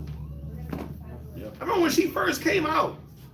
Right? She was young, very innocent looking, bright-eyed, bushy-tailed. Yeah, like, and you like, and when I was like, oh my God, they about to just have their way with this girl. Yep. Have they not? Y'all didn't see the movie she did with Two dudes. Wait, what? Khan. That was the new one that just came out. They were like tennis players fighting over. Yeah, They were something like, like that, yeah. she did a movie. Granted, she's older now, right? She ain't that old, but they got her marrying. She about to marry the Edomite, Tom Holland. I thought he was gay. I thought he was homosexual. That show that he did. I thought he was homosexual. I was like, wait a minute, what's going on here? Crazy. She about to marry him, so that's a wrap for her lineage, right? But the things they subjected to her, they had her at like 16 years old doing Dancing with the Stars. Come on, man. You got grown men on a 16-year-old, hips, all types of parts on her, rubbing up on her, doing the cha-cha and the merengue, those overly sexualized dances. Dancing with the Stars is for all washed up people. Yeah. Why they got this young girl on Dancing with the Stars with these grown-ass men? In tight, skimpy clothes with crazy amounts of makeup. That cat's real nimble-footed. He's on his toes. That's just what I can remember as far as like a you know, these young kids. But you go back into these Hollywood stars, the Mickey Mouse Club, the Britney Spears, Justin Timberlake. There's a couple of them, huh? Christina Aguilera, and then look at the music. Like, yo, Christina Aguilera was on stage with a costume on, with a damn prosthetic. Yes. When? Wait, Recent? what? It wasn't recent. It was maybe 2 or 3 years ago. She had no, not Nicki Minaj. Christina Aguilera. She put this thing on that had like abs. It was like a man's chest, abs, and then his dangly parts. It was at a gay concert. Yeah. Oh, wow. She a genie in a bottle. That's why. Because if you listen to her whole music is about homosexuality. You got to listen to it. Her whole music caters to that mind state. From the jump, that's what they was pushing on her. So she's an advocate for those rights. She's a big advocate, actually. Right? But they've been pushing that on her since she came out. Right? But you look at all the things that they've been through. Yo, they destroyed these people from they were children. I bet you if you sat them down for real with no cameras and had a chance to talk to a Britney Spears, she'd tell you, I'd never want to be in the music industry. Or a Justin Timberlake, he'd tell you, bruh, because he's going through it right now. He getting DUIs left and right. Yeah. He losing his damn mind right now. He's an old dude. His marriage is destroyed. Yeah. Who he married? Jessica Alba or Jessica Biel? Jessica Biel. Had kids. They about to get divorced. Damn. He catching DUIs in Hollywood. He old and washed up, losing it. Right? But think about it. Their lives have been destroyed by these industries. Damn. It's a lot of things we don't know. I'm speculating. Right? I'm speculating. But I mean, the product, the end result. Why are they all committing suicide? Half the Mickey Mouse Club did off themselves. They got too high, or they just said, F it. Load up the revolver and just went in. You know, Aaron Carter died. He overdosed. Aaron Carter is from where? He's the Backstreet Backside Boys. Boys. He had his own like little singing thing. Yeah, he's one of the Backside Boys. Backside. Yeah. Nick Carter's brother, yeah. Yeah. He was about to have a baby. His life was seemingly, going great, and then he just boom died suddenly. Until everything started catching up and all the demons hit. Yeah, he looked crazy. He had crazy face tattoos. And he looked out of there. You gotta see this. Yo, who did I show the pictures of my rib? Y'all ever watch the Hughleys? Yeah. It's on Netflix right now. You could go watch the Hughleys. The little boy on the Hughleys. Yo, this dude looked like Lil Wayne clone, but worse. Lil Wayne? You can't even see his face. Yeah, it's so tatted. Yeah, that's crazy. And he got a damn murder charge and all these. And you're like, what the hell is going? Like you? Yeah. That little baby boy? The little baby boy from the Hughleys. Oh, that's wild. Yeah, you gotta see him. You can't even recognize him. I'm talking about tatted. I'm talking about ink on his eyelashes. Oh, wow. Damn. He is whole cheek, nose, everything. Fighting murder charges. I'm like, yo, you was in Hollywood, son. They didn't shield you from all the not. You would think that they had a conglomerate to shield them from all that crazy stuff. But they don't. They actually indoctrinate them into that crazy stuff. Oh. You heard Come about on. Drake Bell? Yeah, look at them. You said what? You heard about Drake Bell? Who is that? From Drake and Josh? It was Oh, like- yeah, I heard about Drake. I watched that the other day. I watched Drake and Josh the other day. His mom set him up, like, because the dad was like, yo, stay away from that guy. And so they kicked the dad out of there from being his manager. And then the mom became the manager, and the mom was letting him stay the night at this man's house. When he ain't even got no children. And that's when it was all Yeah. happening to him. I mean, why was Usher in Diddy's bed talking about eating Frosted Flakes at 11? Yeah, that's wild. That's You a grown ass man with a boy in your bed? Come on, bruh. Great. Come on. You got to think about these things. Like, who's doing this? But it's about money and fame, and then you gotta. Okay, let me ask y'all a question. What's the trade-off for wisdom? Foolish. What you mean? What's the trade-off? I want to be wise. Foolishness. No. Listen to what I'm saying. It's a whole chapter we go to all the time. What's the trade-off for wisdom? I want to be wise. What do I have to do? You have to submit yourself to them. Right. I have to submit myself. I got to become a prisoner, shackles, fetters, this, that, and the third. I got to carry it. Right. So I have to literally become a servant. So if there's a trade-off for wisdom, which is going to bring you all things, there ain't no trade-off for fame and fortune. What y'all think? They just giving away contracts for free? They just making people millionaires for nothing? Come on, just think about it. Was Cardi B a Cardi B before she was Cardi B? Huh? No, not to the level. Yeah, she was a little nasty stripper. But guess what? There's many strippers. But now she gets to promote her stripperhood on national TV. Was Sexy Red a Sexy Red before she was a Sexy Red? She was just she was Nasty Red. She was Nasty Red, but now she gets to go on South Beach, film a video, and have all types of freaky, nasty stuff in the video for your girls to see. Right? Because your girls don't have access to the strip club. You're not letting them go. What woman in here let their daughter go to the strip club? Right. So what's the closest way to get to the strip club now? YouTube. You watch Cardi B and Mega Stallion butt naked on their videos, and you're like, oh, damn, that's a strip club. So you get to be a stripper in the open. We'll pay you, though. Degrade yourself in the open. That's what it's about. Degrade yourself in the open. Wear no clothes, tight clothes, get you a BBL, do all these things in the open, and we'll pay you handsomely. Right? Because the young girls can't pull up to the strip club. The moms ain't driving down Bissonnette to show their daughters what they shouldn't be. Some are. But we got to put it out there in a good light. Degrade men, right? You can degrade men. You don't need no nigga, this, that, and the third. Still have babies and be a millionaire and be famous, and we got you. It's the trade-off. Everything has a trade-off. I mean, to think it don't is crazy. To get the greatest thing on the earth, you got to trade something. What is it to get the weakest things on the earth? You got to trade something. So to become a fool, what are you trading to be a fool? Wisdom. To become a fool, you're trading wisdom. Wisdom says don't walk around butt naked in the public.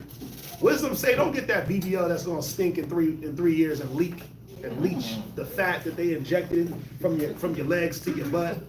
Taking arm fat from right here and putting it in your butt. Wisdom says at some point your body is gonna say that don't belong there. Get it out. That's what wisdom says. But they want you to trade wisdom and become a fool. So the fool says, BBL, sign me up. It'll be all right. I'll just fix it in 5 years. No long-term. I'll just keep getting it re-injected. Right? It don't matter if it smells. Yo, just think about it.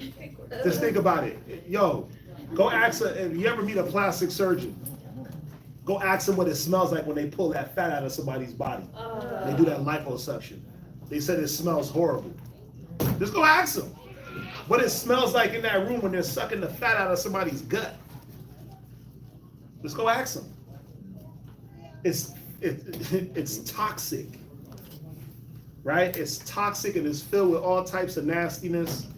And remember, you taking it out your body and displacing it, and then you're putting it somewhere else, your body is automatically rejecting it. But that fat is breaking down somewhere else, and the smell, the putrefaction of that fat. So when you shake that nasty BBL on stage, and it's like, did a dump truck slide through? Oh, no. Every time I watch a video and I see Cardi B twerking, I'm like, I do this.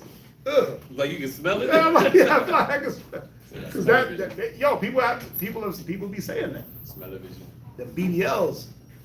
But think about when fat is breaking down and you can smell it. Right? But toxic human fat, come on. That's why your body don't want to break it down when it's time.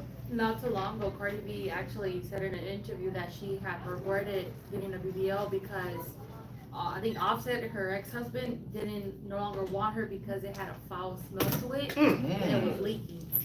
That booty was leaking. That booty meat. Oh, Yeah, because the fat, your body is breaking down. Yo, your body is crazy the way it works. Your body is made to reject what's foreign to it. But once you displace fat from your arm and put it somewhere else, your body is like, that don't belong there. Nope. It ain't that big. No, we have to break this down and get this out of here. Don't worry, I got you. Yeah, I got you. And then your pores open up and start to try to release that and break it down. That's how the body works. So you walking around smelling like BBL. Ugh. That's the new cologne, BBL cologne. What fragrance you got on, sis? BBL. Not Bath and Body Works. That's BBW. Not BBW. You got on BBL. But wisdom says, don't do that, sis. Wisdom say don't put the weave in because no matter what you think about a weave, as soon as that stuff touch your scalp, it's breaking down and it's leaching into your head. That's what wisdom says. But foolishness says, you know what? I gotta get this bag and I gotta look a certain way. And then you start talking fast. Yeah, and then you start sounding like a little mouse. Like a little rat. And you start acting like a rat. Right? So you trade it off. There's a trade-off. The world is about trading off. The world says trade morality and integrity and uprightness and just be who you are. You don't have to be integral anymore. You don't have to have a moral standard. Remember, the law of God is done away with. That's all moral. Think about it. Honor thy mother and thy father no longer it don't apply. Murder, it don't apply. Kill or be killed. Stealing, it just depends. That's subjective. It's conditional now. Yeah, everything is now a condition. Well, where's the nuance? What's the nuance in that? Well, what's the angle that you're trying to, nigga, don't steal. That's the angle I'm trying to show you. That's your private interpretation of it. Yeah, well, that's how you look at that. Well, how else is there to look at it? Don't murder people. Like, what are we doing? What we talking about? Yeah. Like, don't commit adultery with another man's wife. Like, what are we saying? Well, you know, there's conditions and nuance. Bruh. Huh? See, that's the person you can't trust around your wife. That's a nigga you can't trust at all. But there's nuances in whether I kill some, like, it's crazy. Some things are black and white, but the world tells you that you don't need to draw a line in the sand. We can blur the lines. Remember, the world is about obscurity and ambiguity. I messed it up. Where's Benaiah? Say it. Ambiguity. Ambiguity. Say it. Ambiguity. Use my dictionary. Ambiguity. Ambiguous. To be ambiguous. right? Like Prince, he was ambiguous. You couldn't tell if it was a little boy or a little young girl. He was ambiguous and androgynous. What's androgynous? Prince. It was a picture of Prince. Just put a picture of Prince. Androgyny at his finest. Right? It was like, is this a chick with a short haircut? Or is a light-skinned chick is this a light-skinned tender with a short haircut, or Who's that new chick? who's that joined chick? Revolution? Who's that new chick that joined? That's a dude. That's Mickey Free. That's Mickey Free. You gotta watch Dave Chappelle. All that androgyny, you couldn't tell if it was a man or a woman until you heard the voice and seen the stash, mustache, the knuckles. Yeah, like that. Those are man hands. The hell? Yeah. You gave him a hug. You're like, wait, them shoulders. Stiff. Them shoulders is real strong. But that's y'all bugging out. But that's the point of this world, is to make things ambiguous. We can't really tell you what it is. We don't want it to be defined. Male and female. Nah, bruh. They and them. There is no he and she. There is a we. What is it? On the birth certificate? You can't put male and female. What do you gotta put? They wanted you to put what? They? Really? Undecided? Huh? Did they? Undecided is wild. I know. It's not even a question. I know they had it to where it's like you don't. It don't say male question mark, female question mark. It's not a question. How can you put undecided? Damn. But that's this world, though. They want you to not make a stand or stand for anything. Remember, why halt you between two opinions? If God be God, then serve him. If you need a hot or cold, I'll spew you out. You can't ride the fence. The world wants you to ride the fence. And when it's good on this side, hop on this side. Then hop back on the fence when it's getting weird. Then when it's good on this side, hop over here real quick and play the fence. Play both sides.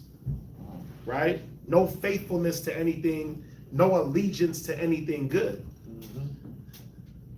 That's what this world is predicated on. You got to see it. It's up to you to see it. What? There was I don't know if you ever seen a TV show called Black Mirror. They got a new season. Yeah. Yo, Well, I haven't checked that. insane. the first season, Yeah, number 2, yeah, is called 15 Million Merits. yeah. I'm gonna say, don't let the kids look No, at no, it, the but kids watch it. this is it's actually pretty. I can read it to you real quick. It says, a sarcastic version of a future reality. Everyone is confined to a life of strange physical drudgery, like we working today. Yeah. It says the only way to escape this life is to enter Hot Shot Talent Show and pray you can impress the judges. So basically, it talks about how you can get into the show, but it shows that how one little lady gets into it and they flip her, and it's pretty devastating. Yeah. When you see that. Black Mirror is a good show. Black Mirror. Black You Mirror. never The seen first Black season, Mirror? number 2.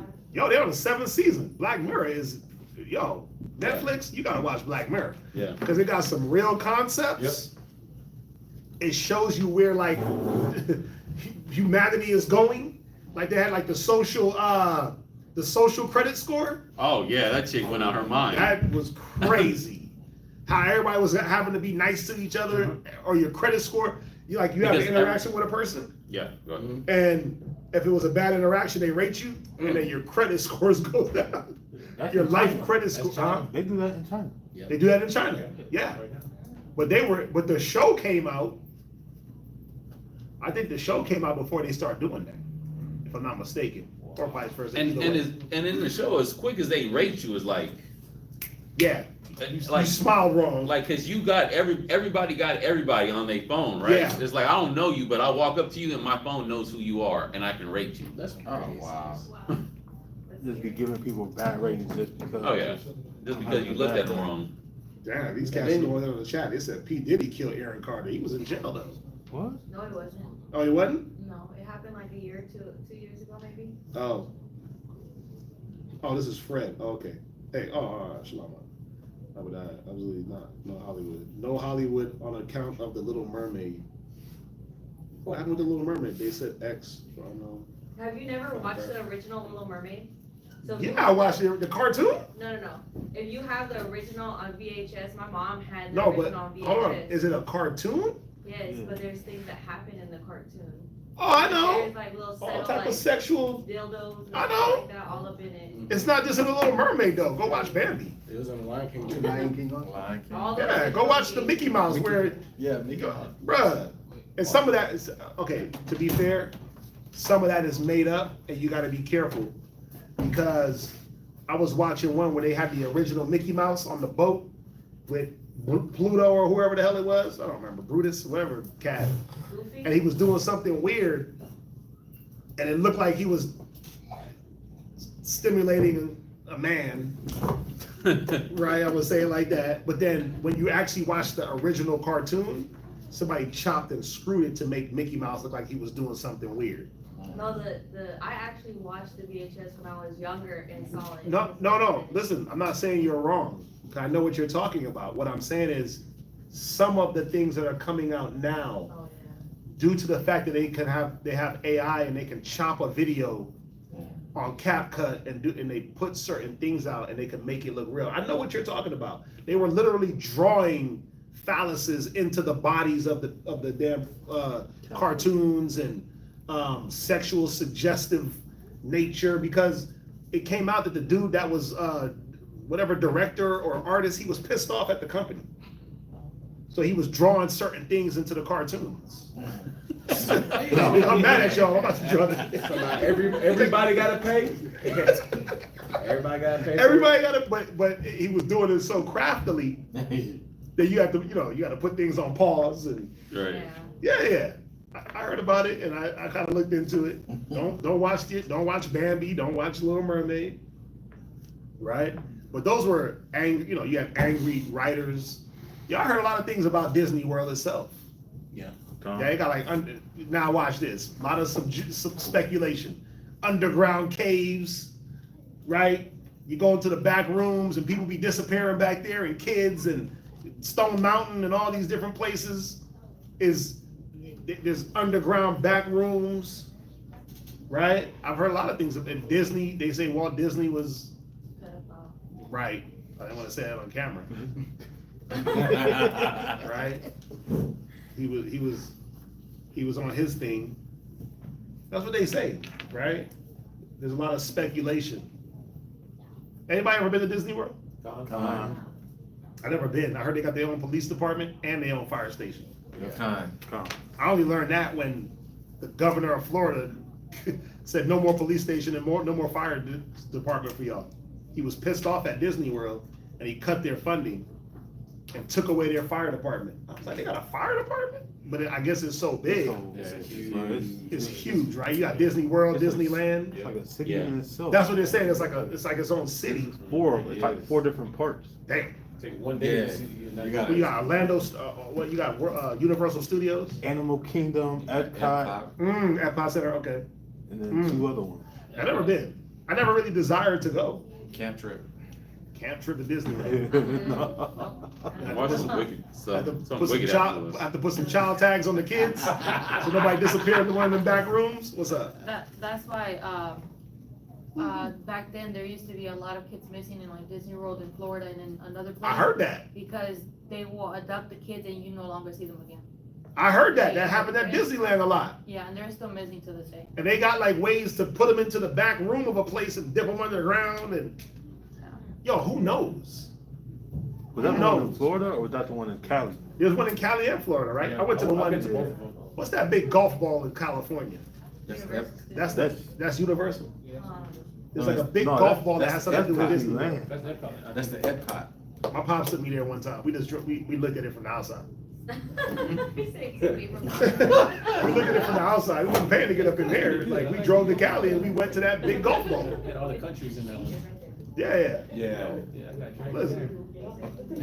But I heard that there was a lot of abductions at these places, and they got like underground back rooms, and they got hidden walkways and different I mean, yo, if the mall, don't the mall got hidden walkways? You could be on one side of the mall and then in 3 seconds be on the other side and nobody know how you got there. So if the mall can do it, why can't Disneyland? That's that color. Disneyland. That's the best. That's Universal. Yeah. Universal. They got back roads and underground tunnels. I believe they do. They have to. About Washington. I'm pretty sure they got an underground railroad, transport goods. No, I was just gonna say the stadiums got underground tunnels and stuff. So Yeah, the stadiums airports. got it. Yeah. Them airport back tunnels is crazy. I deliver down there a lot of times. Where? Under The stadium. stadiums. Yeah. Really? Yeah, I go under. What stadium? Toyota? No, yeah. You can drive right under it. Oh, yeah. You got a security guard Underneath it? Yeah. They got restaurants and Yo. stuff down there, Got too. restaurants. Okay, I do know that because when I used to go to the Pepsi Center, they had the bar. It's called the Rock something. That was underneath the Pepsi Center. There's a place out, I mean, there's an area they call the tunnels out here. Yeah, I haven't been to. Yeah, downtown. We need to go do that. But you Yeah. can only go. You can only go during the work hours. 'Cause Yeah, but we should go tried do to that one day. We tried to go and it's They closed. close it, but it leads. Yeah. You'll be on one side of downtown. You go underground and come up another side. We should do that one Go day. through the mall. Go through the mall. You can go all the way down because What mall? downtown mall. I don't know. It's what's not the mall. Galleria. No. It's This is it's- downtown It's in Houston. downtown. It's a little mall in downtown. Yeah, Downtown. that's where So you start. You can start. You can go into the ground because there's a lot of restaurants down there. Yeah. Because I used to go down there and eat. Yeah, people keep Really? Yo, that's dope. You just gotta be careful because Huh. you can definitely get lost. A lady had These mentioned, stories. a lady had mentioned that they have different entrances. You just have to remember which entrance you actually entered from, so you don't come out through a different one and get lost. Yeah. So she actually recorded the way where she entered, so she doesn't forget where she actually came in from. She came in from a restaurant. Hey Alexa, how do I get home? That's what I'll be on. Right. Hey Alexa, how do I get home? Lilac Street, Right. San Jacinto. But think about it. Anybody ever been to New York and rode the subways? Oh yeah, that's crazy. Yo. And that's not even like, those subway systems are not even like the highest level of underground. The European underground railroads was on a different level. But them New York subways, when you get to a certain stop, there was one called Broadway Junction. I used to take this train to go to school, get to Broadway Junction, and the steps went like this. Like when you look down, you did one of these and you was like, whoa. Because the incline was so steep. Anybody that ever went to Broadway Junction, the incline was so steep, it went so deep into the ground. And it's levels and levels and levels, and you went down into that ground. Deep, like trying to run for your train to come up. Good night. You out of breath, you missing steps. But it was a deep, deep, deep dive into the ground. And that was just on one level. And they had trains that was like the J train. You had the A and the L, you had the A train and the C train down at the very bottom. You had the J, you had the F, you had all these different trains. It was like they call it the junction, Broadway Junction, but it met all these different train lines. You had trains on top of trains. One line going this way, one line going this way, one line going into Brooklyn, one hitting Queens, one hitting the city. But it was levels of trains. And I'm like, yo, this is crazy. How deep does this thing go? Because even underneath the lowest train, there's still tunnels and stuff underneath. Oh, yeah. For them to be able to get underneath and do train work and do all these different things. You can see it. You ever jump into the tracks? We used to play on the tracks. We knew the rail not to touch. We knew the rail not to touch. The third rail, we know what rail not to mess with. We used to play on the train tracks, but we used to see there's tunnels underneath the train tracks. And you talking about you're in the ground already. It's immense. It's more than what you think. So imagine if somebody wanted to disappear a person. Yeah, man. But that's how they used to do a lot of in Europe. Those underground railways. That's how they moved a lot of goods and they moved a lot of military. They say a lot of people escaped certain situations through those underground tunnels. Anyway, we getting off track. We're talking about Disneyland and tunnels. Thank you for these open topics to keep us all in the spirit today. Yeah, I like talking about stuff. I like talking about open topics, man. Look, we could make this thing. Oh, she got some more. She about to make us go on no field trips. Go ahead. So this is going back to the birth certificate. So they started issuing new birth certificates in different states where they do have the option for male and female and also for non-binary. Most of them have issues where it's the X that is considered non-binary or it's just a dash that's considered non-binary. Okay. And the person, who was this? The brother Paul, he said it, they said X for unknown. Yep. People don't know what their kids is when they come out. Well, that because they don't want to subscribe to them, subscribe a gender. Yo, bro, who was on that? And I'm so damn ashamed. Young, what's his name? The Snowman. Young Jeezy was on that. He let Jenny Ma put him on the whole. Yes, they were on that. Damn. Like, we're not gonna subscribe a gender to our daughter. I'm like, nigga, you the Snowman. Bro, no. You a Atlanta thug talking about no gender. Oh, wow. Bruh, but he let that damn Asian woman, shit, she played with his mind, bruh. Because now they divorced. He barely, he got to pay all that child support. But they was on that. They was on that whole no gender thing for their daughter. Yeah. Crazy. You supposed to be a thug. You supposed to be a killer. You supposed to be a drug dealer. But you don't believe in genders. But it just shows you that they ain't really about what they talk about. And they'll be swayed by these nations easily. Easily, man. It's easy work, right? It's easy work when it comes to the black and Hispanic man in this country. Where we at? Psalms 125, verse 4. Right? Do good, O Lord, unto those that be good, and to them that are upright in their hearts. As for such as turn aside unto their crooked ways, the Lord shall lead them forth with the workers of iniquity. Yeah, he that runneth with fools shall be a fool. I mean, it's just that simple. You walk with iniquity, you're going to become iniquity yourself. It's just that simple. Go ahead. But peace shall be upon Israel. Peace shall be upon Israel. Go ahead. Psalms 126, verse 1. And then you're next. Go ahead. When the Lord turned again the captivity of Zion, we were like them that dream. Right. When the Lord takes away that captivity, it's like a dream. Come on. Then was our morning filled with laughter. Mouth. Oh, excuse me. Then was our mouth filled with laughter, and our tongue was singing. Then said they among the heathen, the Lord hath done great things for them. This is what we're waiting on. The captivity to be finally turned. But can you imagine when we got pulled up out of Babylon? How happy they were? When it was, okay, y'all can leave Assyria, when y'all can leave Babylon. The Greco-Roman, the Greeks are now no longer in power. You could imagine the joy, the mirth, the laughter. Nehemiah being able to rebuild, but then you could also imagine the hate. Because they did deal with hate from their own. We ain't letting you build. We're not gonna let you rebuild. We're not gonna let you prop yourselves up. Go ahead. The Lord hath done great things for us, whereof we are glad. Turn again our captivity, right, O Lord, as the streams in the south. They that sow in tears shall reap in joy. He that gotten forth, can you imagine? Goeth forth. Can you imagine just in the deep south slavery, our people in them fields crying, sowing those fields and crying while doing it? Like I said, you ever just sit back and wonder, like, really, like, because you watch movies, right? Y'all all watch movies. It's hard for me to watch like those slavery movies.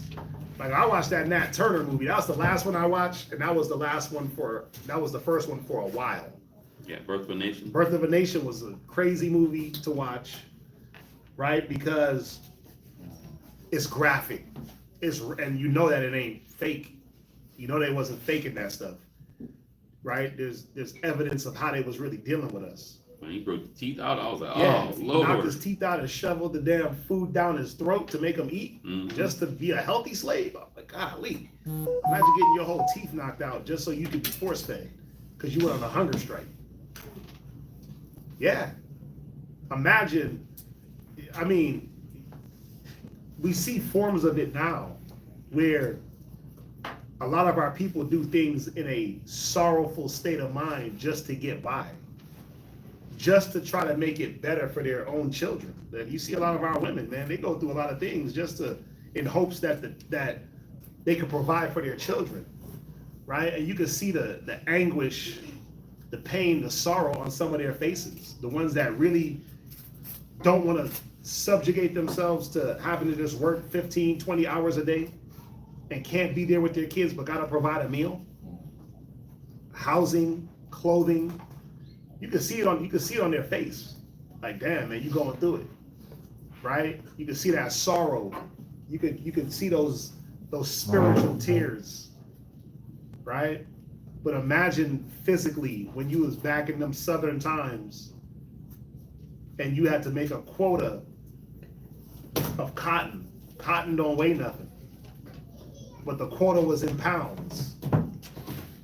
You had to have a certain amount of weight in the cotton that you pick daily. You know, anybody ever experience a cotton bush? Mm-hmm. Yo, it's prickly. It's like touching a rose bush.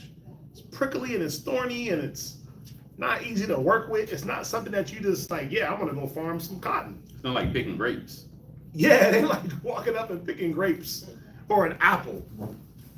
It ain't like that. And then it's, you picking off the cotton and you imagine you doing that and your baby is barely able to walk, barely even able to understand what he's out there doing, dying of heat.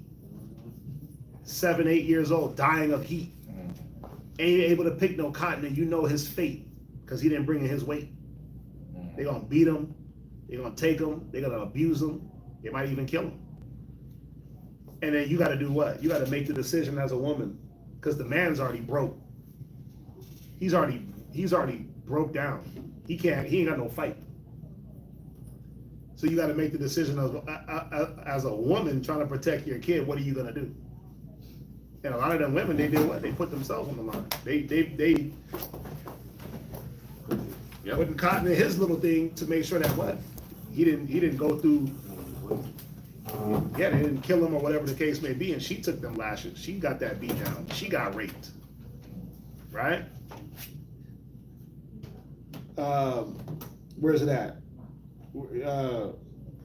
They that sow in tears shall reap in joy. Go ahead. Verse 6.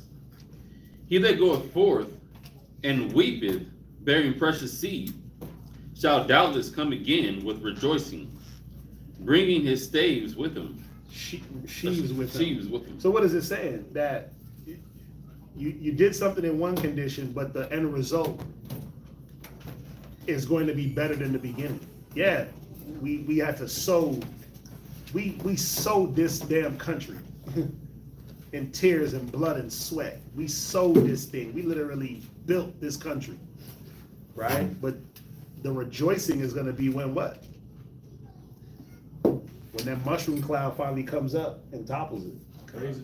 When it all comes down, that's going to be the joy, right? The product that comes from that sowing and sorrow and tears and the lack of joy and all that is going to come to an end at some point, right? It says he shall doubtless come again with rejoicing, bringing his sheaves with him. You're going to get something out of it, is the point. Where we at? 27. Go ahead. Where do I go to? You read the verse 3. Psalms 127, verse 1. Except the Lord build the house, they labor in vain that build it. Right, wisdom buildeth their house. What is that, Proverbs 16?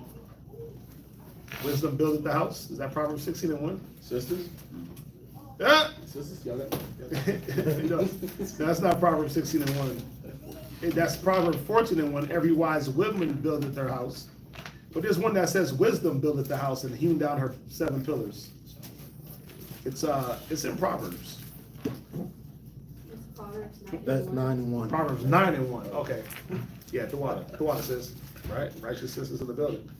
Right, I'm gonna read this. Proverbs 9 and 1. Wisdom had builded her house. She hath hewn out her 7 pillars. She killed her beast. She mingled her wine. She had also furnished her table. She hath sent forth her maidens, she crieth upon the highest places of the city. Right? So, except the Lord, except for that house is built in the image of the Lord, the wisdom of the Lord, it's in vain. It's going to fall over. Right? And we got to look at, and that's spiritual. Look at your spiritual and physical house. Physically, what is it founded on? Well, we know what it's founded on. Dirt and gravel and cement and this and that and the third, but how are you building it in the physical? What's in it? Right? What are you doing inside of it? Because it all translates spirit, physical, spirit. It all translates. What am I doing in the spirit to make sure that my house is containing wisdom? Am I using my house as a shield to do wickedness? Right? Some people do. I'm hiding behind my walls. I got the walls, they hide me. That's not wisdom. That's foolishness. Because when the Most High wants to, he'll send that plague through them walls. And he'll rip that house apart. In the forms of floodings and fires and just degradation, right? But wisdom is what's supposed to keep that house functioning. That's what it's supposed to be founded on. Christ is the foundation. Right? We read that in, what is that, 1 Corinthians? About the wise master builder. What is that, 1 Corinthians 6? It's funny, I be reading this stuff and my brain just, it's just I'm quoting it. You said I'm a wise master builder. There's no foundation but the foundation of Christ. 3 and 10. 1 Corinthians 3, right? Okay. So read it. You read it real quick. 1 Corinthians 3, verse 10. According to the grace of God, right, which is given unto me, as a wise master builder. Right. So, except the Lord build a house, they labor in vain that built it. So, what is it translating to? Well, I have to be building in the wisdom of the Lord, the wisdom of the Most High. How did he say to build it? What did he, remember, it said wisdom hewn out her 7 pillars. What do pillars do? Support. So is the house supported? 7 is just the number of completion. There's a complete support for this house. It said it had killed her beasts. So what is wisdom telling you to do? It's telling you what to eat. Right? It's telling you, wisdom tells you what to eat. Wisdom says don't eat swine. It's not good. Cloven-footed, chew the cud. Scales and fins. That's what wisdom says to do. Right? It says it's mingled her wine. Wisdom tells you what to drink and when. Right? Well, remember we go to Ecclesiasticus and we read about drinking and in season and wine maketh merry and don't overdrink in moderation and woe to him that rises up early to drink wine and strong drink. Remember? That's wisdom. So wisdom tell you what to drink. Say drink wine for your oft infirmities and for your stomach's sake. Right. I'm often infirm. And that La Shabar wine is, right? You gotta give it the chef's kiss, right? Man, this girl kept saying that to me in the mall. And I chef's kiss? Yeah. And it's like I was missing perfection, like chef's kiss, like perfection. It's like I put. It's like, ooh, chef's kiss, and I'm like, yeah, it's like perfection. But it's like while I'm rubbing it. Yeah. Oh wow, that's a different kiss. It's like, and I'm like, huh? You actually what the chef kiss me? It's like a kiss. It's like perfection. No, but I thought she was saying like just kiss. Oh no, like the chef's kiss. He like sprinkling it. Yeah, but then she. It's like you gotta kind of be Italian to know that. I'm a little bit. I was like, what you saying? I was like, wow. I like you saying just kiss. Just kiss. No, and then she was like, no, chef's kiss. You know, like, and then she started doing like what you was doing. Yeah, you gotta watch more old cooking shows, right? And they say something like, "Cause I'd see her," or something. Yeah, I'd see. Yeah, maybe. Maybe. I don't know. Yeah. I think I made that part up. Yeah, it just means like basically. These guys coming in looking in order, in silence. Oh no, they face y'all run them around the building. Yeah, that man is sweat. Wow. Look at that about. I used to have a jacket on them like it ain't hot outside. Whoa. Yo, what did y'all do to them? boot camp. That's crazy. Oh, hey, you look like Very you through rosy it. in the face. They're out there doing push-ups. So if you want your children to be in order, bring them to class on Saturday. The sisters, I'm doing burpees out there. One Yasharala, Yeah. two Yasharala, three Yasharala. Niggas stuff is just so damn hot out there. Some of them are afraid of the sun. Go ahead. Sun was poking them. Read. I have laid the foundation, Right, and another buildeth thereon. right. But let every man take heed how he buildeth thereupon. And that's the point, is did the Lord build your house? Did wisdom hewn out its 7 pillars and mingle its drink and slay its beasts and send out the maidens to get the work done? Is it done in wisdom or is it done in folly? Is it done in carnality, in haste? And that's what we got to ask ourselves. How is our houses built? What is the foundation? Go ahead. For other foundation can no man lay than that is laid. Yeah, you can't lay on another foundation. That's the point. The foundation is laid. If your foundation ain't Christ, then guess what? It's going to fall anyway.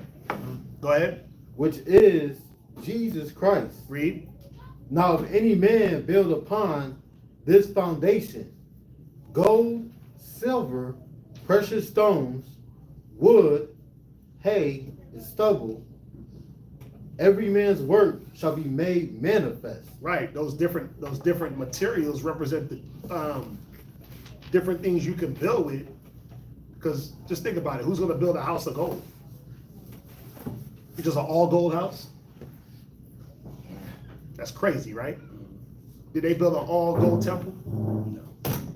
It was overlaid with gold, yeah, but they had to have something inside the gold. Stronger metal. Gold ain't strong enough to support a house. I want a gold mansion. Nigga, that mansion gonna fold up. Once you put the second floor on it, it's over. Right? So you gotta have some type of balance of the different materials. Not one over the other, but am I balancing out because you might need wood in one place. You might want gold somewhere else. But you can't put the gold where the wood is. See, a wise master builder is saying, I'm building for the situation. So I might throw an all glass wall on the south facing. Why? To suck in all that heat.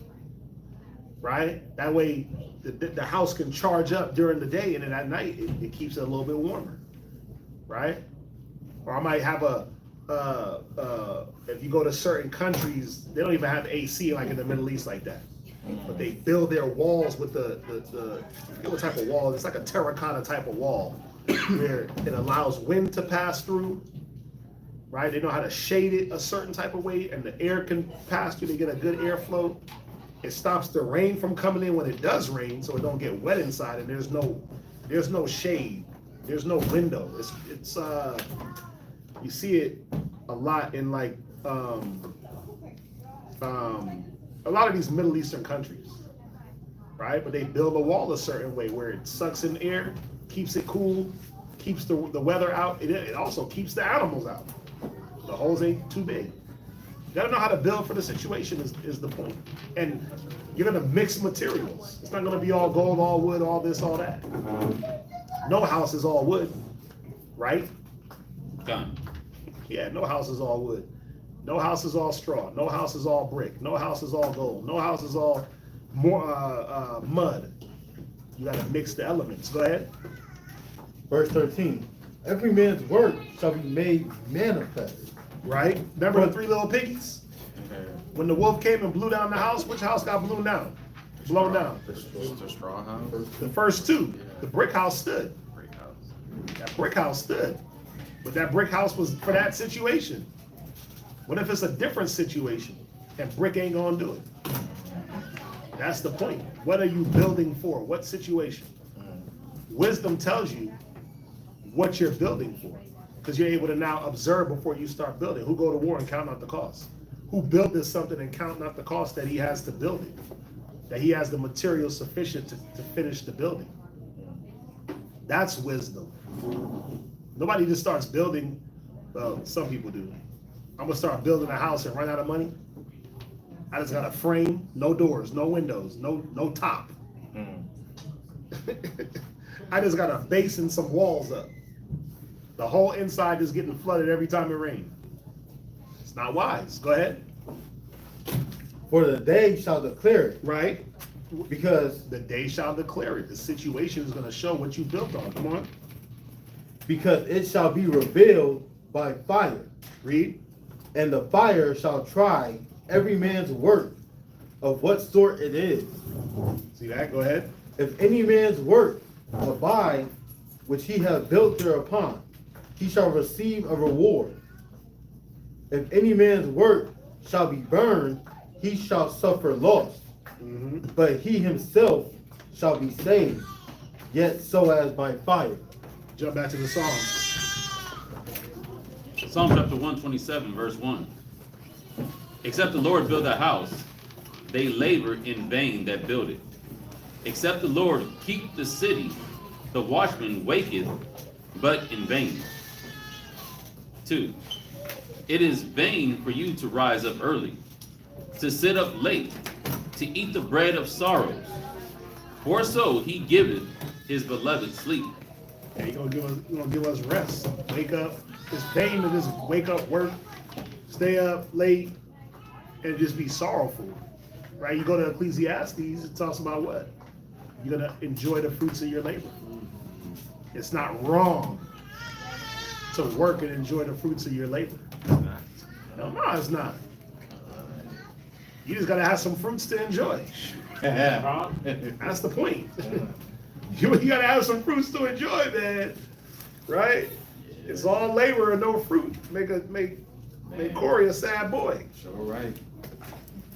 But sometimes it be like that. There's seasons of all labor, and you gotta wait to get those fruits. And that's the point. We want the fruit when we want it.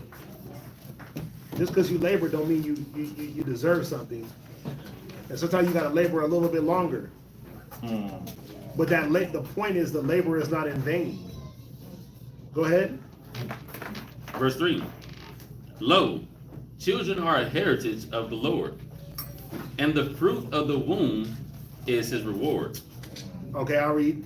As arrows are in the hand of the mighty man, so are children of the youth. Right? So arrows in the mighty man's hand is what? That's that weapon. That's going to take the enemy out. And the more arrows he has, the better chance of taking out the enemies he'll have. Now, this don't mean go out and just start having a bunch of kids, spreading the fruits of joy, right? Tokens of love. Enjoying the lunches. Yeah, bro. Like, some guys gotta stop it. They go here, like, see, this is justification of my 13 children. No, brother. It say wisdom build the house, lest the Lord build it. Right? The children are part of the house. You don't need to have 13, 14, a tribe. I got my own 12 tribes. Because now, yeah, even though children are a blessing, are you turning that blessing into a curse? Because you can't support those children, you can't give them the attention financially, emotionally, right? The emotional support they're gonna need. Just because you have them don't mean that they're a blessing. You gotta make them a blessing. They gotta be taught. Right? Well, I only got time for 6 of them. Why you got 12? Why you got 10? You only got the mental capacity to deal with 1, but you talking about in the future you might have a few more. Come on, that's crazy. You got to think about it. The wise thing is, wait a minute, let's slow our rolls. You know what I'm saying? Let's slow our rolls and just deal with what we got. Yeah, a parent of a first child. Parent of a first child, right? Verse 5, happy is the man that hath his quiver full of them. They shall not be ashamed, but they shall speak with the enemies at the gate.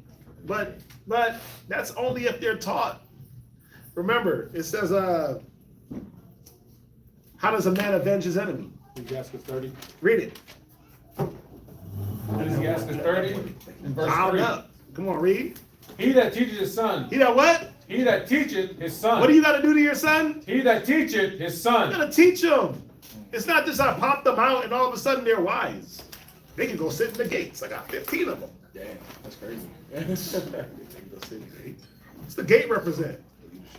The leadership, the defense. You gotta teach them to go sit in them gates and meet that enemy. Go ahead. Grieve it, the enemy. Come on. And before his friends, he shall rejoice of him. Is that it? That's verse 3, yes. Right. Happy is the man that hath his quiver full of them. You're only happy if they're a blessing. You're only happy, it says, 30, what does verse 1 say?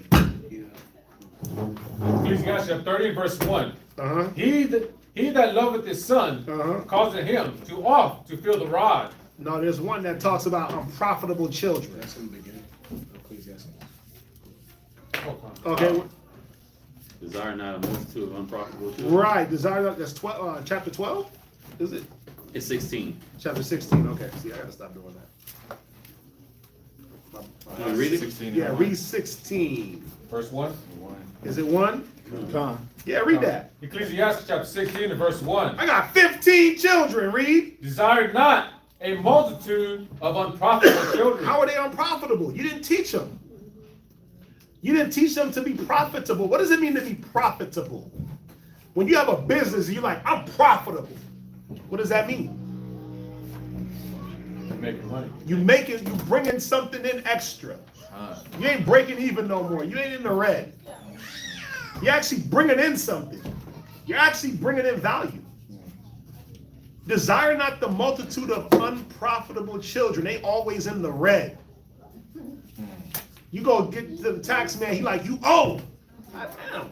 I have 15 of you. How I owe? I'm supposed to be getting child credits. They sucking up all the child credit because they wicked. You don't get no credit for the wicked ones. Because you didn't teach them how to be profitable. Go ahead.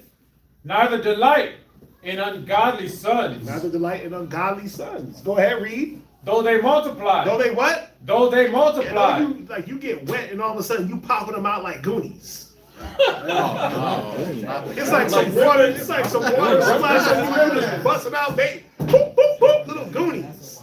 Little gremlins. Little gremlins. Oh, I said Goonies? Yeah, little gremlins. Little bad lion bastards. Who's it? No, it was the Bad Boys. It was a bunch of little mini mics. He's talking about Mike Lowry and Bad Boys. He said, you ought to pop out a little bunch of lion bastards. Little violent lion bastards. Bunch of little mini mics. Right? But that's what you popping out a bunch of you. You ain't teaching them. They're representing you and not even being taught.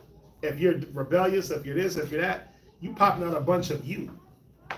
Right? So it says, don't they multiply? Come on. Rejoice not in them. Come on. Except the fear of the Lord be with them. Right. They're unprofitable unless the fear of the Lord be with them. It's unfortunately, right? Like I got 5 kids of my own loins. Right? I got 5 kids, and I hope that at some point they show their profitableness. Right? But at some point they got to make a decision, and it's like, well, yeah, it's on them, right? Yeah. It's on them to be profitable in this life. It's on them to have the fear of the Most High. At the end of it, you can only teach so much until the person has to make their choice.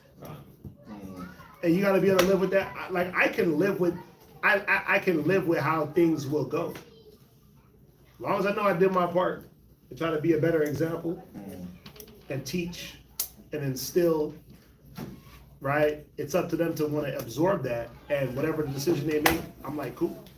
That's you. That's your life now.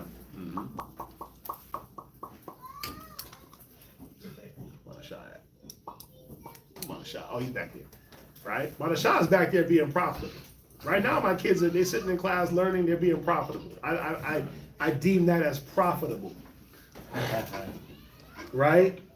But they got a decision to make, that they can continue in this life or they can just go make their own life and do their own thing. Go ahead. Trust not thou in their life. Damn. They say if they want to be ungodly, don't trust in their life. You can only throw them as far as you can trust them. As far as they, as much as they As far take, as you can throw 'em. right, trust them as far as you can throw them. As much as they want to take in the Most High's knowledge, is as far as they can be trusted. Go ahead. Neither respect their multitude. And you can't respect their multitude, their number. Well, we got grandbabies now.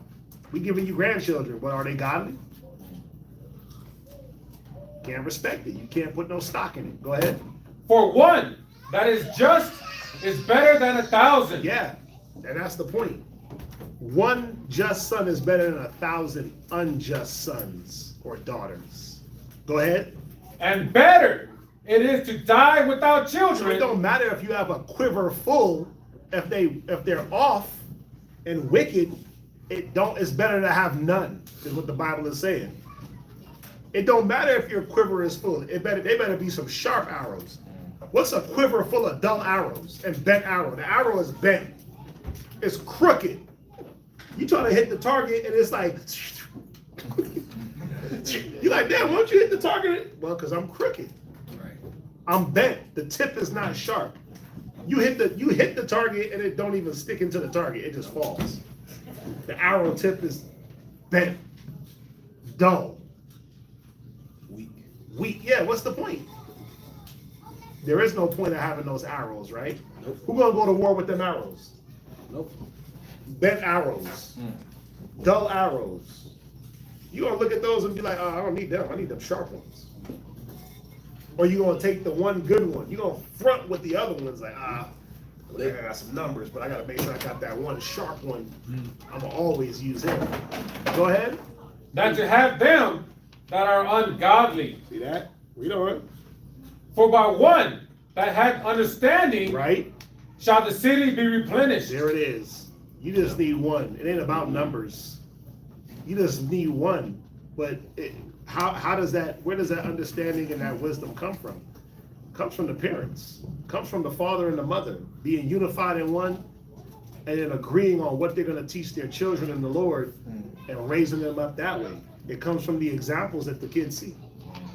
Go ahead. But the kindred of the wicked shall speedily become desolate. Damn.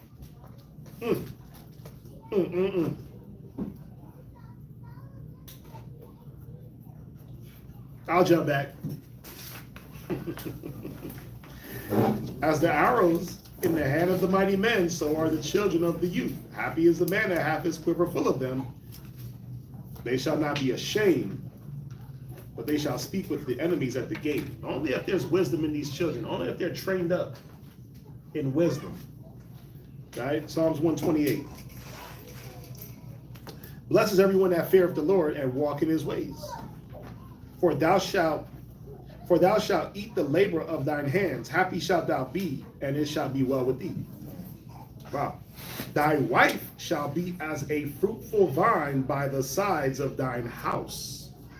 Right? If anybody knows about a vine, like vining plants, like grapes grow on vines. What else grows on a vine? Okay, we'll put that to the side. What else grows on vines? Watermelon. Y'all might have to come to my house and look at how a strawberry grows. It's not on a vine. No. Watermelon. Strawberries don't grow on vines, but watermelons grow on a vine. Tomato grow on a vine. What else grow on vines? Right, cucumbers grow on a vine. Right? That vine can grow infinitely. Right? Your squashes grow on a vine. They can grow infinitely if you provide them with the right conditions. I got these squash that are growing right now. You gotta see this vine. I have to actually cut it because it was growing off the side of the bed. That thing is the length of the bed. I got one garden bed in the back. It's about 6 feet. That vine, I have it in a corner here, and it goes all the way in one direction that way. Then it vines out this way, and then it was vining out that way into the grass. I have to cut it out the grass, cut it out the bed, and just kind of string it up to let it go. And I might have to just cut it again because in 2 weeks, that thing is like vines everywhere, right?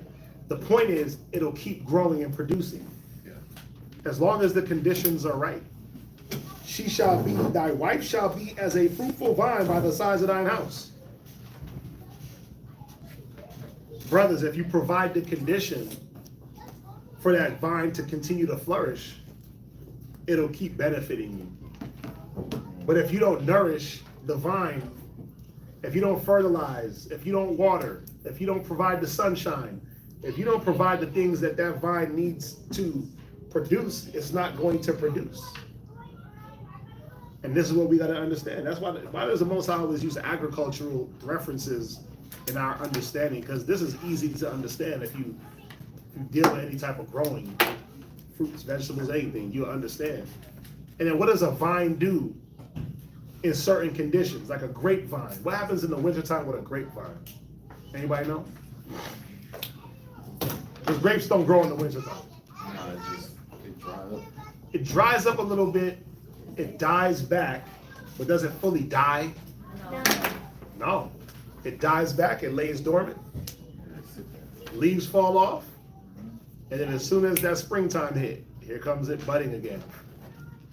Right? As long as you don't allow it to freeze, the ground to get too cold and freeze it up, as long as nobody don't come and cut it down, it'll lay dormant. As soon as that sunlight hits, the soil warms up, here it goes, reproducing again for you, over and over, year after year, right? It'll keep going as long as you, I'm gonna keep saying it, as long as you provide the conditions. You're the husbandman, brethren. Provide the conditions for that vine to continue to produce, to continue to benefit you. Provide the conditions, right?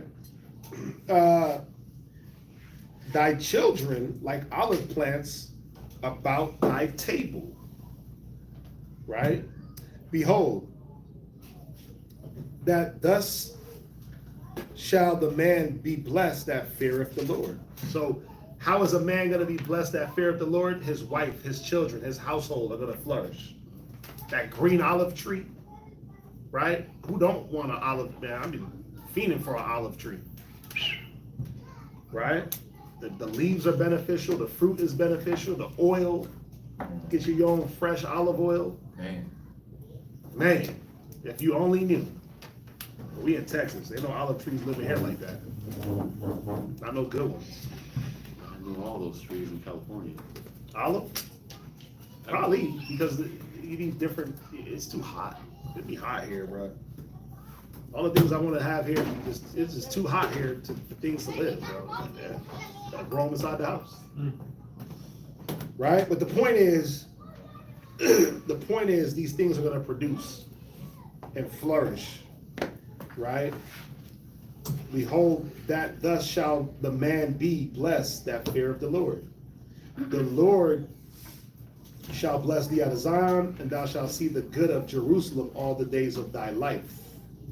Yea, thou shalt see thy children's children, and peace upon Israel.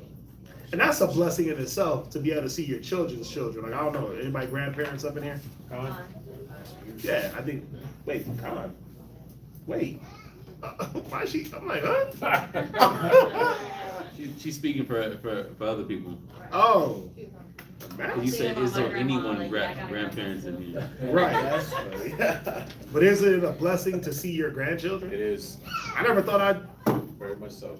I never thought I'd be a grandpa.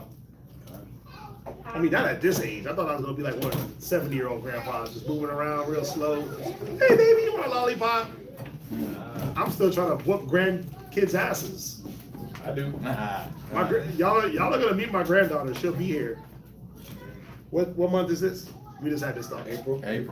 So I gotta remember this because they're gonna be here next month. So y'all might meet her. Y'all might meet her in May. Yeah. Y'all might meet her. But yeah, it's crazy. I never thought I would. Different love. I thought I'd be a granddaddy. And I'm not even old. That's the crazy part. It made me old before time. I've been a grandpa for like 4 years. Damn, bro. How old am I? I'm 40. How old am I? 42. I was a grandpa before I hit 40. 43. That's crazy. 30-year-old grandpa. That's wild, bro. Come on. That's all the show. 30-year-old grandpa? Don't steal the title. You came up with 2 good. Don't steal it. Right? But I'll put this away. You said what? You said ain't that new? And the 20-year-old grandpas, right? 20 with a grandchild? Oh, Yeah. no, That's crazy. That's wild. Hey. Anyway, any questions on off the reading? Biological. Can't even do it. I know it's possible. All things are possible. To him that believeth. To him that believeth. All things are possibilities. No questions. That's crazy. You and the kid was just acting up at the same time. So it's possible through cloning. Fruit don't fall from the tree. It's possible through cloning. What is? I don't know what y'all talking Kids that get pregnant at 10, 11 years old. I ain't gonna say you got kids getting pregnant at 12. Yeah, kids get pregnant 9, 10. Yeah. Okay, but how you have At 20 though? They follow up your footsteps. Yeah, I know, but this guy is. you trying to quantify it? This guy. I'm saying, you know. So if a kid, okay, let's not even go there. I don't even want to speak on this topic right now. That's crazy.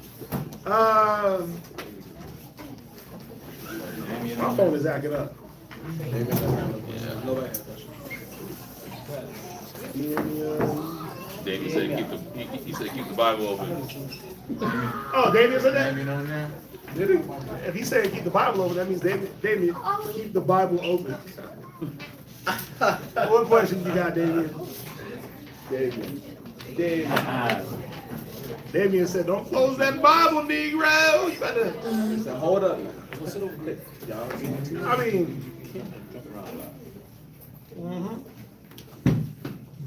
Wagwan, you know me, I'm always ready. Last week I wasn't having it though. Y'all gotta understand the cat that was in the chat last week. Bro, you gotta have like a high level of just wanting to deal with debauchery when you're talking to him. A high level of just wanting to deal with He followers. was worse than Patrick. Yeah. Oh, man. He's worse than Patrick. Patrick ain't nothing. He just be saying stuff. He call stuff out there. So, Yeah, we have to just catch up. The reason why we read so many chapters this week, we have to catch it. We were behind the 8 ball with BA and them. I mean, that seems like that's it. That's good. Whatever the 5 ball, yeah. Where we at? We at that 28?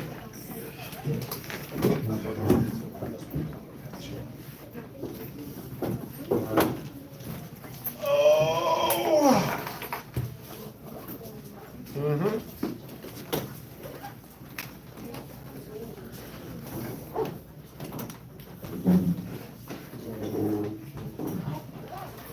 Mm-hmm. After this. Yeah, you can do that. And as a congregation just said. Go ahead. Yahweh, in the name of Yahweh Shai. Yahweh, in the name of Yahweh Shai. Please listen to us right now. Please listen to us right now. I can do it in Hebrew. He's the Hebrew master. Okay. You gonna do it in English? Yeah, we're gonna move. Nah. Oh, that meant, look, that notes. You ain't share no notes with nobody. I got you. Don't ask them. No, not necessarily. Don't ask, don't tell notes are crazy. Go ahead. Yahweh, Yahweh, Bahashem, Bahashem, Yahushai, Yahushai, Babakashai, Babakashai, Shemai, Shemai, Nawa, Nawa, Aita, Aita, Salak, Salak, Salak, Salak, Micah Allah, Micah Allah, Wa, Wa, Ha, Ha, Alahayim, Alahayim, Lashamar, Lashamar, Barak, Barak, Rapah, Rapah, Hagun, Hagun, Wa, Wa, Aisha, Aisha, Chazak, Chazak, Ha'ain, Ha'ain, Shao, Shao, Yasharala, Yasharala, Gum, Gum, Shalak, Shalak, Al, Al, Nawa, Nawa, Rob, Rob, Hachama, Chachama, Rob, Rob, Dayaf, Dayaf, Rob, Rob, Bayana, Bayana, Rob, Rob, Patience, Patience, Rob, Rob, Amawan, Amawan, Rob, Rob, Akim, Akim, Wa, Wa, Rob, Rob, Ahab, Ahab, Rakha, Rakha, Allah, Allah, Wa, Wa, Salak, Salak, Call. Shaw. Kata Nawa.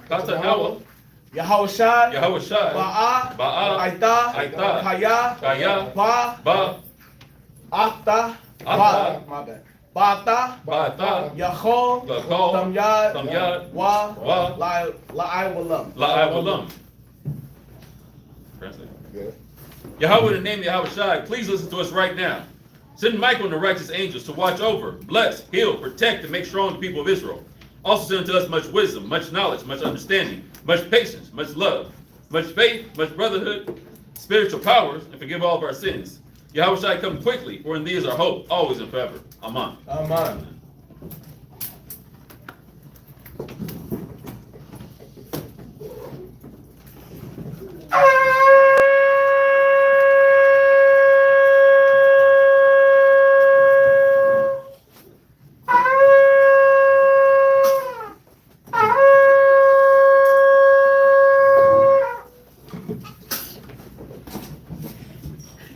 I might get upon you, your Rosh Hashanah. Rise and face Jerusalem.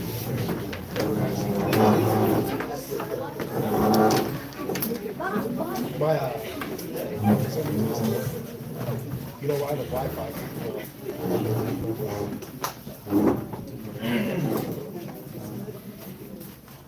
Come on.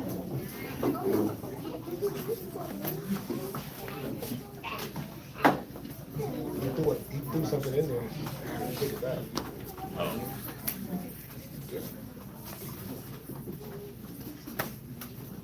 Yeah. You know? Barakatah Yahweh. Yahweh. Bahashem Yahushai. Bahashem Yahushai. Hawa'ah. Lethalanao. Hatarara. Blessed are you, Yahweh Shai. Bless Yahweh in the name of Yahweh Shai that gives to us the law. Barakatah Yahweh. Bahashem Yahushai. Hawa'ah. Lethalanao. A war. Lara'ah. Blessed are you, Yahweh, in the name of Yahweh Shai that gives to us the light to see. Barakatah Yahweh. Bahashem Yahushai. Hawa'ah. Lethalanao. Ha'ayah. Korah. La Korah. Ha'ain. Blessed are you, Yahweh, in the name of Yahweh Shai that gives to us the ram's horn to call the people. Barakatah Yahweh. Bahashem Yahushai. Hawa'ah. Lethalanao. Shaman. Zayah. Lamashat. Yasha'allah. That's blessed you, Yahweh, in the name of Yahweh Shai that gives to us the olive oil to anoint Israel. Psalms 92.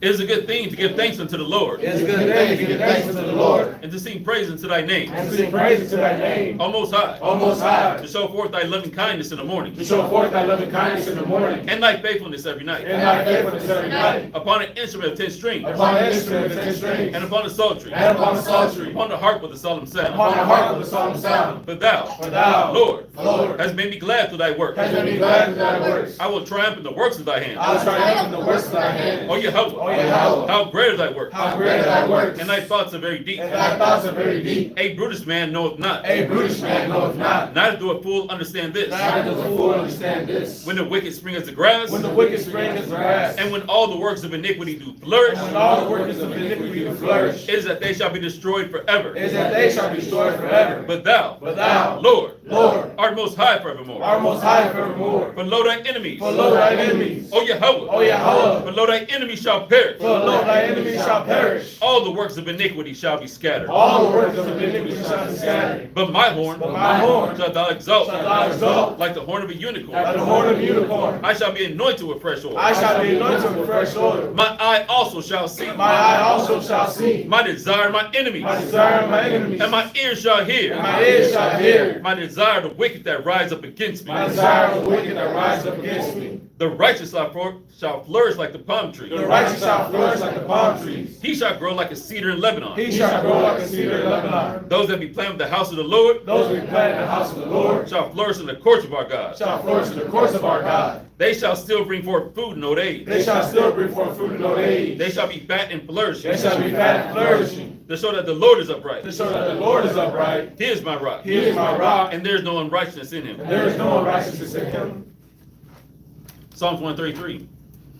Shayar, Shayar, Hamalawat, Hamalawat, Ladawad, Ladawad, Ana, Ana, Matawad, Matawad, Wama, Wama, Naayam, Naayam, Shabbat, Shabbat, Akim, Akim, Gum, Gum, Dakad, Dakad, Kashaman, Kashaman, Hatawad, Hatawad, Al, Al, Haraash, Harash, Yerad, Yerad, Al, Al, Hazakwan, Hazakwan, Zakwan, Zakwan, Aharan, Aharan, Shayarad, Shayarad, Al, Al, Panya, Panya, Madawatua, Madawatua, Kato, Kato, Karawan, Karawan, Shayarad, Shayarad, Al, Al,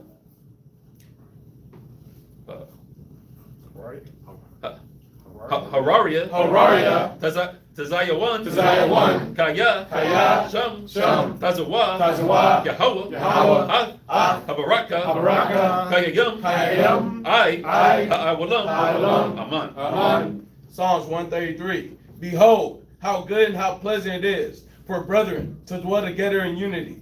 It is like the precious ointment upon the head that ran down upon the beard, even Aaron's beard, that went down to the skirts of his garments, as a dew of Hermon, and as a dew that descended upon the mountains of Zion. For there the Most High commanded a blessing, even life forevermore. Ba Shem Yahushai. Ba Shem Yahushai. The water. The water. Ham Yah. Yah. Aman. Aman.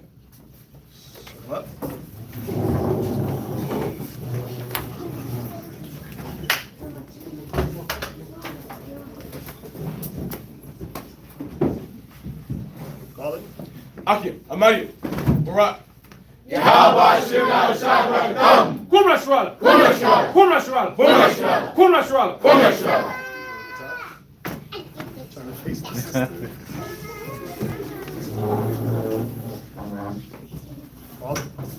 Saluting God, the daughters of Zion, men of Israel, Amari, Barak. Yahweh Shemarakan Yahweh Shem Yahushai. Yahweh Shemarakan Yahweh Hashem Yahushai. Everybody alive?